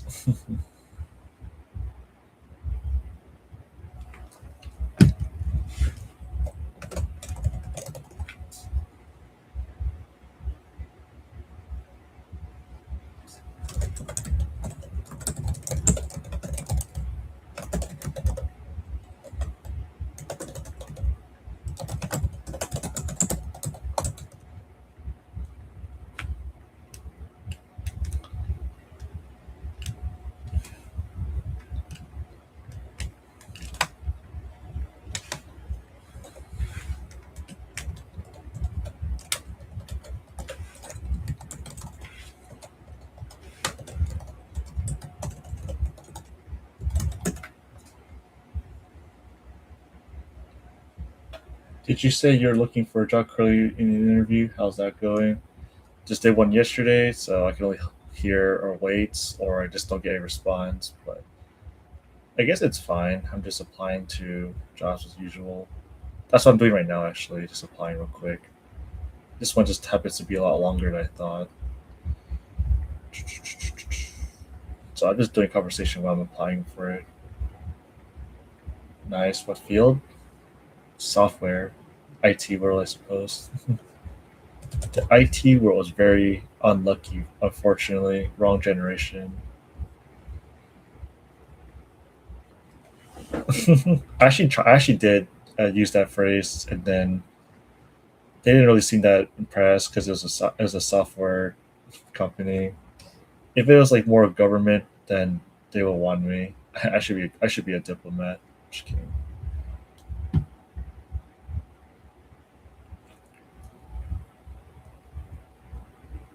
Yeah, you should. No, I can't. You better be a spy. Be a spy.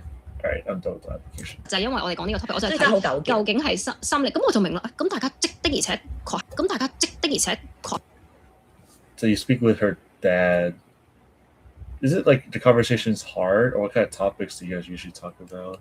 Is it just about each other, how's work, right? 咁大家的而且確係要追求懷舊，因為你諗下，我哋每日睇，哇新嘅衫、新嘅 idol、新嘅 icon、新嘅咁多嘢。點追得切咧？妝容咧，樣貌都有好多呢啲新嘅。樣貌都有好多呢啲新嘅。如果你講化妝，多呢啲新嘅。如果你講化妝，以前咧，我再細個啲嘅時候咧，好似係興日本妝嘅，都好似係，因為嗰陣時日本，你諗下我劇啦，日本團體我都追過啦，日本團體我都追過啦，係啊，所以以前係變咗韓團咯。English, Chinese culture, education system, different stuff like that. Wow, you talk about education systems. That's actually insane. 教育系統. So that's pretty impressive. You're talking about that. 團咯，即係依家變咗 K-pop 咯。係啦，依家No. You said education system, so I was referencing English easy, China equals hard. You actually said that. Honestly, just throw in 教育的系統, and then you're like, oh, you're press when you say this word.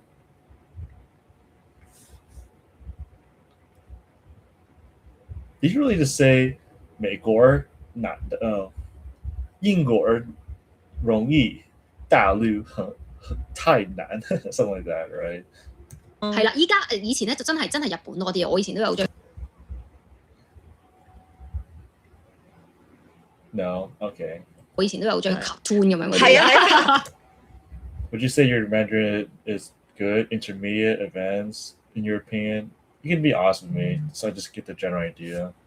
I'm not the best either. I can understand pretty well because that's all I trained was the listening mostly. It's pretty simple explanation. Our exams are much easier than Gaokao. I think every exam is easier than Gaokao. 韓裝或者係泰裝。泰裝。韓 Intermediate speaking and listening. That's all you need, man. 韓裝或者係泰裝。泰裝。You don't really need me then because you got intermediate. 歐美以前段時間歐美妝，所以咧以前嘅化妝咧，唔知大家仲記唔記得咧畫眉啊？以前有一段時間好興幼嘅眉毛，咁而家咧前嗰排咧就興啲即係粗嘅孖生咁，興啲即係粗嘅孖生咁嘅眉毛啦。野生眉啊嘛。Dashu. Yeah, everyone knows Dashu. His podcasts are super slow, to be honest. It's way too slow, though.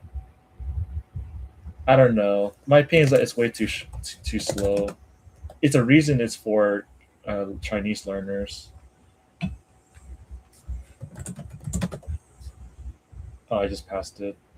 It's actually good for intermediate.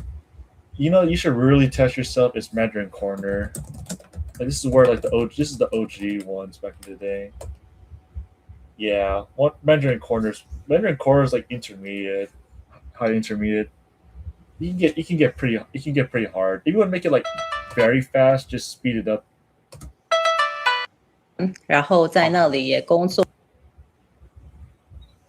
了10年左右的时间吧，做的就是一些酒店业的行政工作。哦。If you want to make it like native level speed, just make it 1.5 for Daoshu, and then that's what you can understand the native speaker speed. Yeah, so I do Daoshu on 1.25. It's pretty easy. 1.25. 1.25 is good too. Oh, okay. 那第一个问题是不是就来了，茶叔？Oh, you're pretty good then. I would honestly give you a recommendation to if you want a promotion, like a harder level. I got one good one for you. You might like this one better, but it's all about immigration, but it's technically very diverse. Try this.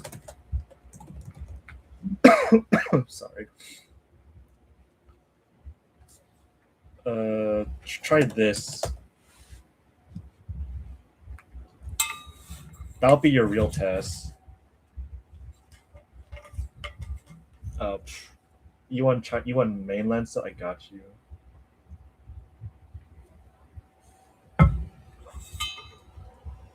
I recommend 56 below TV on 1.25 or 1.35, and that's like super good. What else do I got? To be honest, that's really all I listen to. It has everything in there, all the hard topics. It's about immigration and life and hardship, so. And it's between two people. It's always going to be some kind of conversation happening. Oh, this one.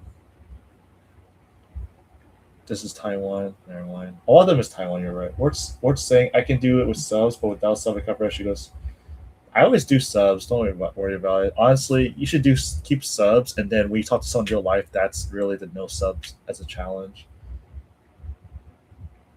Okay, that's good. Speaking from day one. Yeah, I would recommend it doing that now. Before I didn't talk for a year and a half, ironically. I did a silent period for a year and a half. If you ever use a link as a member, you can look up all my posts from the past, all my progress back then. I had a pretty interesting post back then. Oops. Did you ever see the video from the American lecturer who learned Arabic with language partners? Yeah, I saw that. It seems legit though. Yeah, I started speaking for the first time after 1.5 years. This is my post back then. I did italki for the first time after 1.5 years of massive input. But technically, that's why I came in with 49,000 words, 2,884 hours of listening, and 29 hours shadowing. Yeah. I can give you all my. You can generally just find my profile and go to my. You click on my profile, you can check out all my most hot topics here and just read them all. Honestly, I only give legit advice. My opinion, somewhat. So there's also the 4.5 year Mandarin. For 4.5 years later, Mandarin traveling to Taiwan. That's one. 10,000 hours listening. 100,000 known words later. Blah blah blah. It's okay. Honestly, it's not worth it because I mostly did passive listening. It's just very brain draining. But the only thing I got from it is that I can hear every sound and I can hear every sound. That's literally like the only advantage, which is cool. I did a lot of listening, speaking. Will I do it again? No. Maybe not 10,000 hours, just maybe I would do this method, but back then this method didn't exist, so I had to pretty much do it the hard way. 啦，就最好唔好收尾嘅，即係 even 你係上晒啦，就最好。啦，就最好唔好收尾嘅，即係 even 你係上晒妝，仲見到一點點剃完嘅，佢哋見到一點點剃完嘅，佢哋特登畫出嚟嘅嘢，佢哋特登畫出嚟嘅嘢生尾添，最後係好得意。其實可能就呢個係咪都係追求復古咧？都係啦，原始追求學你話齋即係數碼。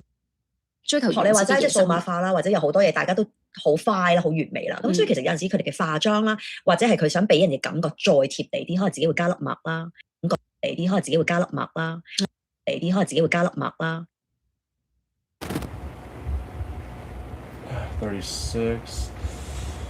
36 plus A, 44. Progress is progress, I guess. I'll take it. Ready to go take a nap again. Been streaming for 5 hours. 5 or 4 hours? 5 hours, close to 5. Okay, I got Link Premium. How do I turn off the TTS of the word when I click on it? What's a TTS?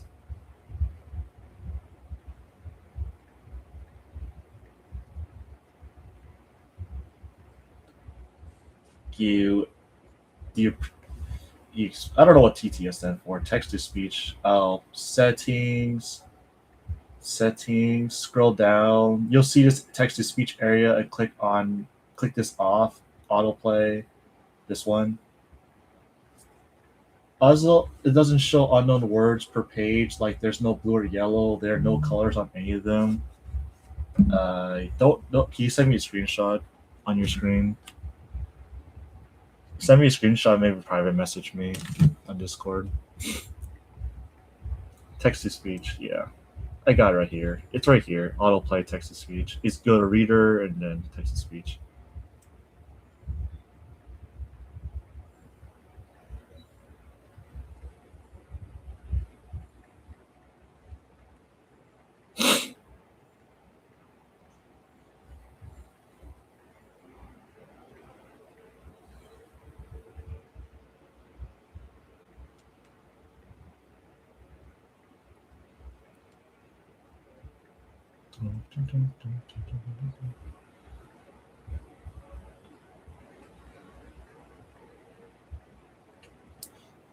Dude, that video I posted almost has 5,000 views and almost 600 likes. Dude, that view to like ratio is insane. That's super insane. It's like fluent speaking on for any other languages. Is that the goal? I don't really try to go for fluency because I know where fluency is. I just don't want to spend that time. It's a crap load of time. I want to be able to listen to majority of stuff. Fluency literally means everything like you're native. No way. Yeah, I'm not fluent in any language because my goal is listening comprehension. As long as I understand what they're saying, right? Like it'd be nice. I could just sit down and talk with someone, and just have deep conversations. Like I might not know most words. That's why I learn all the vocab as possible.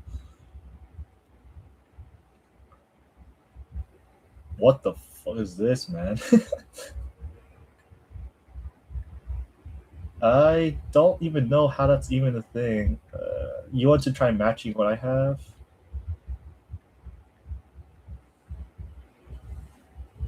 I don't know what your settings are. New words. Maybe it's something about this section. Can you check this? The new words.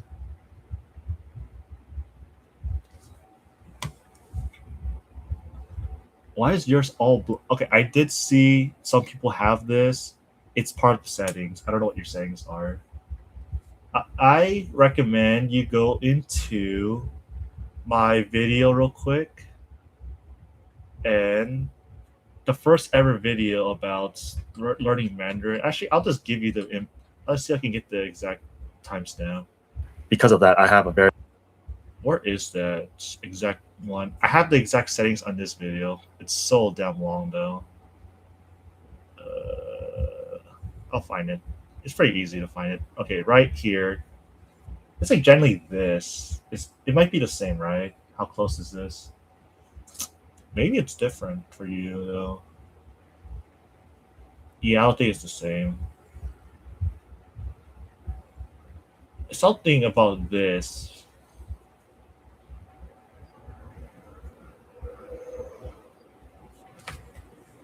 How come you don't have anything?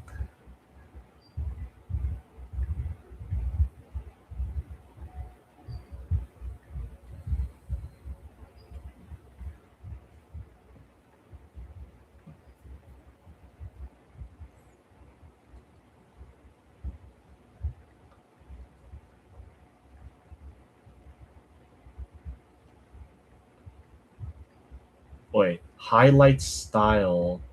What does that mean? So if I do off, found it.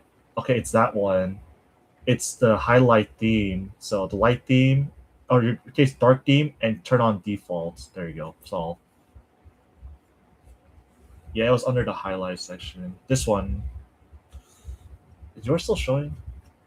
I have it in dark mode. Off. There you go. Get back to work. You know, actually, forgot something in the instructions. You know, for my PowerPoint, that's for the right hand, right? Now they're all dark blue, the unknown words. I recommend light theme because in dark mode, you really can't see the word that well. So if I switch to dark theme, right? How the hell do I switch to dark theme?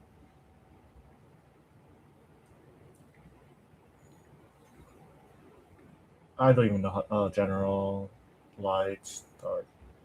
It's pretty hard to see, so I recommend light mode. Just decrease your brightness as recommended. See, because this you ever seen my 3-hour video at SD6 and there's a reason light mode is better. Like it hurts in the beginning, but you just have to just reduce the brightness and then you'll be fine. It's better to have light mode because everything is super clear, and this is more realistic in reality. 588 likes, 4,800 views. Yeah, that ratio's too insane. So that means a lot of people find that useful, I guess, right? That's the only reason I get so many likes.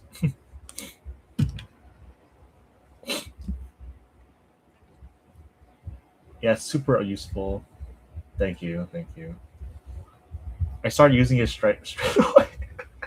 Okay, I'll give you a tip. I misinformed you about the arrow key thing. I'll teach you how to do the arrow key the right way. So for the video, a portion about is what I do. I'm not sure if you can also do it as well. Okay, yeah, all dark. That's fine. Just know that you're gonna have a hard time reading everything that is dark mode. So expect that to happen. You can't do much about it. So basically, my thing for the word hopping in the K. So I actually set the right ring key. Oops, sorry. Hold on. Can I see myself here? The right arrow. So the left arrow goes on right index. Right. I set this, and the right arrow goes to the ring finger. Blah blah blah. Right. Okay, the thing is, it's better to not do that. I just realized. So you do your pinky on the right arrow, and you use your thumb on the K, so that you could do like a thumb and pinky action. If you ever have to go back a word, then you just use your pinky to go back a letter. I just realized that's so much. That's exactly what I've been doing. I was like, wait, why didn't I just explain this before? Yeah. Because you try this combo like this, it's super fast. You can go Gods. I think that's the actual Godspeed mode. 56 below is hard. Okay, you're welcome. You're welcome. But that's the real stuff. You're welcome. If you want a dating show, I got one for you. If you use Language Reactor and this dating show together, it's actually pretty useful because the dating show, it has some interesting vocab as well. So cerebral palsy. What's the dating show? Okay, this is a dating show. This is a classic show though for dating, so I can give you this link. Before I didn't want to watch it, it's because I didn't want to wait for the text to come. So with Language Reactor now you can officially jump between texts right away, which is awesome. So it's super useful because before I had to wait. When they're not talking in the bunch of waiting, right? Let me give you an example. The scene. 长沙师范学院张淑晶，渤海大学胡亚妮。 Okay, then you have this long ass delay. 广东海 See, that's like 2 or 3 seconds you can use. So you can just go straight to melodrama. You can go from left to right super easy like this. 张淑，广东海洋大学王诗怡，武汉纺织大学，厦门南洋职业学院李佳妮。 So okay, if you really care and want to enjoy the show, just let it go as it is. But if you want to just get the content, you want to learn the words and just skip the bullshit, just go use the Language Reactor and jump into it. 南京艺术学院王玉周叶仙。 Migaku, you can skip it. You can skip too. That's true. But you have to pay for Migaku. You have to pay for it. So I don't even have an account with Language Reactor, so this is free. I don't even have an account. So that's like advantage, I guess. 江苏第二师范学机遇，浙江大学成为西南大学。 You're welcome. You know, if you actually import all the 56 below TV to Link, there's literally about 50,000 new words. That's how good it is. Oh.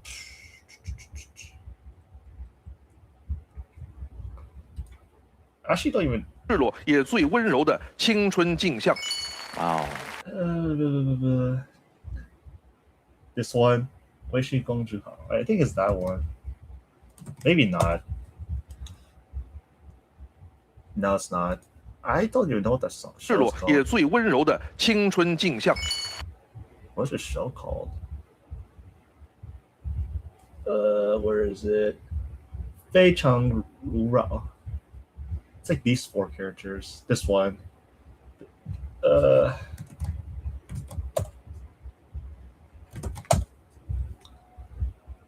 There you go.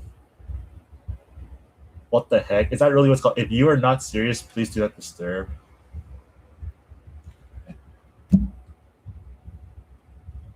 They've been doing this show for like God knows 10 years, which is even more insane to think about. There's a lot of shows. There's actually another one I love watching, if I can remember. It's been so long. This is actually not my favorite show. Let me find my favorite show. I'll show you. I'm gonna show you the most wildest scene, and I guarantee you will laugh at it. Or you're like, wow, that's a plot twist. Let me see if I can get it. Because it's in my playlist somewhere. It's extended. Chinese. I'm looking for a Chinese playlist. It's in here. Can't wait. Nope, that is dramas. It ain't helping me for anything. That's good. It doesn't really matter my playlist. It's not like I'm showing anything weird. Okay, podcast, blah blah blah, mixed.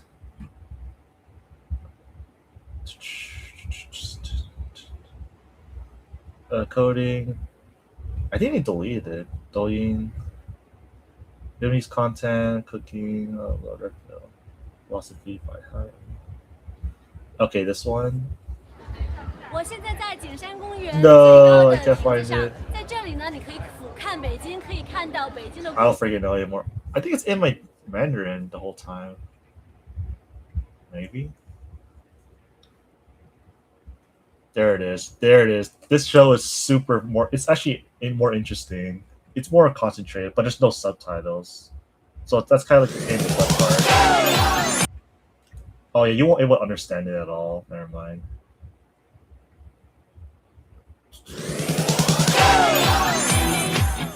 It's actually a very funny continuity song. Says 168 centimeters. Like they literally have a song about your height, which is funny.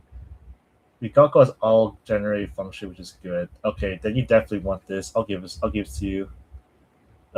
Check out this kind of jump scares. There's no jump scares. The only jump scare I'll give you is Hollow. Actually, the only jump scare I will give you is that I'm quitting YouTube. I guess I'm not sure if that's even considered a jump scare. Like, yes, this guy's off YouTube finally. Pretty much general ideas. Three guys, like one at a time, and then they introduce for 5 girls. They have to agree to like each other. Blah blah blah. The girls' parents here.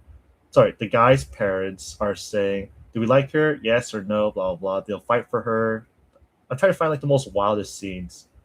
The context is that a guy brought his mom and his best friend, but his best friend is in love with him, but she kept it all this time until the fucking show. So she confessed on national TV. I was like, F you, man. I'm gonna confess my feelings now.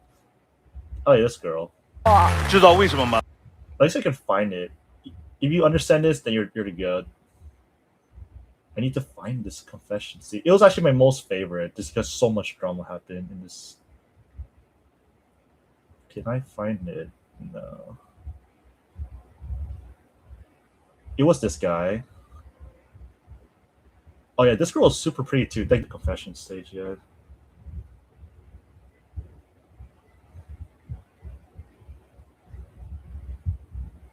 这个节目，所以我就那么。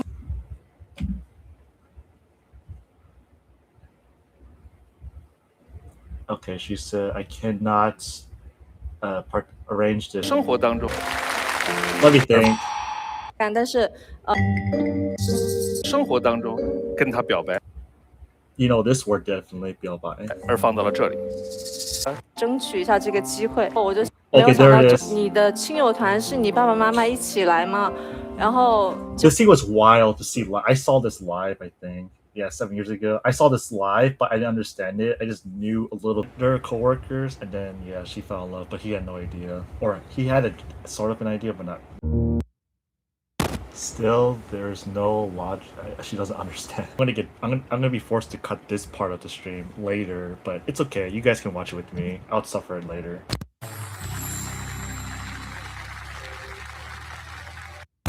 Of course, he chose her. Yeah, he basically said that he has feelings for her too, but they just on the 7th month, 7th to 8th month. 我们4个人一起去日本出差的时候。 They wanted a business trip to Japan. Lucky ass. 就最后 Yeah, this show's like very easy vocabulary. It's only when they start talking about standard. I don't know, when the final boss comes out, you screwed. like she's like thinking, oh god, the final boss came out. I'm screwed. Because she pretty much presses the button and says, I want this guy. So whoever presses this first gets it to be up here automatically. So that's the general idea. The show's like, this is like my favorite episode, but ironically, 7 years ago, I didn't understand a single word of this. So I told myself, I'll come back when I'm fluent.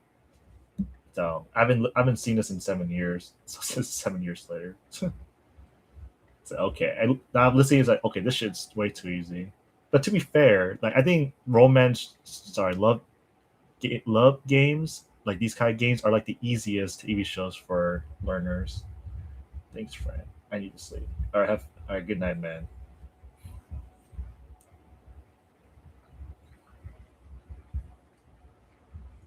Good night. Good night. Я вообще хотел этим быть. Ну, я вообще хотел See you tomorrow. I'll be here. I'll be here. этим быть. Ну, президентом. Решили не идти, да? Ну, не получится, наверное, я же не знаю. Ну, не получится, наверное, я же не знаю. Давайте вспомним. It's been a journey, man. It's been a journey. That's why language is a journey.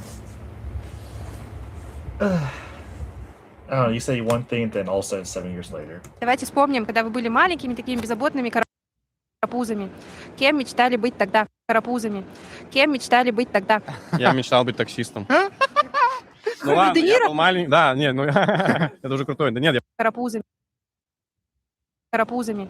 Ну Роберт ладно, Де я Ниро? был маленький. Да, нет, ну это уже крутой. Да нет, я просто когда был маленьким, мы с папой смотрели фильмы, и там были фильмы вот старые советские, и там были таксисты, и это были маленьким, мы с папой смотрели фильмы, и там были фильмы вот старые советские, и там были таксисты, и это были какие-то крутые мужики, то есть у них это прям... Там были таксисты, и это были какие-то крутые мужики, то есть у них это прям... Ну, они такие прям вот в кожаном, вот у них машина, да, то есть это как-то клево выглядело. Ну, они такие прям вот в кожаном, вот у них машина, да, то есть это как-то клево выглядело. И я помню, как я вот к папе повернулся и говорю, о, выглядело. И я помню, как я вот к папе повернулся и говорю, о, я мечтаю быть таксистом.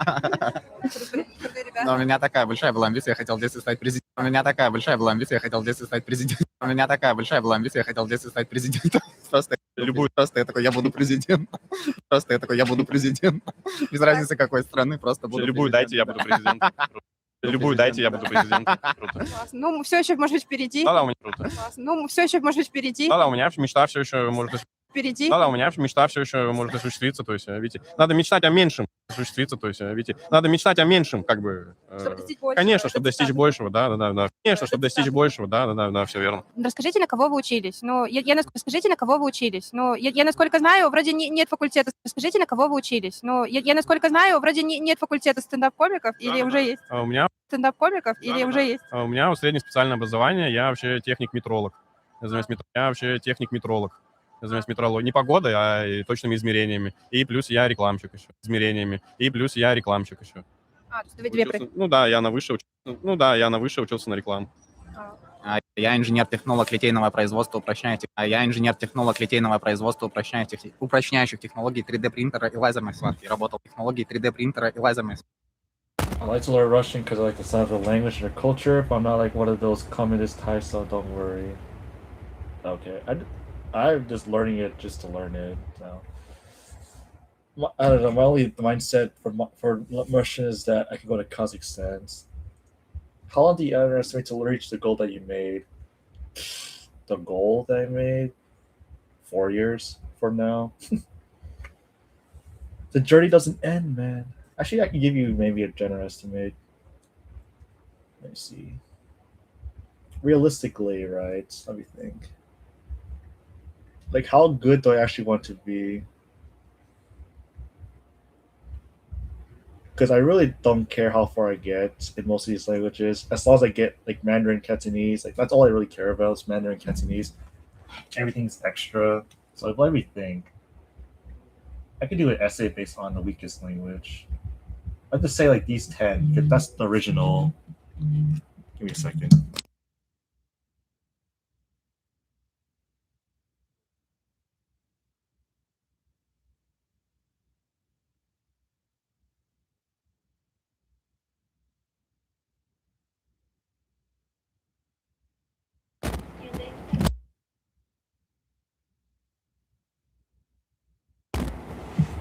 Let's say my weakest language is Italian, right? Because the 10 I claim I'm gonna learn. So if I were to hit Italian, which is super freaking hard, by the way, in terms of how much I actually to get C2 listening, because my goal is listening, high listening ability. Because I'm very content just having listening ability and no speaking ability, just because you can pretty much watch anything you want. Because think about it, when's the next time I really get to speak to an Italian person in Italian? Not rare.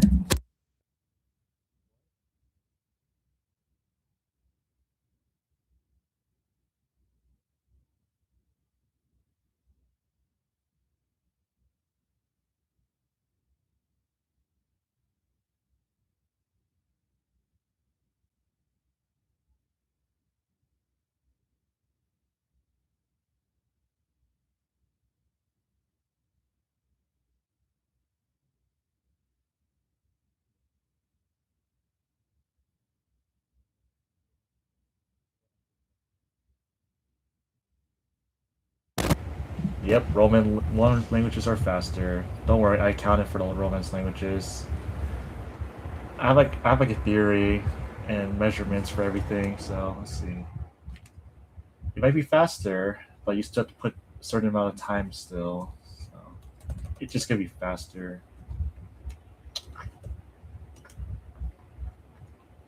Okay, that's actually pretty terrible. Because I'm pretty much doing the minimum, so let's say if I go for B2 listening instead, that'd be a lot easier. B2, you can pretty much hear a lot of stuff. You're not gonna understand every single thing, but you can understand a lot. I'll be nice to myself and say B2 listening. Okay.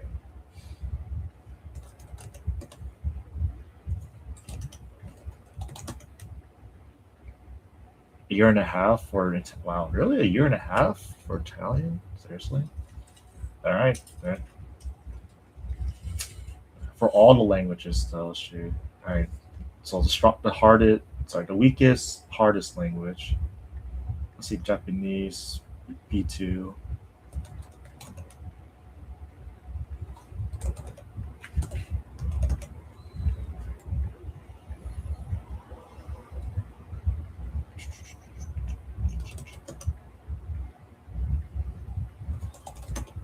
Japanese is 2.5 years to get B2 listening for me. B2 listening is actually okay, but it's not enough to like have native level conversation. It's just enough so you can sit down, talk to them about like the weather, education system, how's your kids, like stuff like that, and just be happy with it. Or I can just sit down and have normal conversation. Like if I want to understand every single thing, as in like hospitals and everything, slang, okay, that's gonna take a lot longer. It's gonna be triple that actually. So I'm just being realistic. So let's just say B2 listening is my goal because I want to have B2 listening ability at least. And then speaking could be like B1 or A2. I don't really care. So let's just say 3 to 4 years to be realistic. Italian's actually pretty fast. I didn't think it would be a year and a half later. So I was like, okay. Yeah, 3 years, 3 to 4 years. Let's say that. But my main goal is Cantonese. Cantonese, I need that to be like C2. C2 is pretty much equivalent to have conversations with everyone. So I have to use Mandarin as the reference. That's why I always spend. You ever see me do Cantonese and a lot of it? That's just the priority. So let's see.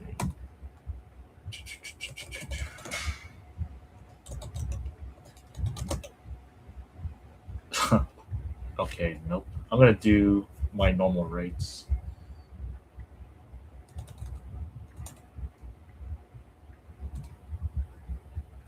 These numbers won't make any sense. Yeah, do you know how to count to 100 in different languages? Probably, maybe not.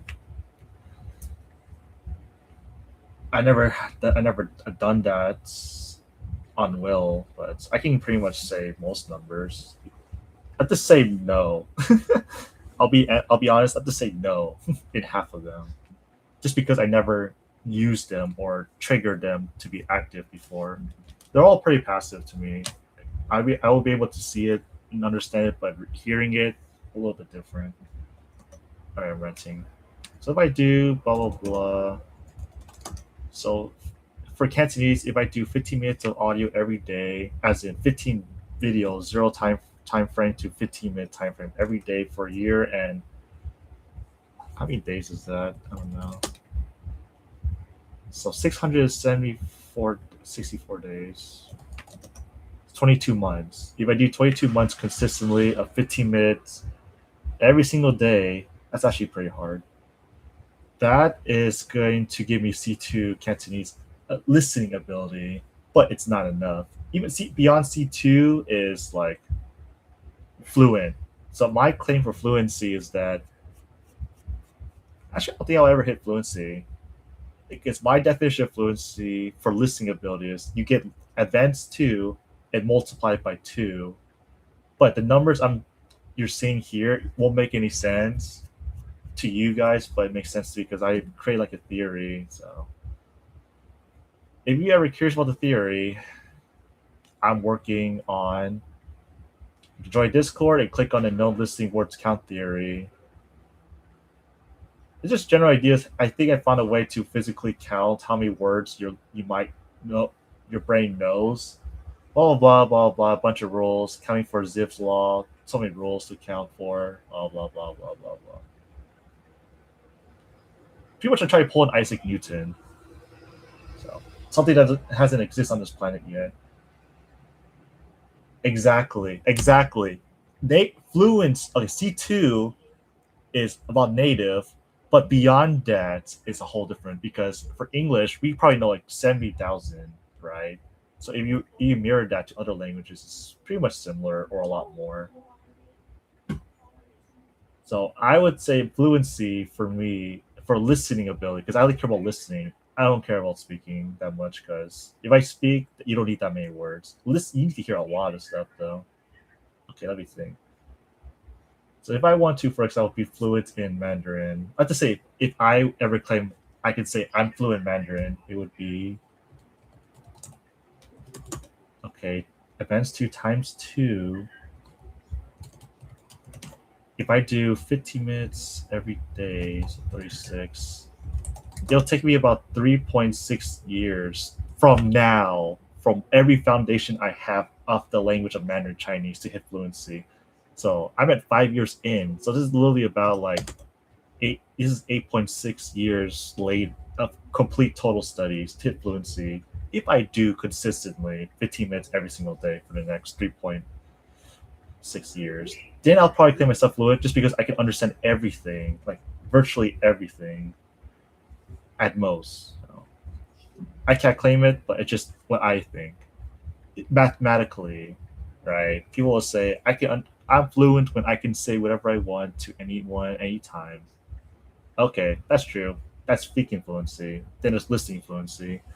Everyone ignores the listening fluency in general, because if you can't understand what they're saying, then game over. Like if you're like in a interview for like a job and you can't understand what they're saying, you're not fluent.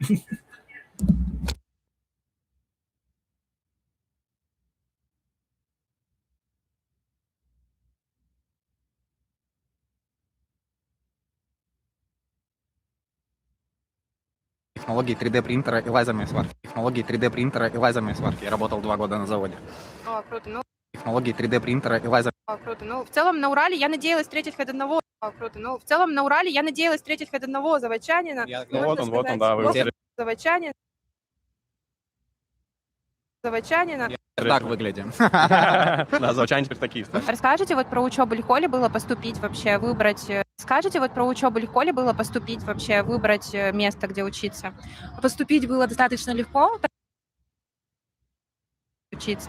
Поступить было достаточно легко, так как у меня была сильная школьная программа, а учиться было достаточно сложно. Потому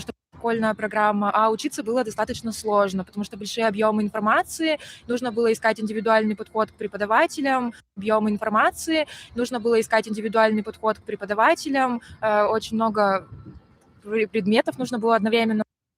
So the one on the left looks like Clark Kent. Yep. Очень много предметов нужно было одновременно учить. И плюсом я работала параллельно, то есть это не всегда получалось успешно.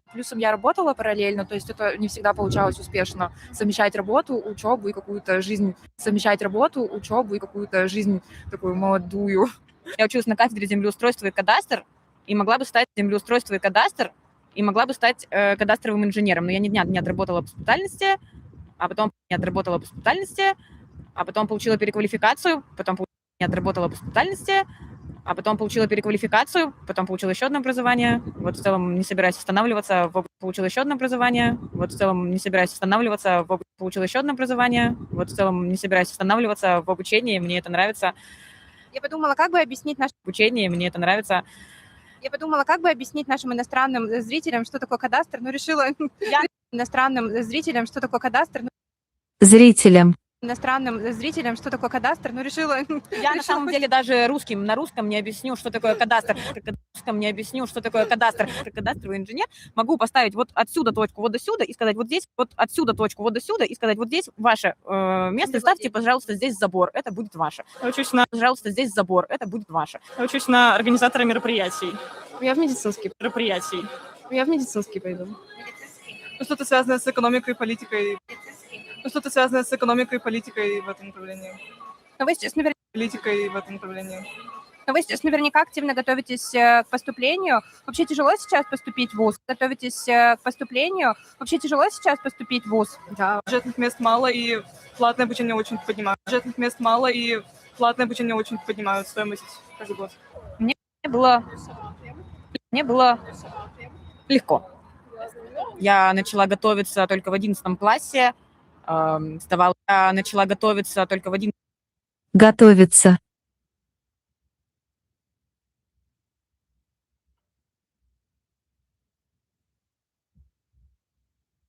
Я начала готовиться только в 11 классе.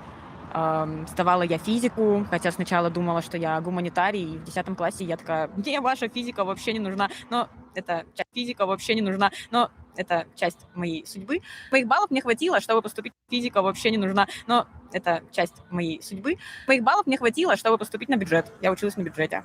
Чтобы поступить на бюджет. Я училась на бюджете. Здорово. А как у вас? Я тоже поступила на бюджет, и я не... Здорово. А как у вас? Я тоже поступила на бюджет, и я не могу сказать, что как-то это было тяжело. То есть я, наверное, с класса 9 начинала готовиться. Сейчас я больше переживаю, у меня ребенок подросток, и сейчас мне как маме, наверное, очень тревожно. Мне видится, что это теперь сложнее, чем поступала я. Смотрим, когда дойдет. Сложнее, чем поступала я. Смотрим, когда дойдет. Поступать да нет, не сложно. Просто поступайте. Поступать да нет, не сложно. Просто поступайте не туда, куда вам родители говорят, а куда вы хотите, вот и все. Совет. Говорят, а куда вы хотите, вот и все. Совет хороший. Мне было легко поступить, я из другой стороны поступал. Мне было легко поступить, я из другой стороны поступал. Я из Казахстана, и я не... Мне было легко поступить, сдал своей стране внутренний экзамен, сдал своей стране внутренний экзамен, вышел покурить на улицу, и мне друг сказал, здесь через... Сдал своей стране внутренний экзамен, вышел покурить на улицу, и мне друг сказал, здесь через дорогу можно в Екатеринбург поступить. Я пошел, сказал, здесь через дорогу можно в Екатеринбург поступить. Я пошел, сдал математику, потом сдал физику, потом сдал русский. Мне сказали, вы на бюджете. Я математику, потом сдал физику, потом сдал русский. Мне сказали, вы на бюджете. Я приехал сюда учиться. Ну и говорю, что ты не сдал в бюджете. Я приехал сюда учиться. Ну и говорю, что ты не... в бюджете. Я приехал сюда учиться. Ну и говорю, что ты не сдал внутренний экзамен, но сдал внешний. Да.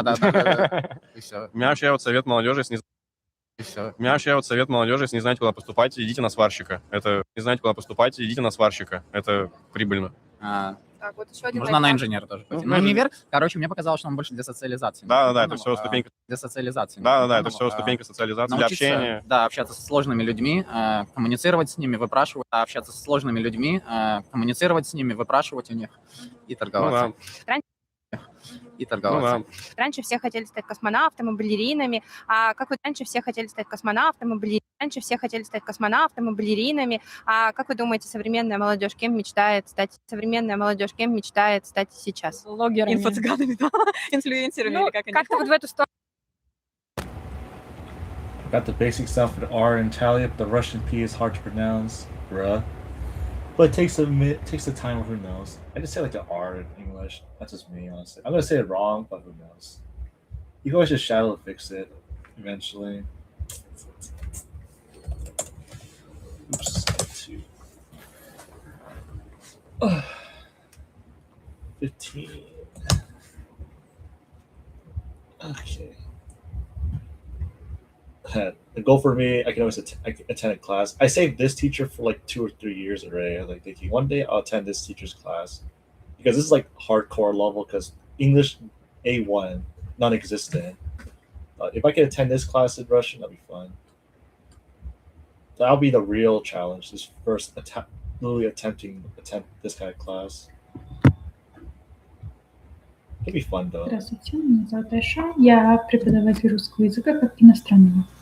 Я преподаю русский язык здесь уже более 2 лет, и за это время я помогла студентам из разных стран достичь своих целей в изучении русского языка. Я работаю со взрослыми, подростками, которые уже знают основы русского языка и хотят говорить более свободно и уверенно. English classes online are like the battlefield. It's like a virtual battlefield. It's definitely a place you want to be at before you go out to real war, as in go out to meet real people. Yep. Real deal, man. I need to go eat soon. I'm starving.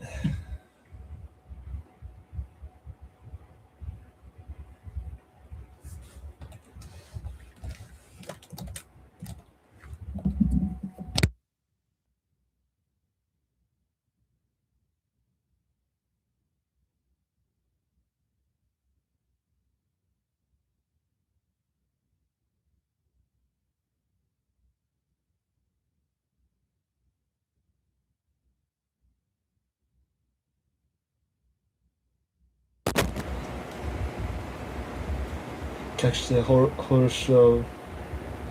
Носитель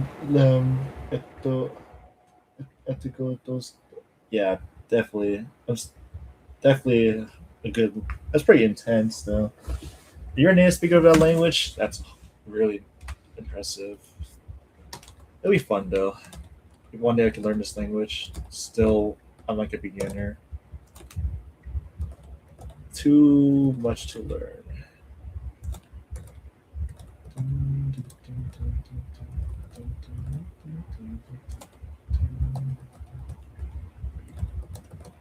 But great to have you here, Sophia. Nice to meet you. Don't mind me. I'm just a learner.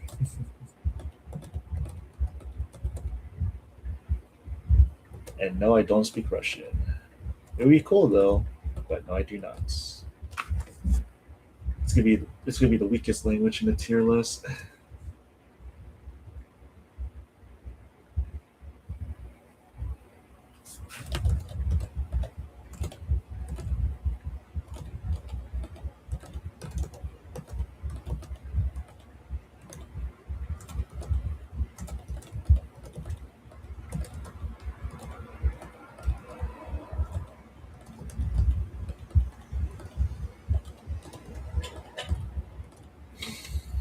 Whew.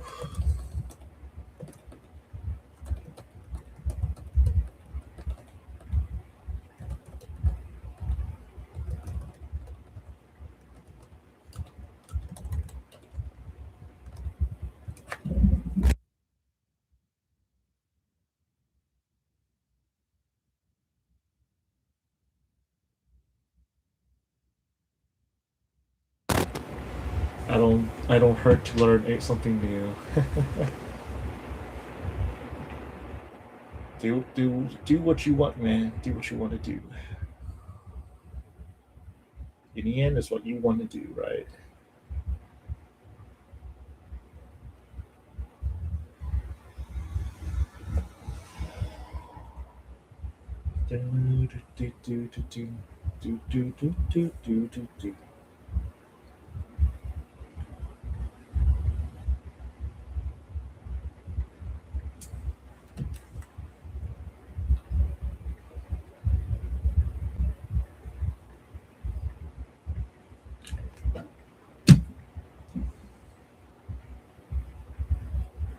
Superstitions.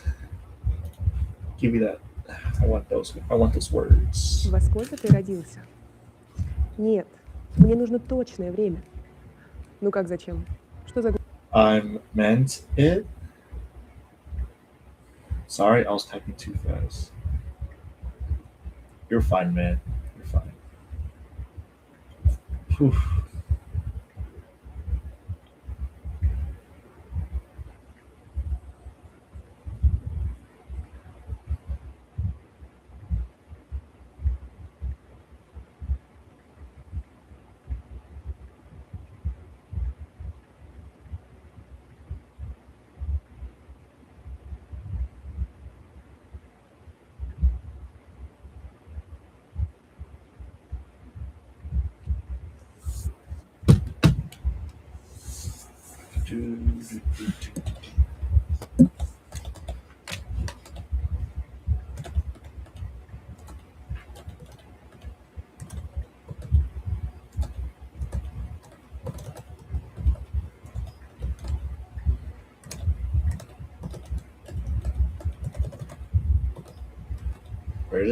Britain has a sidekick challenge. Really?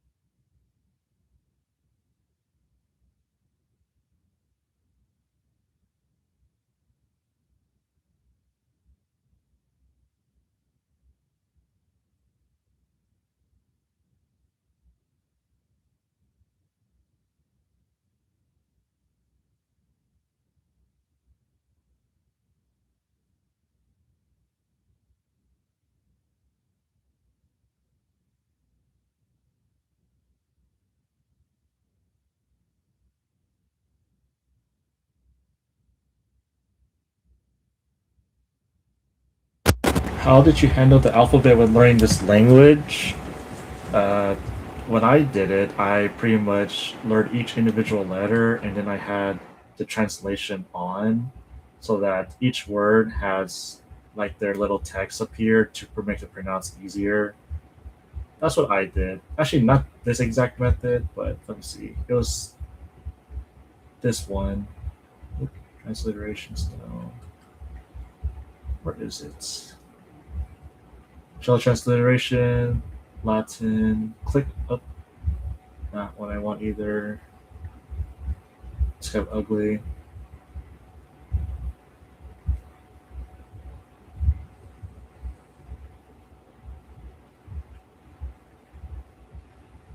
Okay, I messed it up then.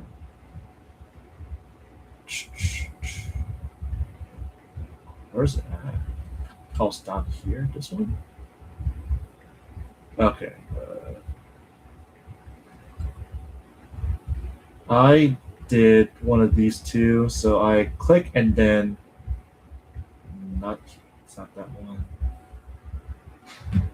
Keep mixing it up. I think it's this one. There you go. What I did is I click each individual word and I look at the words, the letter up here. It's pretty small, but it lets you get the general idea. I match each letter to the possible sound of it. It was hardcore though. I also did the autoplay to text in the beginning just so I can try to hear each position of the sound sometimes. Muser. So I said Muser. That's what I did. Would I do it again? Probably. But I don't really need it. Sometimes I do, but depending on the case. The alphabet is the easy part. Learning the words is like infinitely harder. But technically, it's not harder than Mandarin. Mandarin's a lot harder. No problem.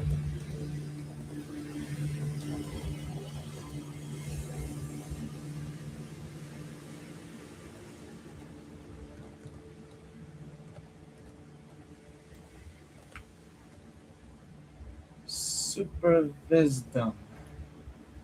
100. They learn 100 Russian words. I'll take it. God, I learned 100 words for every language. I'm freaking tired, man. Except Mandarin. I don't really need to. Or French. I'm burnt.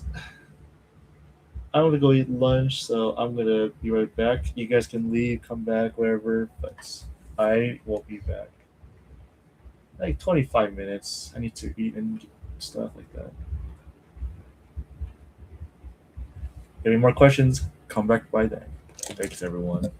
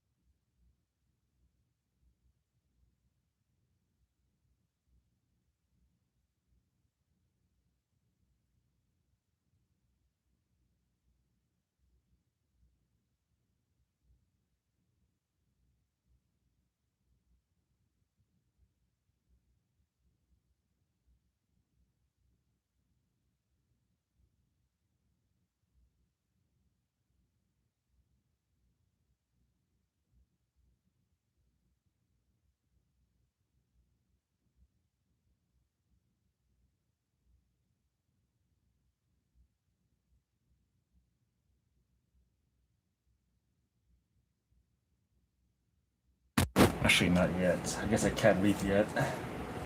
It's not nap time. It was lunchtime, but my dad says he's cleaning the kitchen, so like, I'll come back in 10 minutes. I'm chemicaling the floors. Oof. Which countries you all think is safest? Iceland, Russia, Alaska. Iceland. Alaska is safe. Technically, Iceland has the highest suicide rate, believe it or not. Iceland's nice though. I just know they have a high suicide rate. It's cold as hell in there, man. So is Russia, but that's different. All right, next language. What language? The 13th language. Just to kill time, because I could do other languages, but my brain says, yeah, you cannot go further than this. Don't sabotage yourself. So I just have to kill time somehow.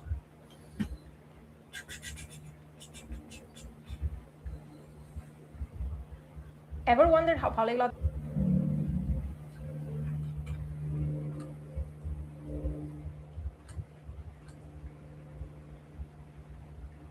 Indonesian. Kan enggak. Oke. N dan G itu. Oh, my progress is still here. Interesting. Oke. N dan G. Agak susah buat saya. Seperti kalau saya mau berbahasa informal. Jadi dalam bahasa informal itu ma yang ada di awal itu ma yang ada di awal itu hilang ya. Jadi seperti bahasa informal itu ma yang ada di awal itu hilang ya. Jadi seperti mengambil atau mengambilin atau mengambil atau mengambilin atau seperti itu. Itu agak susah kalau saya menghilangkan ma, dan itu agak susah kalau saya menghilangkan ma nanti melafalkan itu sendiri. Sampai sekarang aku merasa agak susah. Sampai sekarang aku merasa. I'm honestly just bored. No, this is just extra. I'm really just bored right now because I pretty much did everything for the day. So right now I'm just chilling or adding. So don't mind me. This is just for fun. Sampai sekarang aku merasa susah. Kayak ngobrol, Ya, ngomong. iya. Iya, ngomong. Iya. Ngomong? Ngomong. Iya. Iya. In the gym. Ngapain? Ya. Iya. Tapi sudah bisa ya, meskipun sulit sekarang sudah oke. Atau masih tapi sudah bisa ya, meskipun sulit. Tapi sudah bisa ya, meskipun sulit sekarang sudah oke. Atau masih sulit. Tapi sudah bisa ya, meskipun sulit sekarang sudah oke. Atau masih sulit. Masih sulit mungkin kalau ada kata baru masih sulit tapi. Yeah, I can't do it. My brain's like, you don't need another one. This is enough. I'll just do more Cantonese vocab learning. Why not? Had you for a second. It's a prank, y'all. It's a prank. Okay.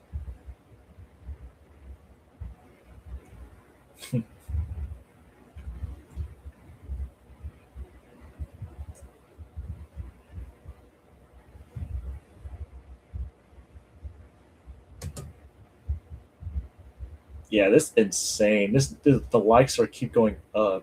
Why is it? There's so many people. 4,000 is insane to me. It's almost 600. Almost 600.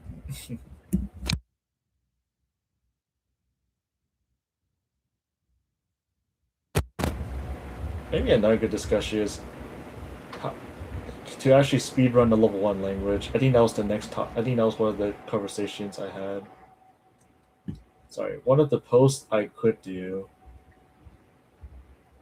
Dang, 10? Oh, I think I respond to everyone. Thanks everyone for 500.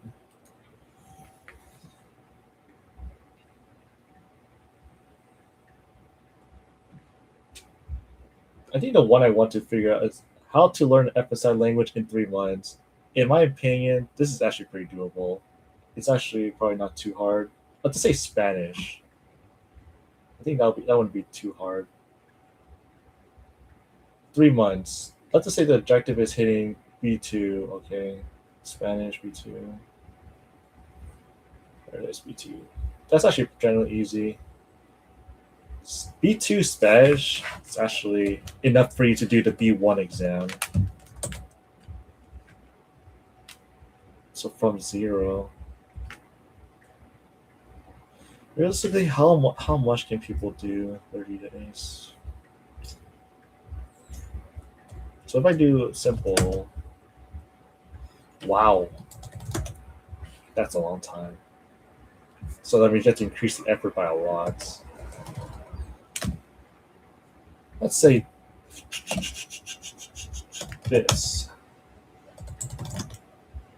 Okay, that's more doable. So that's not enough. Holy crud. B2 listening in 3 months is pretty hard. Like, genuinely B2.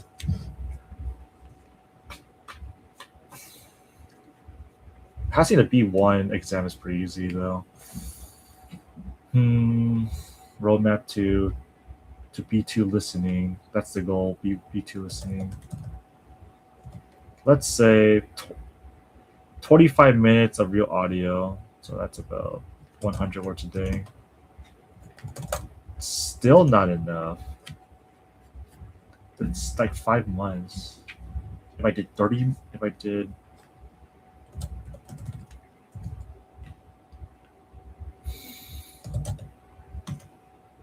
still not enough. That's so close though.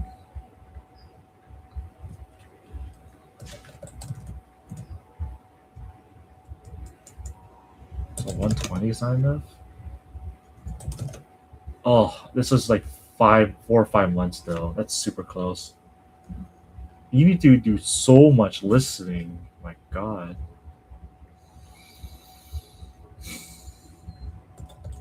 How about this?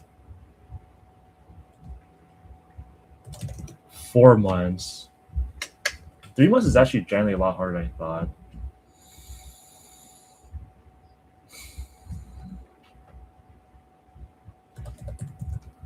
Okay, 90 days. How much do you need? Oh shit, that's a lot. Oof. 49 minutes of real audio every single day for 90 days straight. My opinion, that's not that hard. I don't know if anyone's listening. This is actually not that hard. For Spanish, not that hard. But when you first start from zero, okay, maybe it'll be hard. Speedrunning a language from zero, though. I can see why people do claim you can't do it in 3 months. It's true. But I guess the real amount of effort you need is a lot. So you need to do 49 minutes of real audio every single day. To an average learner, how long would that take? Holy crud. 49 minutes of real audio. So I'd just say 3 times that. It'll take them 2 hours and 30 minutes just do a 45-minute clip. Insane. So if I were to do Spanish from zero, where would I start?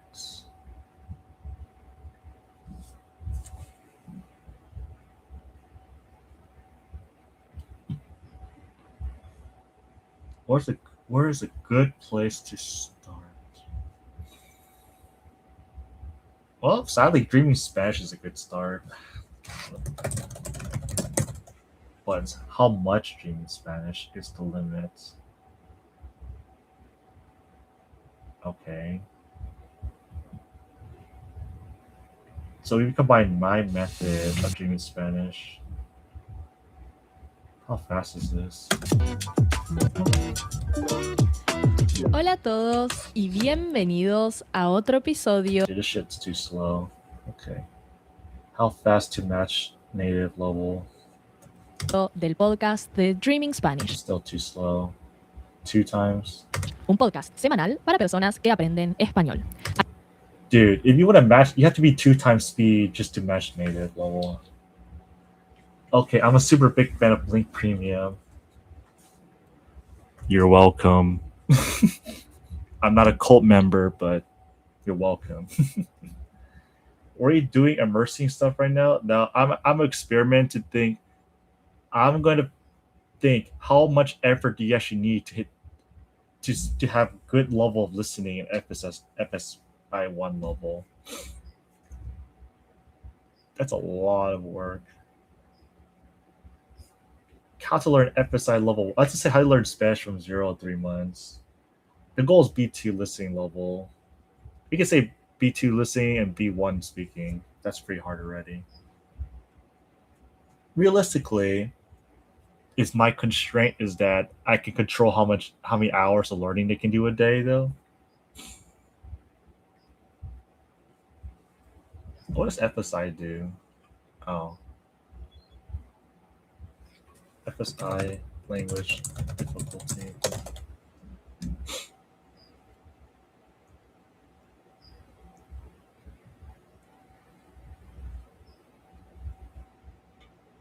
$600, 750 hours. So I do have like that constraint, right? So let's say we'll do the middle ground to be nice. We have 675 hours total in 9 months. It's the 90 days. So each day you have to learn Spanish for 7.5 hours every single day. That's the time given to me. To be fair, 3 months is literally a whole summer vacation. So if a high schooler were to watch this and I give them this exact plan, 7.5 hours a day. Holy shit. How do you do 7.5 hours a day? Technically, that's literally me streaming. You could split into morning and night. Maybe 3.5 one morning, 3.5 at night. Middle of the day to do chores and blah, blah, blah. Right? With 7.5 hours, you can literally do a lot with that. So let's say this person listens to an audio 4 times.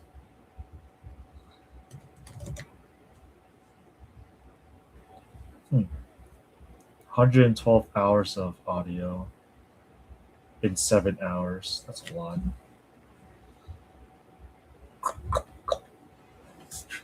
Pie chart creator.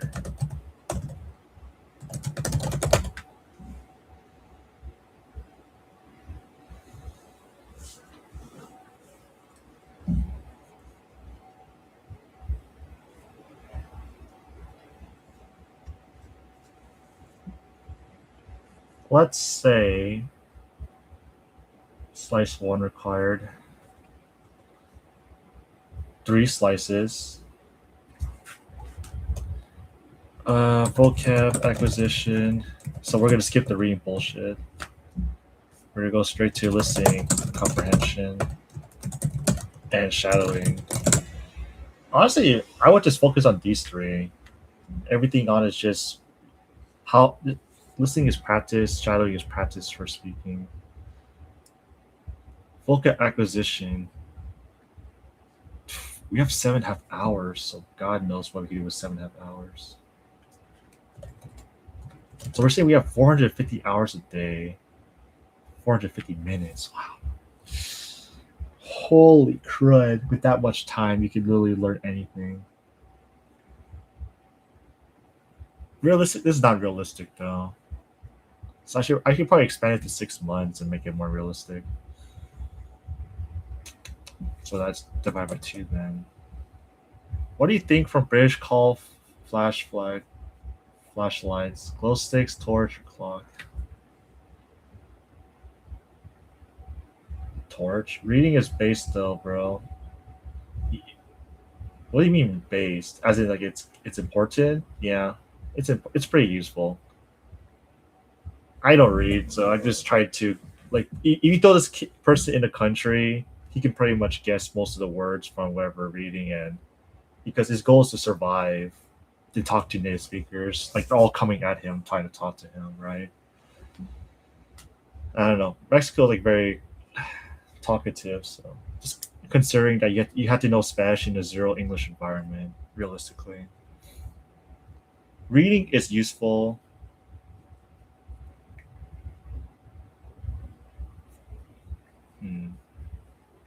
Bingo. Is it torch? Yeah, torch makes sense. It's awesome. Reading is awesome. Do you read it in your own language as D6N?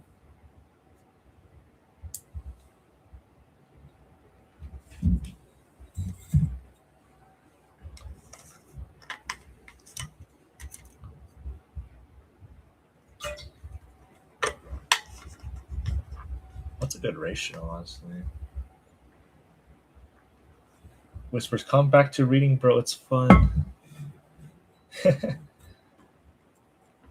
I don't even read my own language, so fine. We'll give him the reading as vocab acquisition is reading, but not to say like we were to give a complete beginner like my strategy, right? My strategy is like super weird, so reading is like extra because we have vocab acquisition. You could pretty much read. You just have to do a little more thinking. That's all.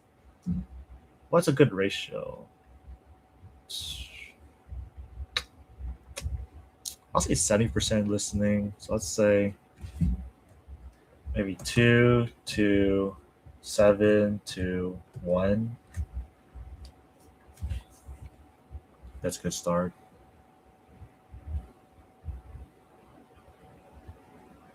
I don't care. So shadowing is 1, vocab is 2, listening comprehension is 7. Yeah, you're definitely a lot more literate than I am for sure. I'm not. Pretty much, I don't really.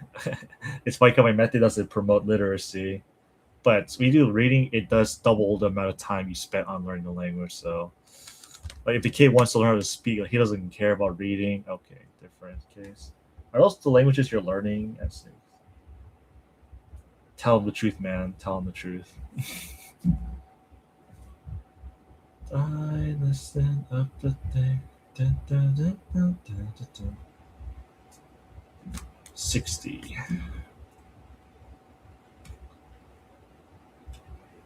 So just give it 3 hours. So 180 times 27. That's 2 hours of listening. That's insane.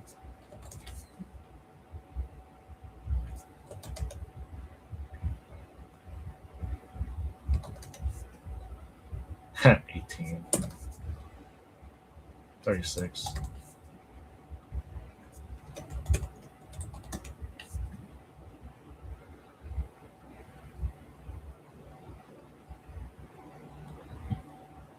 I read in English a decent amount, but for foreign languages, you're a reader. That's why. If you're a reader, you should read. If you're not a reader, you shouldn't read. I'm going to claim that if you're a reader, you should read in a foreign language. If you're not a reader, you don't need to read in a foreign language. It's just extra. Spanish, French, Italian, Portuguese. He's learning all He's learning all the power languages in the world, which is good. That means literally NATO can hire him anytime they want. You might as well just go straight to a diplomat. He's learning all the power languages. Just replace Polish with Hindi, that you're pretty much god tier, 100%. But Hindi is not really that big, honestly. Okay, we'll say in a 3-hour span, 2 hours listening, 18 minutes shadowing, 36 minutes of vocab acquisition. That's a lot.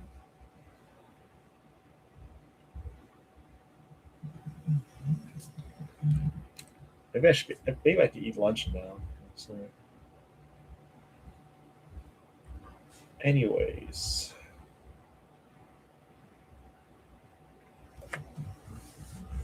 Okay,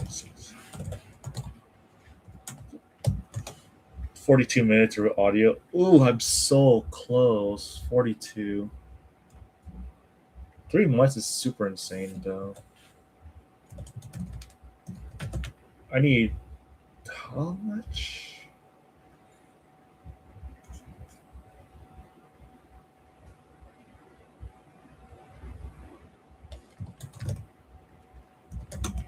$49 minutes. Wow.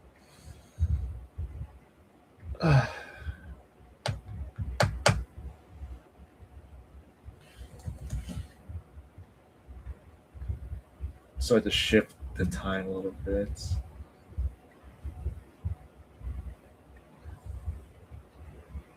So if I increase it by 21, prioritize. So it's 21.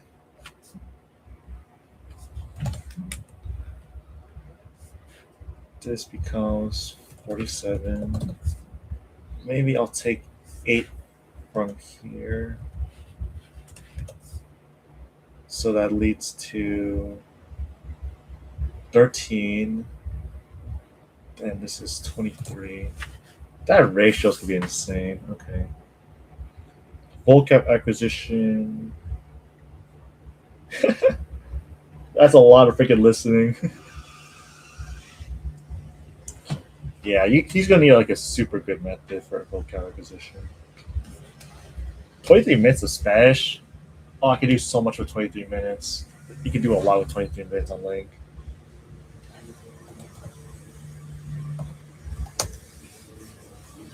Perfect. 3 hours every day.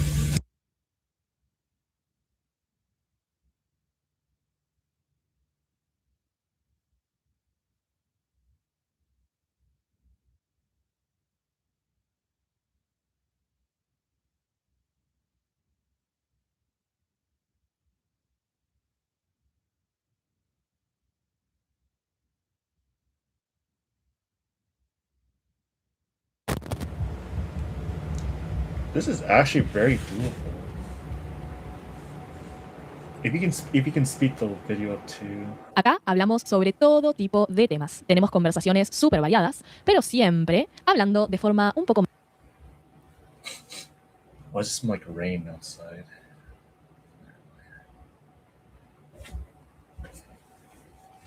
Honestly, Dreaming Spanish... I know that Evil Dio did Dreaming Spanish, but did he really listen to this speed?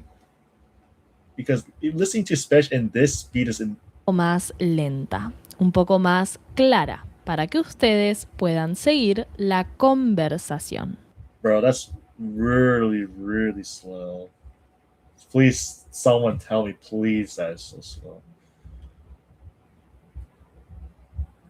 Honestly, I think... Okay, 940 unique words. That's actually pretty good for a lesson. I have 48 words unknown. With Petrichor. Dreaming Spanish. I'll take your free words. Thank you very much.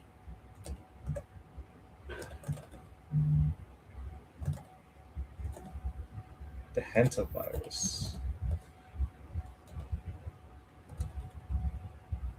Exactly. So you have to speed it up to make it native content.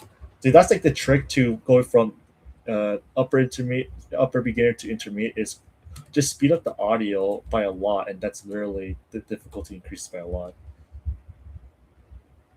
Oh yeah, you can definitely send it to you what. I'm just trying like, okay, if I were to be zero, like complete beginner zero, where would you start? Dreaming Spanish, right? It's usually a good place to start. Like if I were to create a roadmap. Okay, now I can go down now. The floor has officially been chemicalized.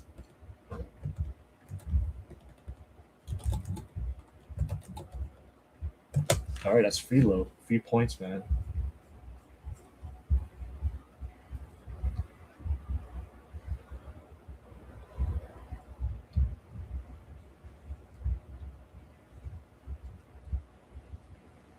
I think I can legit send this to someone. Let's see. Actually, I don't even have that guy on YouTube, so it doesn't really matter. I'm going to save this in case that guy ever comes back.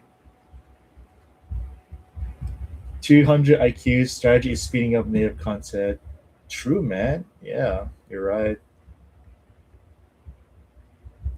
Been doing that for Mandarin. I go like 1.3 speed. Like what? When you go native content and speed up, that you're training for informal situations, which is cool. We have native content in normal speed. That's formal, but when you get speeded up, that's informal slang mode. It's like, okay, that's the secret. That's the secret. World Wild.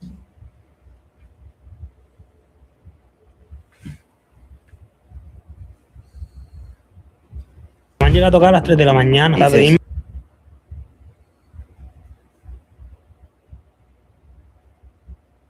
Me han llegado a tocar a las 3 de la mañana para pedirme fotos. ¿En qué momento has pensado que esto es buena idea? Con el equipo anterior era un desastre todo y fue una locura. Not gonna lie with you, I might just use this as my content. I couldn't find really good podcasts nowadays, but thank you. can I push it? Más que nada porque se gastaba los impuestos, ¿sabes? Imagínate, empezó a sonar como si estuvieran aporreando la puerta, rollo boom, boom, boom. Yeah, I think that's my max. I think it's like 1.1 is like as far as I can go mentally. Y enfrente una señora como con un velo, estaba como susurrando, rollo I don't know. I try to like force this. Can I force this? boom, boom, boom. Y enfrente una señora como con un velo, estaba como susurrando, rollo. Lo que yo vivo es una cosa idílica. Oh, this is actually pretty good too. La vida que yo tengo no es la realidad. La realidad es muy diferente. Yo por la noche veo mis plantas y eso. Te lo juro, me di una vuelta y siento. 1.3. Doy una vuelta y siento un abuelo ahí en plan, mola. Al final yo si digo a mis colegas, a lo mejor en vez de ir a la playa en un de Ibiza, pues vamos en un cochazo. Claro que Yeah, I might just keep 1.3. Thank you, good sir. Now I can go eat. This starving man can finally go eat something.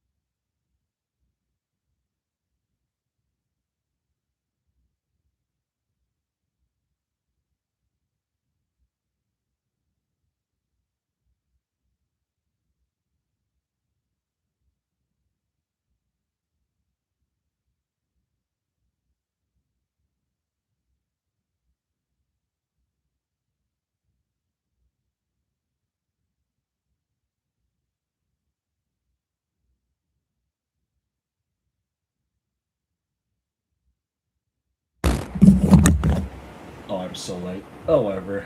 Hello, guys. I was just chilling now. Don't mind me.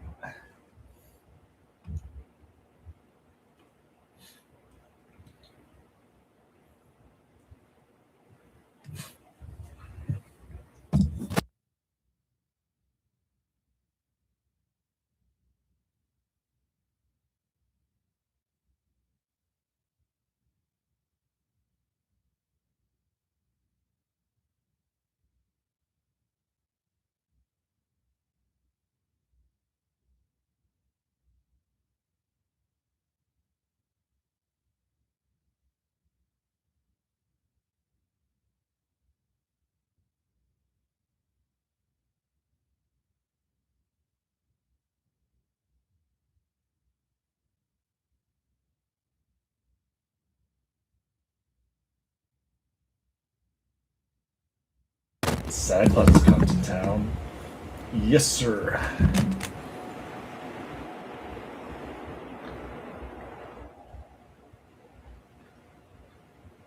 Whew, that's a lot of unknown words. I guess it doesn't end here, does it? Okay, give me a second. Watching anime real quick. Or fishing episode. 私たち芸者の中でも最強というルージュ、偉大なるギー様によって授けられた名前です。どこの雑種とも知れぬ魔王にあなたと戦いたい。だからないわね。勘違いする。かつてギー様と引き分けたことすら許しがたいというのに、強さを求めるでもなくフラフラと。でもならば進化。冗談式に過ぎてくれそうですね。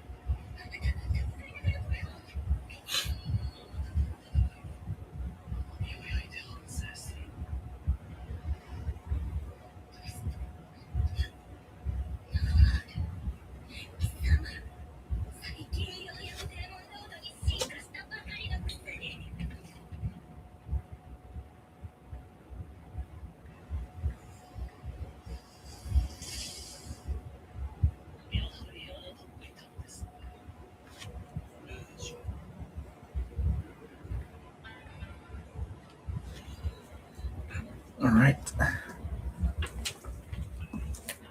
Oop. I'm surprised I'm still here, to be honest. There's only like one people here. Yep, you're the only one here. It's fine though.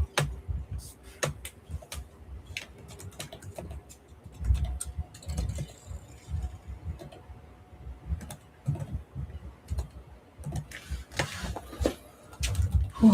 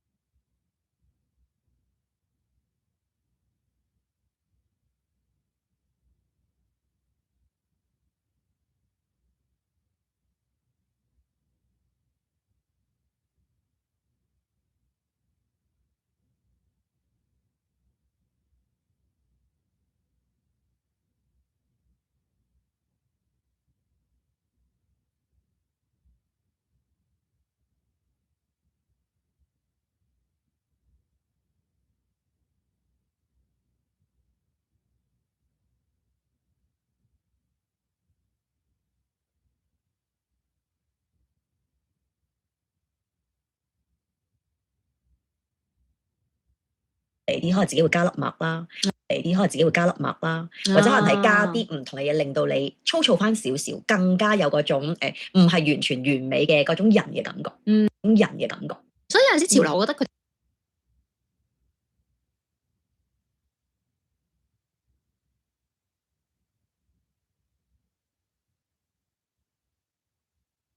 覺得佢哋都幾想反住呢個社會進行，反住呢個社會進行嘅，反住呢個社會進行嘅嘢啦，係咪啊？即係嗰個 trend 係咁嘅話，其實佢哋都有一種反叛嘅心態喺度，先創造到呢個，先創造到呢個潮流咯。好有趣！你記唔記得當年邊個時候嘅你自己啊？嚇，係邊個時候嘅你自己啊？嚇，係最緊貼所謂嘅潮流咧？有冇記得曾經咩嘅例子咧？我就係覺得我自己完全唔喺潮流。我記得曾經咩嘅例子咧？記得曾經咩嘅例子咧？我就係覺得我自己完全唔喺潮流，完全唔喺潮流呢個界別嘅人，就因為咧，我由細到大都好追求界別嘅人，就因為咧。界別嘅人就因為咧，我由細到大都好追求簡約啲嘅，即係我着嘅衫咧，都係中意。以前係着咩㗎？如果大學嘅時代嘅你，我都係好中意正式嘅嘢。咁係咩咧？好中意正式嘅嘢。咁係咩咧？間條已經係 T 恤定係點樣咧？T 恤定係點樣咧？嗰陣時嘅你係都有嘅 T 恤啦，或者一啲 one piece 啦。我覺得同而家咧其實都有啲似，唔係爭好遠，似唔係爭好遠。但係當然啦，每一個年代咧，我都會想都跟貼到個潮流少少。都跟貼到個潮流少少，即係我好似頭先話齋，咁當其時如果有興喇叭褲嘅話咧，我都一定會有一兩條喇叭褲嘅，但係我都係一啲簡約嘅，都一定會有一兩條喇叭褲嘅，但係我都係一啲簡約嘅顏色啊，就算佢係嗰期興緊花又好，格仔紋又話好咧，我都好少，同埋我成日覺得自己係呢個潮流嘅末端嘅，即係當大家潮流嘅末端嘅，即係當大家潮流嘅末端嘅，即係當大家都好想着嗰樣嘢嘅時候，我就唔明點解當大家都好想着嗰樣嘢嘅時候，我就唔明。當大家都好想着嗰樣嘢嘅時候，我就唔明點解大家都要着。到大家唔着嘅時候，你就開始着啦。係咯，未必會係咁樣啦。咁所以咧，我就成日未必會係咁樣啦。咁所以咧，我就成日都覺得自己同潮流即係畫唔上呢個關係。咁所以咧，我就成日都覺得自己同潮流即係畫唔上呢個關係。但我就留意到，咁所以咧，我就成日都覺得自己同潮流即係畫唔上呢個關係。但我就留意到大家嗰個 trend 係點咯。只不過我係嗰啲咧，即係懶係唔中意隨波逐流咁啊嘛。即係。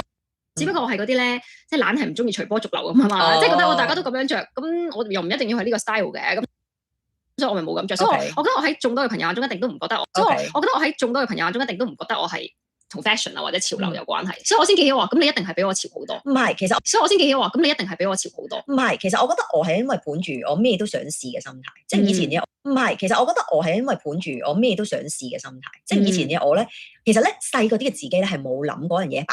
其實咧細個啲嘅自己咧係冇諗過擺人哋身上靚，擺喺自己身，純粹覺得擺喺自己身上靚唔靚嗰樣嘢嘅，純粹覺得大家都中意，一定係好嘅啦咁樣，即係又或者你覺得咁樣靚啊嘛，即係你見到佢着得咁樣靚，你就裝咁樣靚，你都好想係咁。係啦，我冇睇真正啱自己嘅嘢，即係啦，我冇睇真正啱自己嘅嘢，即係譬如你講嘅窄腳褲一段，即係譬如你講嘅窄腳褲一段時間都好興，即係譬如你講嘅窄腳褲一段時間都好興啦。嗰陣時嘅窄腳褲咧係一段時間都好興啦。嗰陣時嘅窄腳褲咧係有一段時間係興，嗰陣時嘅窄腳褲咧係有一段時間係興烹嘅。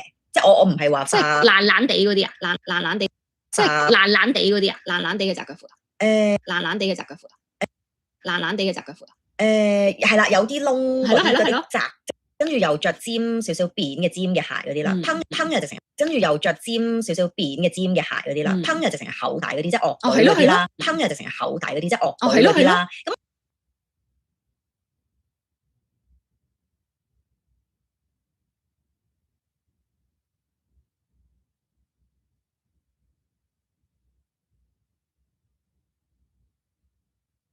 烹又直成係厚大嗰啲，即係樂隊嗰啲啦。咁我冇試過樂隊啲，因為我真係冇嗰條腿啦。咁我冇試過樂隊啲，因為我真係冇嗰條腿啦。咁所以我就真係着唔到啲好窄嗰啲。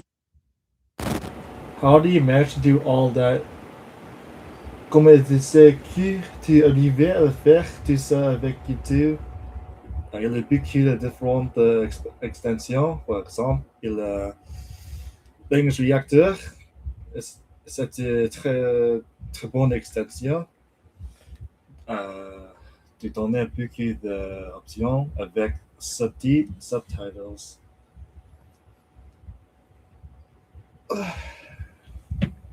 Subtitles is the big thing.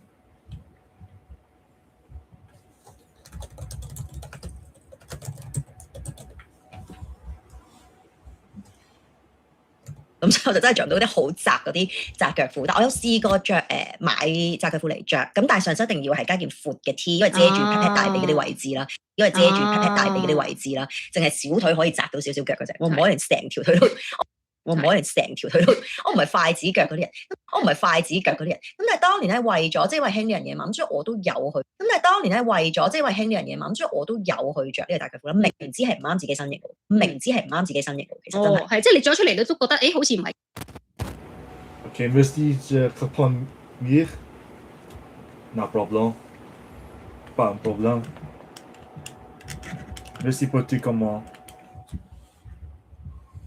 係即係你着出嚟你都覺得誒好似唔係幾啱我嘅。係啦，但係我會寧願着件闊嘅 T 啊，即係遮到 pat pat 嘅 T 去遮住，即係遮到 pat pat 嘅 T 去遮住咁樣咯，即係遮到 pat pat 嘅 T 去遮住咁樣咯。咁同埋我記得嗰陣時咧，我就好中意戴 color con 嘅。咁大家啦，都係有一個潮流興起嘅喎，呢個真係。但係當年我嘅 color con 真係好癲，即係會戴綠色啦，即係會戴綠色啦。咁但係一定你都見過係見到有人咁做或者 hit 你先會咁做喎，或者 hit。喂，白色好癲喎，白色係喂白色好癲喎，白色係真係拍戲要扮灰白，唔係全白色，即係我灰白唔係全白色，即係我而家睇翻其實一啲都唔襯自己啦，即係我而家睇翻其實一啲都唔襯自己啦，但係你又會覺得即係可能睇嗰啲日本雜誌啊。但係你又會覺得即係可能睇嗰啲日本雜誌啊，你見到人哋嗰啲，因為 model 啊，人哋啲皮膚咁鬼白，你諗下係咪先？跟人哋啲皮膚咁鬼白，你諗下係咪先？跟住又加埋人哋啲皮膚咁鬼白，你諗下係咪先？跟住又加埋打晒燈啊嗰啲雜誌，跟住又加埋打晒燈啊嗰啲雜誌，同你現有編號嘅，係啦，你現實中你咁樣着出街係有啲奇裝異服，你現實中你咁樣着出街係有啲奇裝異服咁樣着，但係真係未必嘅喎，可能當其時嘅你都 carry 到喎。自己覺得自己 carry 到就行出街嘅，其實冇諗過人哋覺得靚唔靚，係，同埋要自信滿滿嘅樣咯，同埋要自信滿滿嘅樣咯，跟住就黐住，我喺呢個潮人嘅地方翻工我就係咁樣，我喺呢個潮人嘅地方翻工我就係咁樣噶啦，咁係咪？證明你有根咯，你起碼有根咯，證明你有根咯，你起碼有根咯，即係雖然我哋隨波逐流，係啦，想像唔到係咪嗰個靚，但係唔緊要，因為你隨波逐流，可能你。但係唔緊要，因為你隨波逐流，可能你嗰啲，但係唔緊要，因為你隨波逐流，可能你嗰啲路人都覺得你係索㗎。即係因為當其時係可能咁樣着，大家都即係因為當其時係可能咁樣着，大家都覺得係靚啊嘛。即係審美觀有陣時就係咁㗎啦。即係審美觀有陣時就係咁㗎啦。我有試過最癲嘅時候係即係審美觀有陣時，我有試過最癲嘅時候係漂頭髮啦、短頭髮、漂頭髮啦、短頭髮嘅，跟住係綠色嘅頭髮，即係唔係鮮綠色啦，因為嗰陣時嘅技術都未染到而家嗰啲咁勁啦，但係真係都未染到而家嗰啲咁勁啦，但係真係可能墨綠色嘅頭髮，跟住係短，但係真係可能墨綠色嘅頭髮，跟住係短嘅頭髮啦，然之後皮膚本身又黑喎，即係。然之後皮膚本身又黑喎，即係我唔係好識美白嗰啲，同埋以前打波啊嘛，即係曬到好黑。跟住諗下黑嘅皮膚，再配搭呢一個綠色嘅 color con，跟住嗰個妝我都唔敢講，因為好似冇乜化粉底嘅，淨係眼妝，係啊，少少眼。不過以前又真係唔興咁樣嘅，即係而家我哋好多化。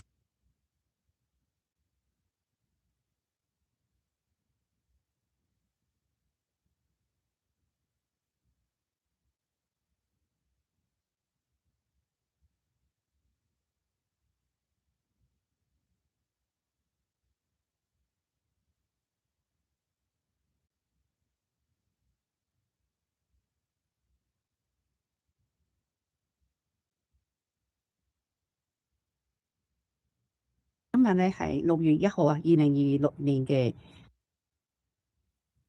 3點34分啊，俾真實俾啲後嘅睇啦，俾真實俾啲後嘅睇啦，俾真實俾啲後嘅睇啦。咁我哋會望一望個頭髮嘅狀況先。咁我哋會望一望個頭髮嘅狀況先。阿康，你之前可唔可以話俾我聽你幾多歲啊？你之前可唔可以話俾我聽你幾多歲啊？32歲，哇，好後生。咦，呢個頭髮係跳髮脫咗幾多年啊？跳髮脫咗幾多年啊？應該都有四。Feels bad, man. More or less.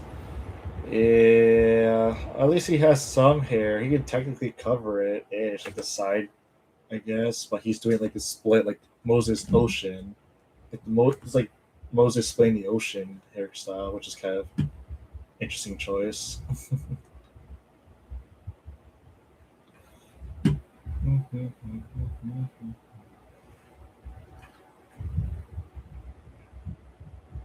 Just a quick moment.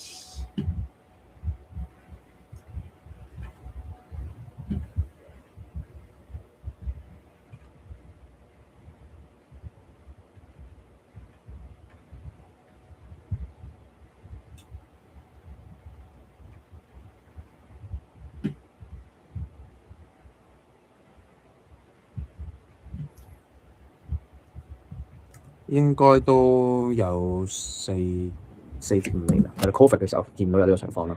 我話以前 Okay, bruh, there's no way. You might want to take back your comment now. 我話以前我自己咁樣掃完個頭，但咁擺翻落，即係啲頭髮落。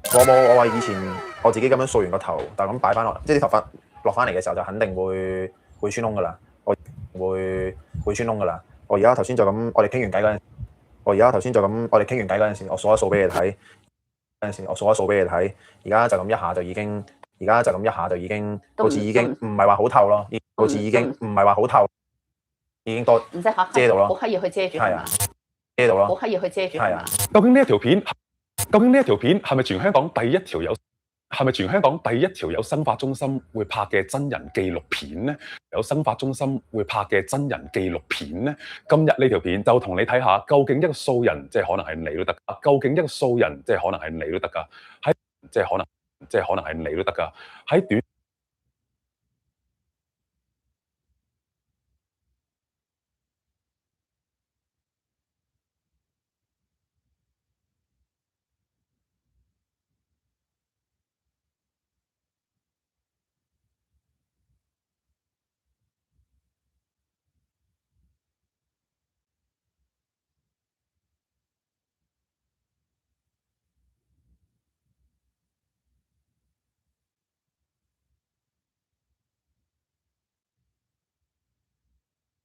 喺短短嘅2個多月時間，佢嘅頭髮可以有啲咩轉變？Hi， 我係艾力啊！嗱，今日咧我嚟到發自根源 Hair Origin。嗱，今日咧我嚟到發自根源 Hair Origin 呢度咧拍片。嗱，我唔係講我自己拍片。嗱，我唔係講我自己嘅嘢啦，因為我覺得過去咧有幾條片咧都係講過我自己啫。頭髮去生啊嘅時候一啲嘢歷程。我覺得大家要聽咧，聽過咗，再講咧就沉就悶嘅，啦。之前我哋講過，我哋希望可以尋找到我哋嘅生髮大師，即係簡單嚟講係一位素人，一個普通嘅小市民啦。其實好多人都究竟有冇得掹，有冇得救咧？尤其遺傳性脫髮喎，唔係咁易搞嘅喎呢件事。因為平時我諗大家如果有上網睇過啲唔同嘅相咧，係啦，就淨係相咯，即係。I don't know what you're talking about, man. It never happened. 即係之前係咁，而家係咁，最通常咧淨係影住個頭頂，你唔係太見到佢真人究竟係邊個嚟嘅，真定係假咧，定係 P 出嚟，定係 AI 嘅咧，唔知。去記錄低一個普通人啦，佢自己本身頭髮比較薄嘅，比較短嘅，究竟經過一段幾長嘅時間，可以有幾多嘅變化，幾多嘅唔同咧？我好希望呢條片係可以做到一個嘅實證，做到一個見證俾你睇嘅，同埋唔想揾一啲係點大家已經認識嘅 somebody 去做啦，因為好多時候揾明星名人去做代言人咧，好多唔同品牌都會有，咁但係，大家都會覺得本身佢都係個明星啦，即係本身有翻一定嘅靚仔啦，頭髮一定係茂盛啦，然之後你再話俾我知道去做代言啦，然之後你再話俾我知道去做代言人嘅時候，咁我信服力係咪真係有咁大咧？咁我覺得揾翻一個素人去做係比較啱呢一件事嘅，星姐 ，Hello， 我哋距離上次條片講話尋找呢個新發大使，終於嚟到今日咯。而家嘅心情狀態係冇錯，因為今日呢一位嘅新發大使咧，其實係我覺得幾靚仔嘅，係同埋仲要好高。Oh shoot, hey Leo. Been a while, hasn't it? Happy Saturday to you. 係啊，高人嚟嘅。通常就係嗰啲即係星爺嘅對白啦，係咪 Good. My latest video got popular apparently. That's about it. Candice is still growing. My theories are updated, and that's about it. Normal day, I guess. 通常就係嗰啲即係星爺嘅對白啦，係咪？邊個個身都咁靚？Happy Saturday. What's the plan today? You're just gonna study today.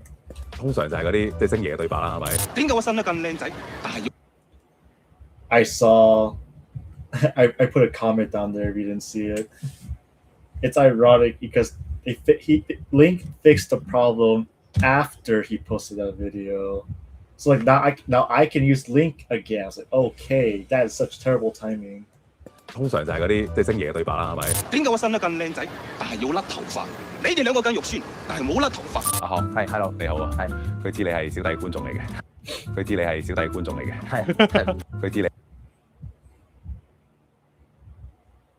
佢知你係小弟觀眾嚟嘅，係咪因為咁樣所以知道有呢個生化大事？呢個係第2步。係咪因為咁樣所以知道有呢個生化大事？呢個係第。Yep, I might as well just enjoy it now while I can. Not gonna lie, right now they made it extremely fast. Like this is the fastest they ever made every language so far. I couldn't do the Romance languages before, but now they're faster. Asian languages are about the same, fast as well. 呢個係第2步嘅，第1步係都係因為睇緊啲 YouTube，咁啊突然間有啲其他嘅 YouTuber 啦，有啲試驗啦，咁啊自從睇完啲片，有啲試驗啦，咁啊自從睇完啲片之後就彈咗好多廣告出嚟，咁佢個咁啊望下就見到法治根源呢個，佢個字一位定係我。American Angel, hey, good afternoon everyone. What's up, man? 定係我嘅情況，睇下嘅時候就碌到。Didn't notice yet, but I'll check it out. Was still reading old content yesterday. Don't worry about it. 睇下嘅時候就碌到你嘅一啲嘅宣傳短新人案例係啦，一啲嘅宣傳短新人案例係啦，真人案例嘅一啲新人案例係啦，真人案例嘅一啲效果。咁我點解呢個人都會喺度？點解呢個人都會喺度嘅咧？咁啊，你去 IG 度碌下你以前個樣子係點先？因為你去 IG 度碌下你以前個樣子係點先？因為我有睇你嘅片，其實講緊都係年零2年前，嗰陣時都係年零2年前，嗰陣時都係應該冇乜問題㗎啦，你個頭嗰陣已經處理緊。I usually have a problem with importing long videos with lots of words to process. How long are we talking about, man?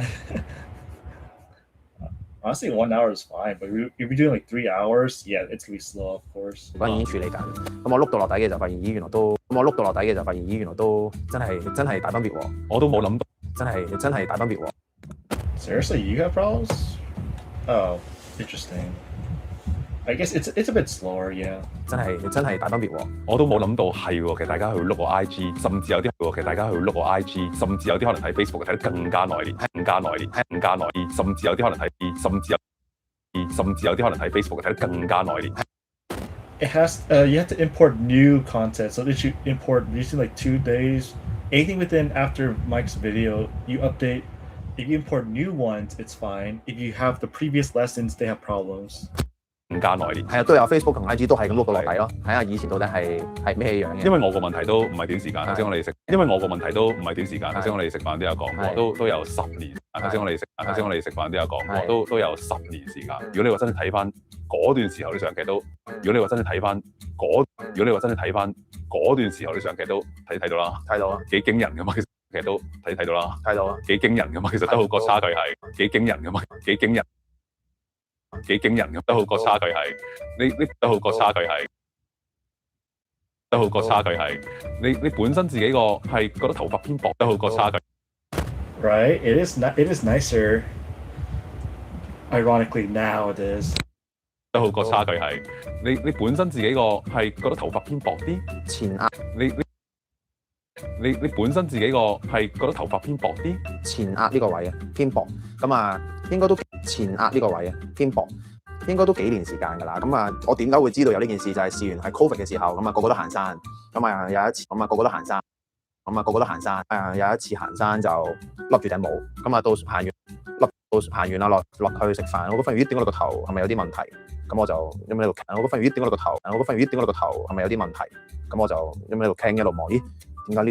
咁喺度傾一路望，咦點解呢度好似見到頭皮嘅咧？好似特別稀，點解呢度好似見到頭皮嘅咧？好似特別稀疏咁樣。嗰陣時就開始發現咦，好似有啲情況嚟啦，因為屋企都嗰陣時就開始發現咦，好似有啲情況嚟啦，因為屋企都有遺傳性缺乏呢樣嘢。咁我又但我唔因為屋企都有遺傳性脫髮呢樣嘢，咁但我唔想接受嘅，即係成日都催眠自己。冇事嘅，唔關我事嘅嗰啲啦，唔關我事嘅嗰啲啦。咁啊，去到早幾年開始，咁啊自己中意打波，一跑或者每次打完波咧，都會發現咦個頭皮又 show 出嚟咯喎，咁樣，都會發現咦個頭皮又 show 出嚟咯喎，咁樣，咁其實係唔係太開心嘅，即係覺得有啲尷尬嘅情況，因為成日。即係覺得有啲尷尬嘅情況，因為成日都喺度撥啲上面頭髮、側邊頭髮，盡量遮下佢；啲上面頭髮、側邊頭髮，盡量遮下佢。露得越少啊，越遮下佢；露得越少啊，越好啦。咁樣坊間買，露得越少啊，越好啦。咁樣坊間買到嘅一啲產品，咪試下坊間買到嘅一啲產品，咪試下自己搽下，即係通常啲超市買嘅洗髮水，係啦，即係通常啲超市買嘅洗髮水，係啦，或者一啲坊間嘅精華咁樣，係啦，或者一啲坊間嘅精華咁樣，係啦。又因為知道佢係一個體育老師啦，亦都知道佢係一個即係依家啱係一個新手爸爸啦，即係個女2歲到啦。佢脫髮嗰個情況咧係負得責嘅，即係真心。佢脫髮嗰個情況咧係負得責嘅，即係真心有比想象中都嚴重嘅。咁啊，我覺得係，但係我哋有信心啊，因為佢嘅年齡又真係都唔係好大個，30零係啦，30零歲嘅啫。但係我哋有信心，應該2-3個月左右都會有咁幾明顯嘅改變。今日咧係6月1號啊，2026年嘅6月1號3點33分，3點34分啊，俾真實俾啲客戶睇啦。咁我哋會望一望個頭髮嘅狀況先。阿康，你啲可唔可以話俾我聽你幾多歲啊？32歲，哇，好後生。咦，呢個頭髮係脫髮脫咗幾多年啦？應該都有4至5年啦。係 Covid 嘅時候見到有呢個情況啦。哦，咁屋企有冇遺傳性嘅脫髮？即係有啊，有。邊個？爸爸嗰邊都係會脫髮嘅。爸爸嗰邊都有脫髮嘅跡象嘅。爸爸幾多歲已經係冇咗嗰個頭髮？我聽佢講係30幾40歲嘅時候就已經好嚴重係啦。OK。因為其實自己中意運動咁啊，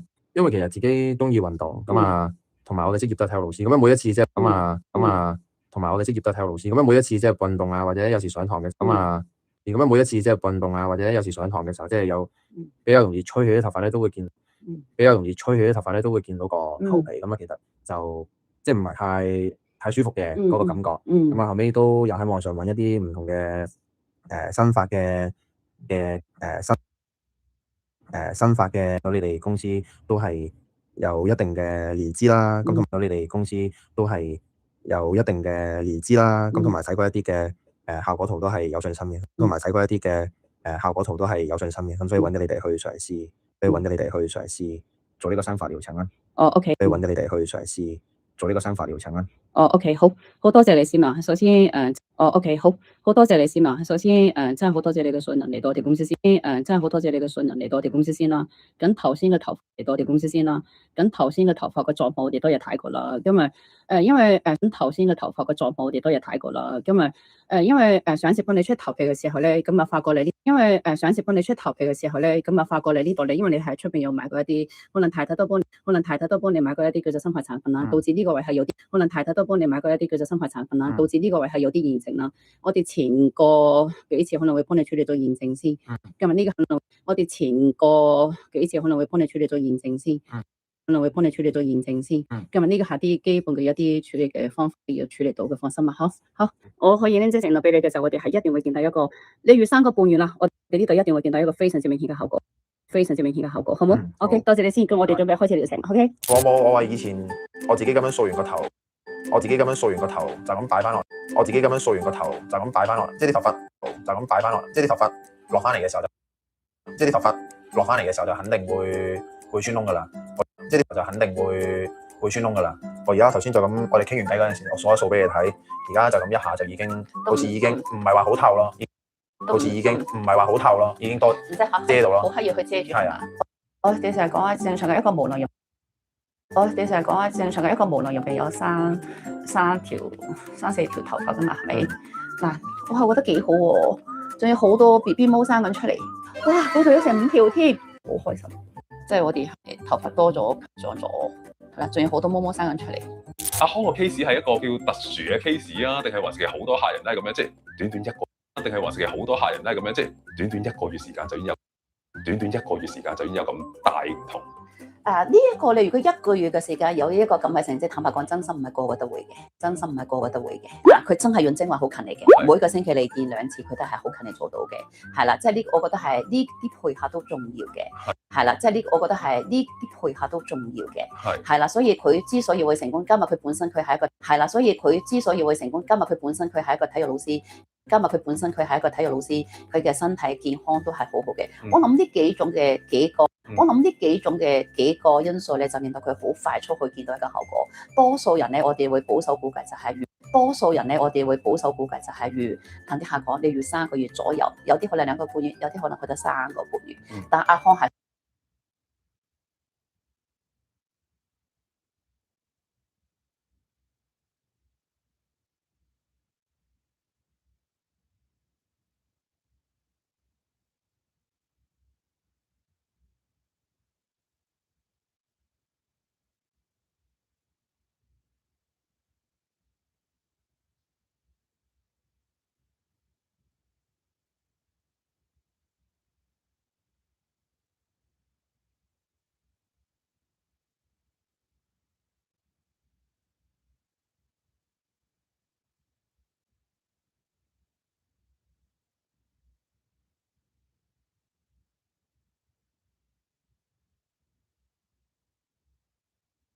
And I talked about that in my Kevin interview when I was like, doesn't it, I asked him, I was like, doesn't it bother you that like when you're outside of Link, you're not like accurately logging all your stats or whatever? And, to him, it didn't. So like that also kind of made me think too. I'm like, maybe should I be so reliant on one system?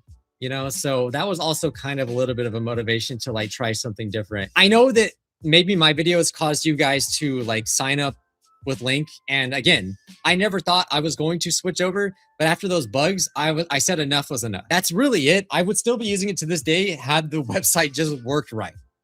I just got so frustrated that I decided to actually move on. But I do not regret using Link because that's where I like found my love of reading. And again, like the playlist, being able to like put your playlist in and just listen to all of that. I think that's another fantastic feature that Link has that Migaku doesn't have. Just being able to do your past lessons and just listen to them on the go. And then you still earn like the stats and I think it's a genius system.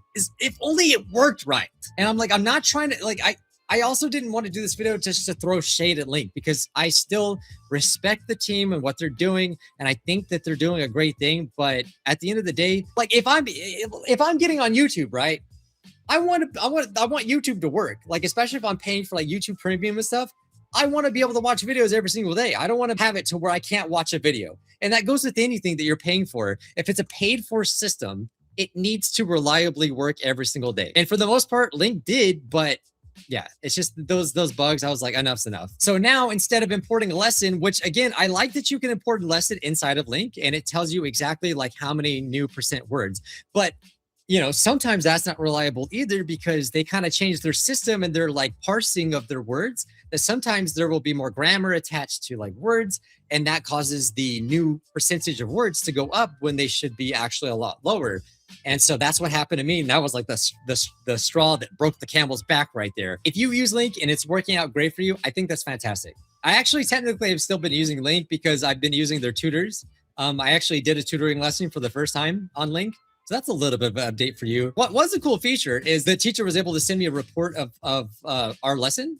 And so I can import that into Link. And I think that's a fantastic feature. If we're being honest here, I think that's really cool. So technically I did use Link a little bit, so I'll probably still continue to do that on here. I am now officially a Migaku boy and a refold timer man. Timer game. I've been really enjoying actually tracking all my time, and I know a full breakdown of everything that I'm doing. I can see it right in front of me. I can be very aware of what I'm doing and what I'm not doing. So this is what it looks like. You can actually put a table. So obviously, like most of my time is like half attention listening. So whenever I'm doing anything, I'll just put on my YouTube Premium. So what I'm doing now is I have YouTube Premium because I lost the playlist that Link had, right?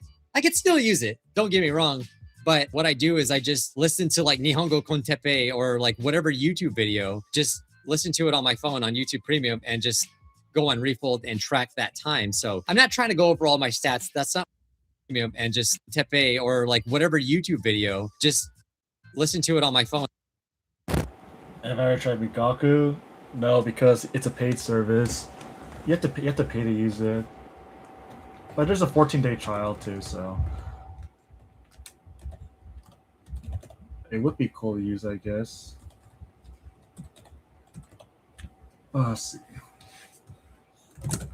Languages that Mikaku supports.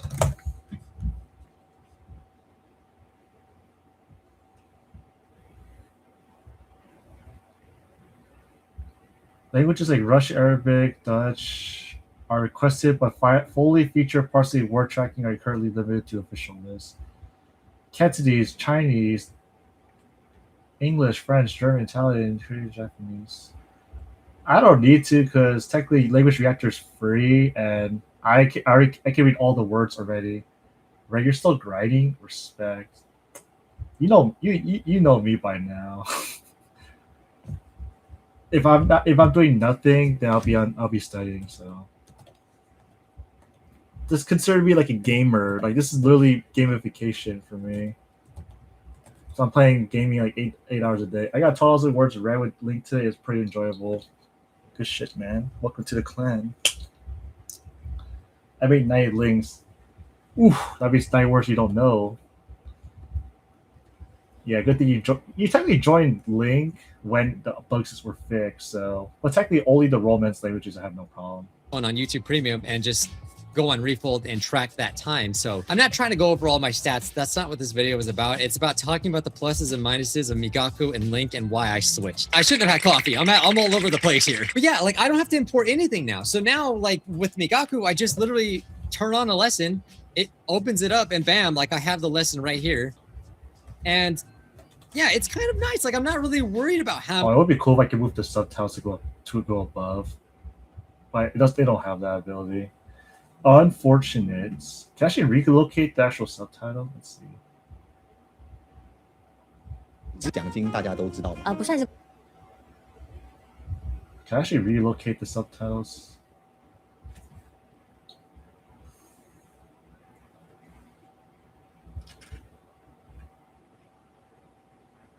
Font size, speak word and click.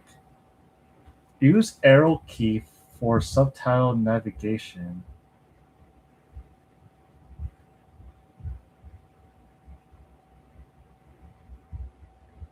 Oh, you can also use arrow keys.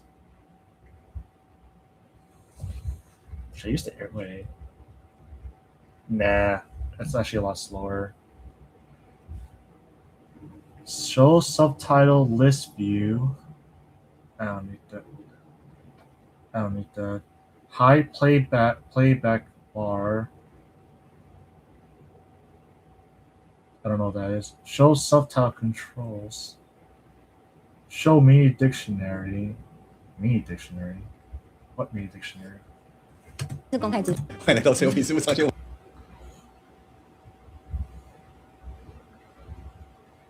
陈修平. I don't know what mini dictionary is talking about. 陈友平今天要求来宾呢，他被。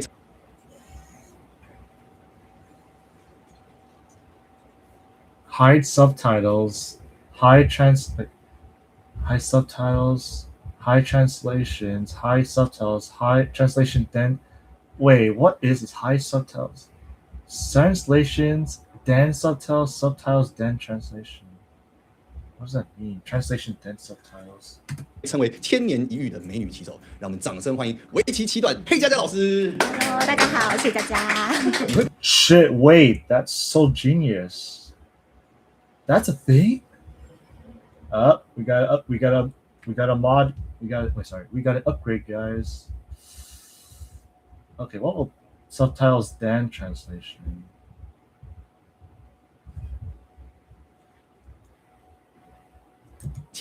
Look, it blurs out to begin with. 遇的美女棋手之类的吗？ Oh, that's so cool. Wait. 千年一遇的美女棋手，千年一遇的美女棋手之类的吗？ Cool. So that means I literally don't have to force to not look. I can literally. Oh. 千年一遇的美女棋手之类的吗？一开始有这个称呼其实是日本一开始有这个称呼其实也是日本媒体那边就是去日本比赛嘛，发明了这个称呼。然后当下听到的时候是发明了这个称呼。然后当下听到的时候是有一点小。Now you learn to control this power. 然后当下听到的时候是有一点小尴尬的一种感。That's so smart. So now it blurs out until you hover over it. Interesting. 有点小尴尬的一种感觉，但后来就习惯了。对。哦，对啊，对啊，我就千年一遇啊，怎么样？对啊，我就千年一遇啊。就习惯了之后就还好。不，因为你刚刚进来的时候就。不，因为你刚刚进来的时候就其实办公室每个人都在偷偷看你，就是其实办公室每个人都在偷偷看，就是其实办公室每个人都在偷偷看你。啊，真的吗？每个人都在偷偷看，每个人都在偷偷看你。啊，真的吗？对，但是因为你说你比较社恐嘛，所以我就不好意思。对，但是因为你说你比较社恐。对，但是因为你说你比较社恐嘛，所以我就不好意思，就是大张旗这样，所以我就不好意思，就是大张旗这样。谢谢你的贴心。你是比较内向。That's so cool.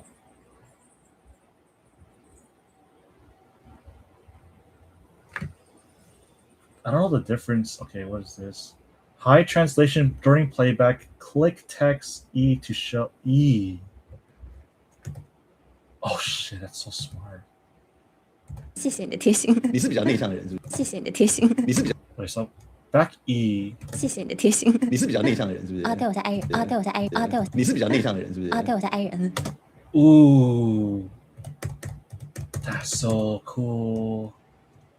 其实下棋的大部分我是 I 人，其实下棋的大部分我觉得 I 人是比较多的，对，因为我们下棋其实一整天都不用讲话，对，因为我们下棋其实一整天都不用讲话，就是只有到最后可能复盘的环节会跟对手，就是只有到最后可能复。So how I control? So I go back. 一整天。Pause E. I need like a good cycle. So. 一整天都不用讲话，就是只有到最后可能复盘的环节会跟。So pause. 就是只有到最。No back. Pause. 最后可能复盘的环节会跟对手，就是只有到最后可能，就是只有到最后可能复盘的环节会跟对手讲一下话。因为我其实不会，会跟对手讲。Pause E.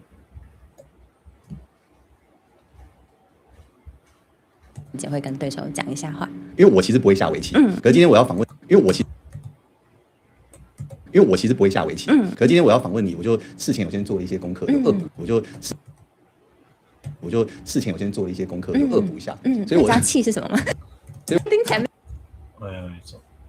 Back. Pause. E. Look. A.D. Pause. Play. 你知道气是什么吗？然后你听起来没有合谱。然后你说就是你是因为，然后你说就是听起来没有合。听起来没有合谱。然后你说就是你是因为喜欢麒麟王所以才开始下，你是因为喜欢麒麟王所以才开始下。哦，我其实是一开始学围棋算是一场意外，当时算是一场。We got. Ooh. Okay, we got something even more better now.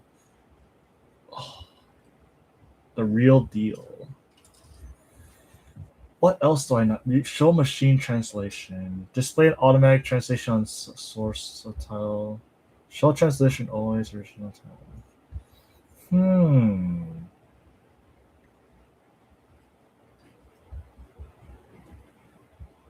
Why is it so? Oh, this is when you press E. Translation then subtitles. Yeah, translation.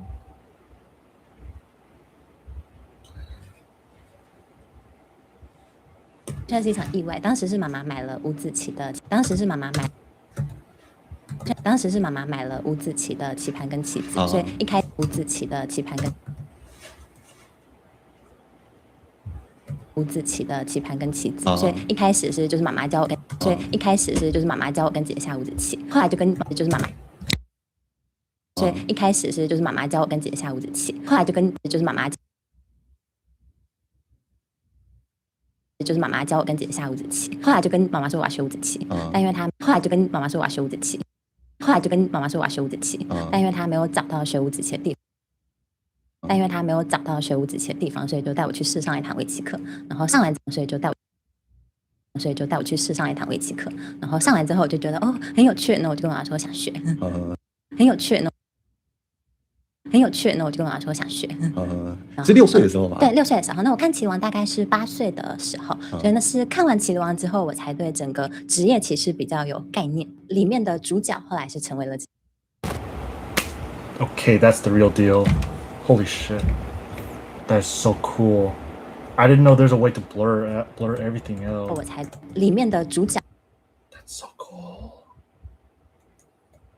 里面的主角后来是成里面的。Okay, so back pause E read. 我才对整个职业棋士比较有概念。我才对。Cool, I got full manipulation. 我才对整个。That's solid. Let's see, it's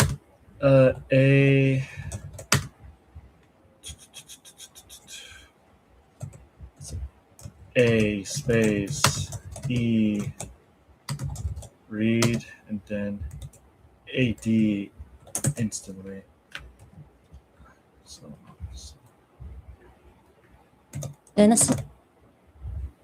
那是看完棋王之后，我才对整个职业棋士比较有概念。里面的主角后来是成为了职业棋士，那我才里面的主角后来是成为了职业棋士，那我才知道哦，小朋友可以当职业棋士。台湾最小的职业棋士是几岁？台湾。Okay, when I realized that the subtitles are blurred out, I literally don't understand a lot more. That is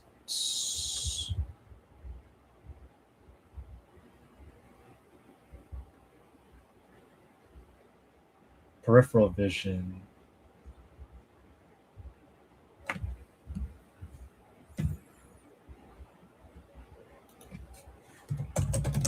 Does peripheral vision provide you extra information without noticing? Yes, peripheral vision continuously features brain background information about motions, shapes, and light without requiring your direct attention, acting as an early warning system that prompts you to look close. Oh shit.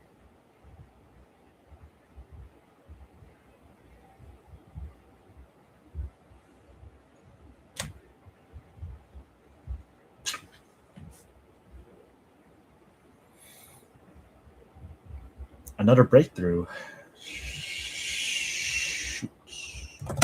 台湾最小的应该是11岁左右，国外有更小的是不到10岁。对啊，其实我没有看过《麒麟王》哎。麒麟王对啊，其实我没有看过《麒麟》。对啊，其实我没有看过《麒麟王》哎。麒麟王真的很好看，极度推荐。真的哦。可以跟小朋友一起看。好像可以。对，小朋友应该会喜欢。那因为我想说就是我没有看过，那因为我想说就是我没有，那因为我想说就是我没有看过《麒麟王》，所以我就有恶补一下啊，就是我没有看过《麒麟王》，所以我就有恶补一下啊。对，那我就是看那种网络上面，所以我就有恶补，所以我就有恶补一下啊。对，那我就是看那种网络上面有人剧情解说。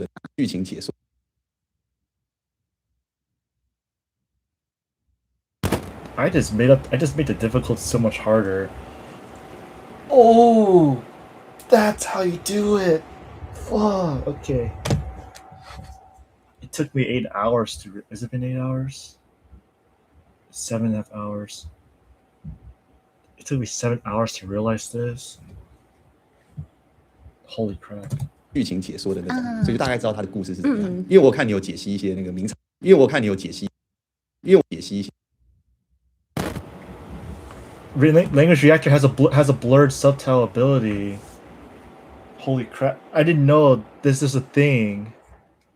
And then I researched that the peripheral vision can give you hints early on. So the subtitles there is cheating. I didn't know that. But now the shortcuts use it is actually a lot cooler. Hey man, I didn't know that. Okay, before Zaya told me that the A, S, and D were keyboard functions, I had to use my damn mouse for the last 7 months. And I thought ASD was revolutionary until I realized that wait, there's actually blurred subtitles. Nah, man, this is testing mode, this is checking mode, and then you spam AD simultaneously 解析一些 and now you're back at the same exact position 解析一些那个名场面。你自己最喜欢的是哪一个名场面？我觉得他其实你自己最喜欢的是哪一个？ So I guess the one more combo is A space E A D simultaneously. 你自己最喜欢的是哪一个名场面？我觉得它其实是一个很长的一个过程，就是比方说我很喜欢塔矢亮，然后我觉得塔矢亮，比方说我很喜欢塔矢亮，然后我觉得塔矢亮他的那种追求。To me, oh my god, this is revolutionary again. So it's like I got revolutionized again. Holy crap, there's a lot of words I don't understand the moment they're blurred out. 我觉得没有办法是一个片段给展现出来的。我觉得这个片 Pause E 段给展现出来的。我觉得其实从他一开始，然后遇到左为，然后输给左为，但他输给左为之后，他是那种，但他输给左为，然后但他输给左为之后，他是那种想要再挑战的那种心理。我觉得这个状态其实是一个非常难得的一个状态。为什么？为什么？因为其实很多人就是为什么？一个非常。I just can't control or get the hand coordination to get this combo. 一个非常难得的一个状态。为什么？为什么？哦，为什么？因为其实很多人就是因为其实很 Oh shit! So you can kick A and D at the same exact time. 因为其实很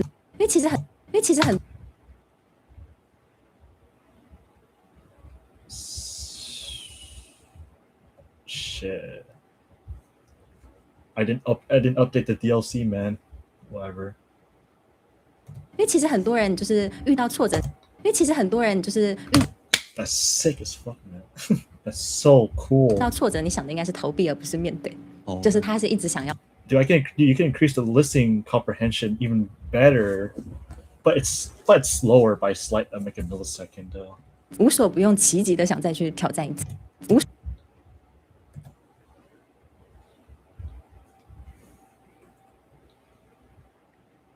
无所不用其极的想再去挑战一次，但因为金藤光一直不肯跟他下。是不是直？但因为金藤 Back E. Oh, these are hard ass words though. That's why. 但因为金藤光一直不肯跟他下。是不是职业棋手都会喜欢塔矢亮？我遇到的是不是职业棋手都会喜欢塔矢亮？我遇到的蛮多职业棋手都喜欢塔矢亮的。对啊，因为那个阿光都喜欢塔矢亮。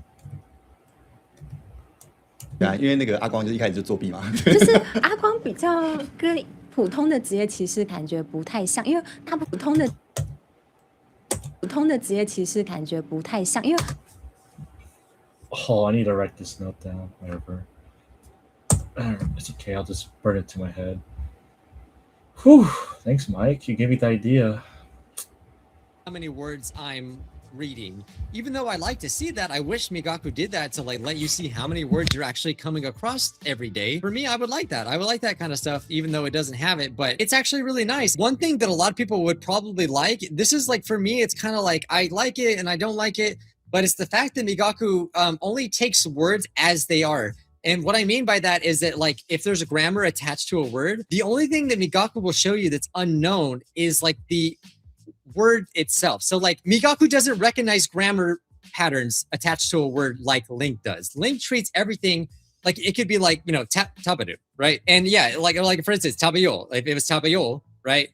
LingQ would treat those two things, tabaru and tabayo, as two separate things, which is why the known word count on LingQ is so high compared to what it is on Migaku. So what I did on Migaku is I exported all my words that I knew and I just copied and pasted into Migaku, and it got most of it. I think last time you guys saw me like show Migaku in my video, I was probably at, I think, 7,000 known words, and now I'm at like actually more. For some reason it hasn't updated. I actually know, yeah, so I'm actually at 9,185. So that's a pretty big jump, and for just a month I'm coming across a lot of words that LingQ didn't really, either Migaku didn't pick it up from the LingQ words that I added. So I'm coming across a lot of words that I still like knew from LingQ, but I'm also learning new words as well that I obviously didn't know when I was using Link either. So I'm learning a lot of new words as of recently. So, I mean, I'm pretty happy with this progress. So like, it is hard to see like a number like 26,000, which I always knew was super inflated, to come back to 9,000. It feels like you kind of are losing progress. And that's one of the reasons I never wanted to switch, because I was so invested into the ecosystem of Link.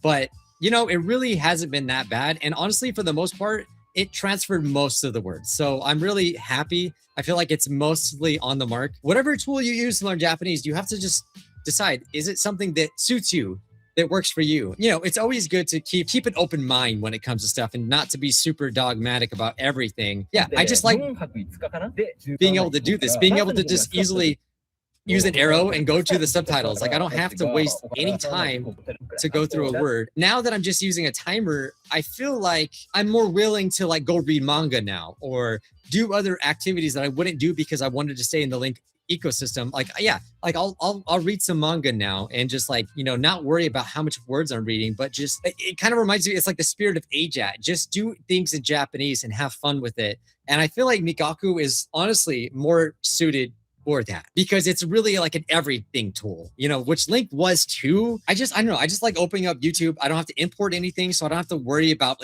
is Link working today? Is it going to import it right? Is it going to get the freaking word conjugations right and the splitting? And, you know, I don't have to worry about any of that. That's not to say that Migaku is perfect because it's not. Sometimes Migaku gets some readings wrong. Which Link did that as well, especially with the furigana like above and the text to speech as well. There's a lot, at least for just what I've seen other people talk about. I never used furigana, but so they both kind of have those like problems here and there. But in my experience so far, Migaku has been very consistent. Another thing that Migaku does that's kind of annoying is sometimes I'll come across a word that I actually know and it'll say I don't know it. Link did the exact same thing. But I guess these systems, they're pretty complicated. So that's why I try to give Link some grace, is because like, even though I'm really mad that it doesn't work right all the time, they are doing a lot. Like there's a tons of languages on there, but maybe they're short staffed. I don't know what it is, you know? So like, again, it's nothing personal. And so because I already had a lifetime subscription to Migaku, of course I'm going to use it. I really thought it was going to be harder. I thought I was going to miss Link so much that I would go back, but I actually like this a lot. So see, I actually knew this. We came across something I already knew. So yeah, I know that one already. Freaking brushing your teeth. So I would say like, if you were to go the Migaku route, right, you should definitely get a YouTube Premium subscription, or at least if you're not getting a YouTube Premium subscription, then just get like one of those browsers that lets you listen to YouTube videos on the side. Because passive listening is super, super important. It's something that I've been doing. I think everyone should do it. Like whenever you have free time, like for me, for example, when I'm making breakfast in the morning, I'll listen to like Nihongo Kontepe or something like that, or just whatever. I'll listen to a YouTube video, and I can do that because I can lock my phone. If you don't have YouTube Premium, you can't lock your phone and play YouTube videos. So that's why I said that you should like have a YouTube Premium membership if you want to do that, or something that somehow bypasses that, which I'm sure that exists. Back in the day, actually, what was cool with Link is that even though YouTube had imposed those restrictions to where like they changed it to where, yeah, whenever you lock your phone, you can't listen to YouTube videos anymore. Link still let you actually do that. But another thing that annoyed me a lot about Link is that, like, and I understand why they did it, but YouTube basically forced them to change that to where now when you go to your playlist, so here's an example right here. Well, I can't really do it because I'm not on mobile, but this is a YouTube video that I imported, right? On desktop, I can listen to it all I want because it's open and I can do it. But on my phone, I was never able to listen to the YouTube videos that I imported because YouTube, I guess, forced Link to change that, you know, because it's bypassing their like rules or whatever, right? And I reported this as a bug too, that I was like, okay, wait, what if I had YouTube Premium? Would I then be able to use that same feature that Link used to have and let you, you know, listen to YouTube videos on the go without having your phone open? So that's still not a thing. I don't see why it couldn't be.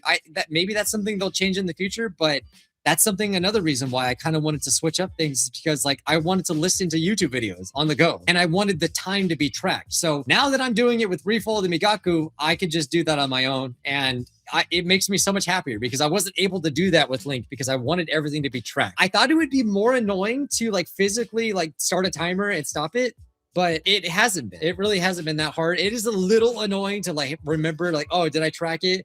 Or sometimes like I'll forget to stop it. And then, you know, luckily I haven't really done that hardly, but like I'm always scared of like forgetting to stop my timer. But honestly, it hasn't been that much of a problem at all. Now, one thing that I've grown to like about Migaku is the fact, like I told you about the different grammar and particles and stuff attached to words that would inflate the word counts on LingQ, the new words. That is not really an issue hardly anymore on LingQ. So I really know do I know this word or do I not know it. So if something is underlined, I actually knew this one too. Apparently I know things about brushing teeth.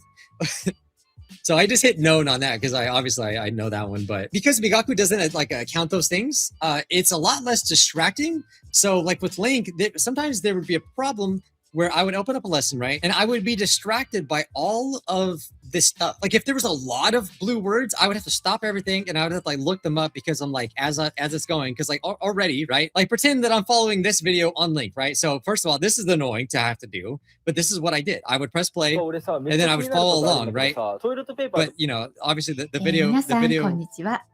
video would be playing in LingQ, but I would have it over here. And so I'd have to try to follow along, look back and forth. I always hated that. On mobile, LingQ, actually on Android at least, actually started doing the same thing that Migaku was doing.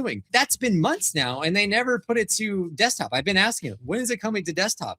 Because I'm a hardcore desktop user. I hate using my phone to study. It's way less convenient, honestly. It's less comfortable. I don't like doing this, when I'm studying. No one actually does it like this. I'm studying, guys. But I just don't like being on my phone. I don't like my freaking shoulders feeling like this. It just bugs me. I don't like it. And so that's another thing that bugged me about LingQ is that they seem to kind of prioritize mobile when that's not the way that I study. So again, it kind of boils down to what is it that you do? Are you a mobile user? Do you only study on your phone? Which is if that's the only option you got, or if that's the way you prefer, then that's great. But yeah, I just wasn't one of those people. So I would have to do this. And I just got so annoyed by this. So yeah, that's another reason why I switched to Migaku. So Migaku is just a lot less cluttered. It doesn't have as many different forms of the same word. I'm trying to see if I can find a good example, but yeah, there's a lot of yellow here. I would think to a lot of people that this would be kind of overwhelming. For me personally, I got used to it. And I didn't mind the fact that the word counts, the known word counts were so inflated, because having all of these different links that I can click, it did kind of force me to constantly study the different, forms of words. It's not something that I minded, but now that I went to Migaku, I started appreciating more the fact that it's cleaner and it's less distracting. So I could really just focus on the stuff that I really don't know. But at the same time, I do sort of miss it a little bit. It's this weird little thing that that you only know if you're a LingQ user or not. So you might think, okay, so what if I want to know what a grammar point means on Migaku? So what do you do then? Okay, so here's an example right here. So okay, iku, right? So I clicked on ikanai, right? So you would think it would show you the definition for ikanai. But it's really, when you click it, it just says iku. It doesn't count that word as a separate word just because it has a different grammar at the end or whatever. A different form. I don't know what you actually call that, but you know what I'm trying to say. So it recognizes that I know the word, even though the form of the word is not exactly the same. But if I wanted it explained, I can literally click any of these buttons and it gives you full on explanations of what it is. So there's a button for ChatGPT, you just click it and it tells you literally what it breaks it down with just the click of a button. What exactly does it mean? Which LingQ did the same thing, but I'm just saying this is the way that you do it on Migaku. So that was kind of a weird, hard thing for me to get used to. What I like about LingQ, when it did work, what I liked about LingQ is that what I can do is kind of hover over these things and it would give you the AI meeting and it would kind of explain to you in context what that meant. So yeah, so here's an example of kind of how it does it. Yeah, so you can just highlight whatever you want, to a certain extent. You can't highlight the whole thing and it'll do it, but when it does work, it tells you in context what it means. I'm sure it's not always right, but I did actually like that feature on LingQ. So that feature is still in Migaku, but you just kind of have to it's just a little bit of a different method of figuring it out. You just got to click these buttons and it kind of explains it for you. But at the end of the day, I just want my service to work like it's supposed to, like it is promised. That's what I want for anything. That's what everyone should want at the end of the day. And so far, I might change my opinion later, but so far Migaku has been great. And also another thing is transparency. When something is broken on Migaku, you know what they do? They give you this red dot and they tell you that, hey, this thing is not working. We're getting it fixed soon. Whenever something breaks on LingQ, you would have to go report a bug like I did. So I would have to go into the forum and report the bug myself unless someone else did it. And I just feel the time to address things was just not fast enough. Like what blew my mind is that when that bug happened to where like you would click a word and literally it would say something different that it wasn't supposed to say, like that was like a website breaking bug that like made it impossible to use. There should have been a banner on top of the whole website saying like, we know this is a huge problem. We are going to get this fixed immediately. That's not what happened. Like people had to report the bug themselves. And then, yeah, then you were just stuck in silence waiting for things to happen. It felt like, obviously Zoran replies to a lot. He's very responsive and he responds to a lot of people. But I just, I just felt like, it still feels like even though like they're like, oh, we're working on it, it still kind of felt like you were in the dark, like with certain things. Certain bugs that have been reported for a long time didn't get fixed, or like they just take months to get fixed, and it's frustrating. But Link does have a lot of features, so I understand it's probably harder. Like, so I'm trying to give them grace, but at the same time, I just want the website to work. That's it. Also, I've been really enjoying the video player on Migaku. So like I could just import, like I have tons of anime that I can just import. But one thing that is annoying is that they don't support all of the audio codecs. So a lot of things that I try to import don't work right. And that gets really annoying to me. So like I have to like manually convert the video myself. Link didn't have this. So I can't complain, but that's one thing that I hope that Migaku changes is to make more like audio codecs. Like, let's see, I'll try to give you an example of some things that don't work. Let's import Chainsaw Man and see if Chainsaw Man works. Here, I own Chainsaw Man. Let's see if this works. So you just import it, right? And then let's see if it plays. Okay, yeah, this one's lucky. This one does work. All right, Chainsaw Man's good. All right. What about Fully Cooley? Let's try Fully Cooley. Okay, see, this one does not work. So that's like annoying is that like, yeah, there's audio codecs that don't work. So I'd have to go into like VLC and like, convert it or use Handbrake and convert it. And if you guys don't know what I'm talking about, don't worry. It's fine. I get it. But again, I can't really complain because Link didn't even have this feature to begin with. So yeah, I think it's pretty cool, even though it's like a little bit of a workaround there, but it does work with a lot of stuff. You just got to tweak it a bit. But if you're like a person that uses Netflix, Disney, and all of that, then you could still use all of that with Migaku. And whenever something is down, like say, like sometimes Netflix will update their stuff and there won't be, you won't be able to use Migaku with Netflix. They'll tell you that like, hey, we're working on this. We're going to get this fixed. And maybe it's easier for Migaku because they have less languages than Link. Possibly, that's probably a big thing. I'm sure it's hard to juggle all of that, but still, even if it is a lot, you still should work right for the most part. Another thing that I really like about Migaku is that they have a lot of playback options. So, for example, if I want the video to stop whenever there is one new word, you can do that, and I think that is the coolest crap ever. And I love this when I first did my video on Migaku a long time ago. So like, yeah, there's all of these things that you can customize it to, but there's playback modes to where like, yeah, pauses after every sentence, but subtitles are always displayed.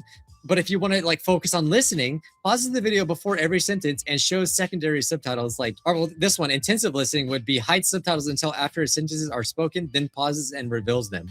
Like these things, which I think Language Reactor has like some of this stuff too. It's just so cool. So like if I want to improve my listening, I can just choose these settings and it'll do it. It's really freaking cool. Like I'm so blown away. And now that I'm finally like actually into the ecosystem like fully, I'm starting to appreciate this stuff a lot more. Even though I did like Link, I still like Link. It's just pluses and minuses. So I hope you guys are getting the full picture as to why I decided to switch over. It really was mainly the bugs. If you like signed up to Link because of me, I hope you still enjoy it. I hope that you didn't experience the bugs that I did, but unfortunately I did. I just got super annoyed. I hope they improve the system because again, I think what they're doing is really cool. I'm sure it's not easy, no bad blood at all. But at the end of the day, you should like what you do every day. And I really love doing this because it feels like, again, I can just do whatever I want. I can literally open up a video game, start playing that, and just start my timer and really not think about how many words I'm learning or reading every day or any of that stuff. So, and I know that I'm actually spending time doing it. Because I've been using Migaku a lot, I've started to become a little more aware of words that I don't know, if that makes any sense. Now, like things like Yomitan does the same exact thing. So like I said, it's not perfect. Like literally, where is, I don't see the sentence. Oh, did I switch it? Did I switch the mode? Yeah, I don't know. I actually don't know what happened, but it kind of broke a little bit. So yeah, there's like some bugs with Migaku here and there, but most of the time it's just fixed by refreshing the page, and it's really not that big of a deal. Another bug that I'm getting angry now. No, there's another bug that like really annoyed me with LingQ. So now I think I could show you, unless they fixed it. Maybe they fixed it. Okay, hopefully I can show this right. But okay, so this is like the reader, right? This is the reader on Migaku. I imported this visual novel or whatever, right? So notice how like it stays like it is, right? I can resize this all I want, and it's gonna stay on the same page. The words aren't gonna move around. Size it. I can move. Do this, right? And it's all still there.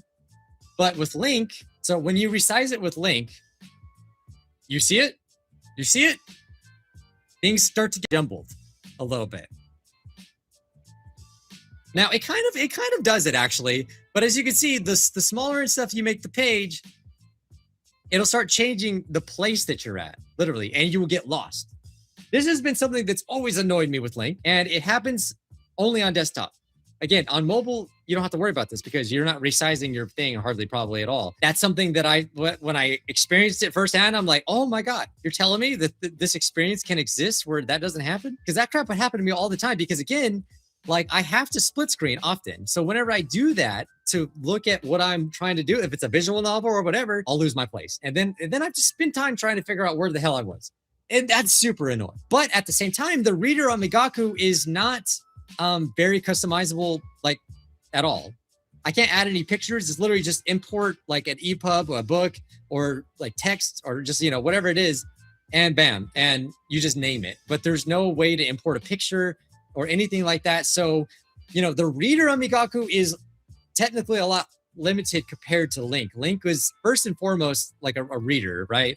Which a lot of people would probably argue that it's not the best reader either because a lot of people are always asking for features to be added to the reader on that. But still, the reader is still very new on Migaku. So it's very bare bones, like literally just import a text and it kind of gives you the stats of like, okay, this is what you know.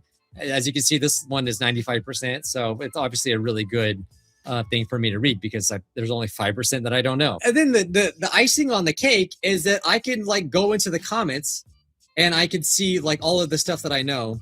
Okay, see, here's another bug. I don't know why it's not loading. I think I have to reload it again. Oh no, I think that's actually my fault. I want to say it's probably my fault.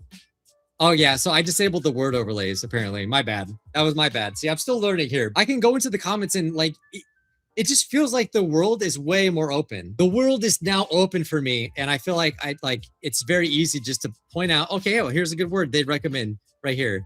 Now, see, actually, I wouldn't do this one because it's not like a common one. So lately, when I said that I'm becoming a lot more aware, when I'm becoming a lot more aware of freaking like words that I do know and don't know, Migaku is very good about like showing you exactly that. So if you just want to hunt for words that you don't know that are actually something that you should know, that is like recommended for you to know because it's a more common word that you're going to see a lot, you can just go into the freaking open subtitle browser, right? There's like this like thing where you can search.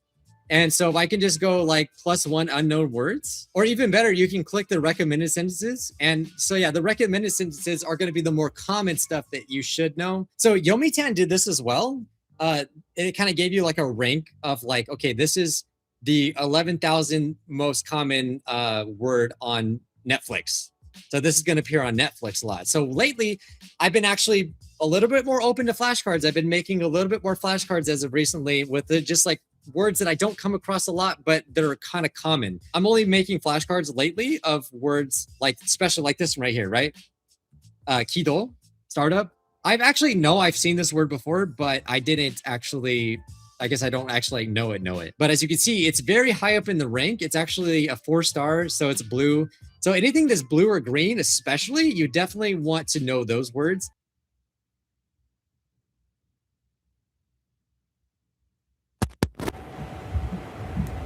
All right, boys. Gonna call it a day. Appreciate everyone's time and hope you enjoyed that 8-hour stream.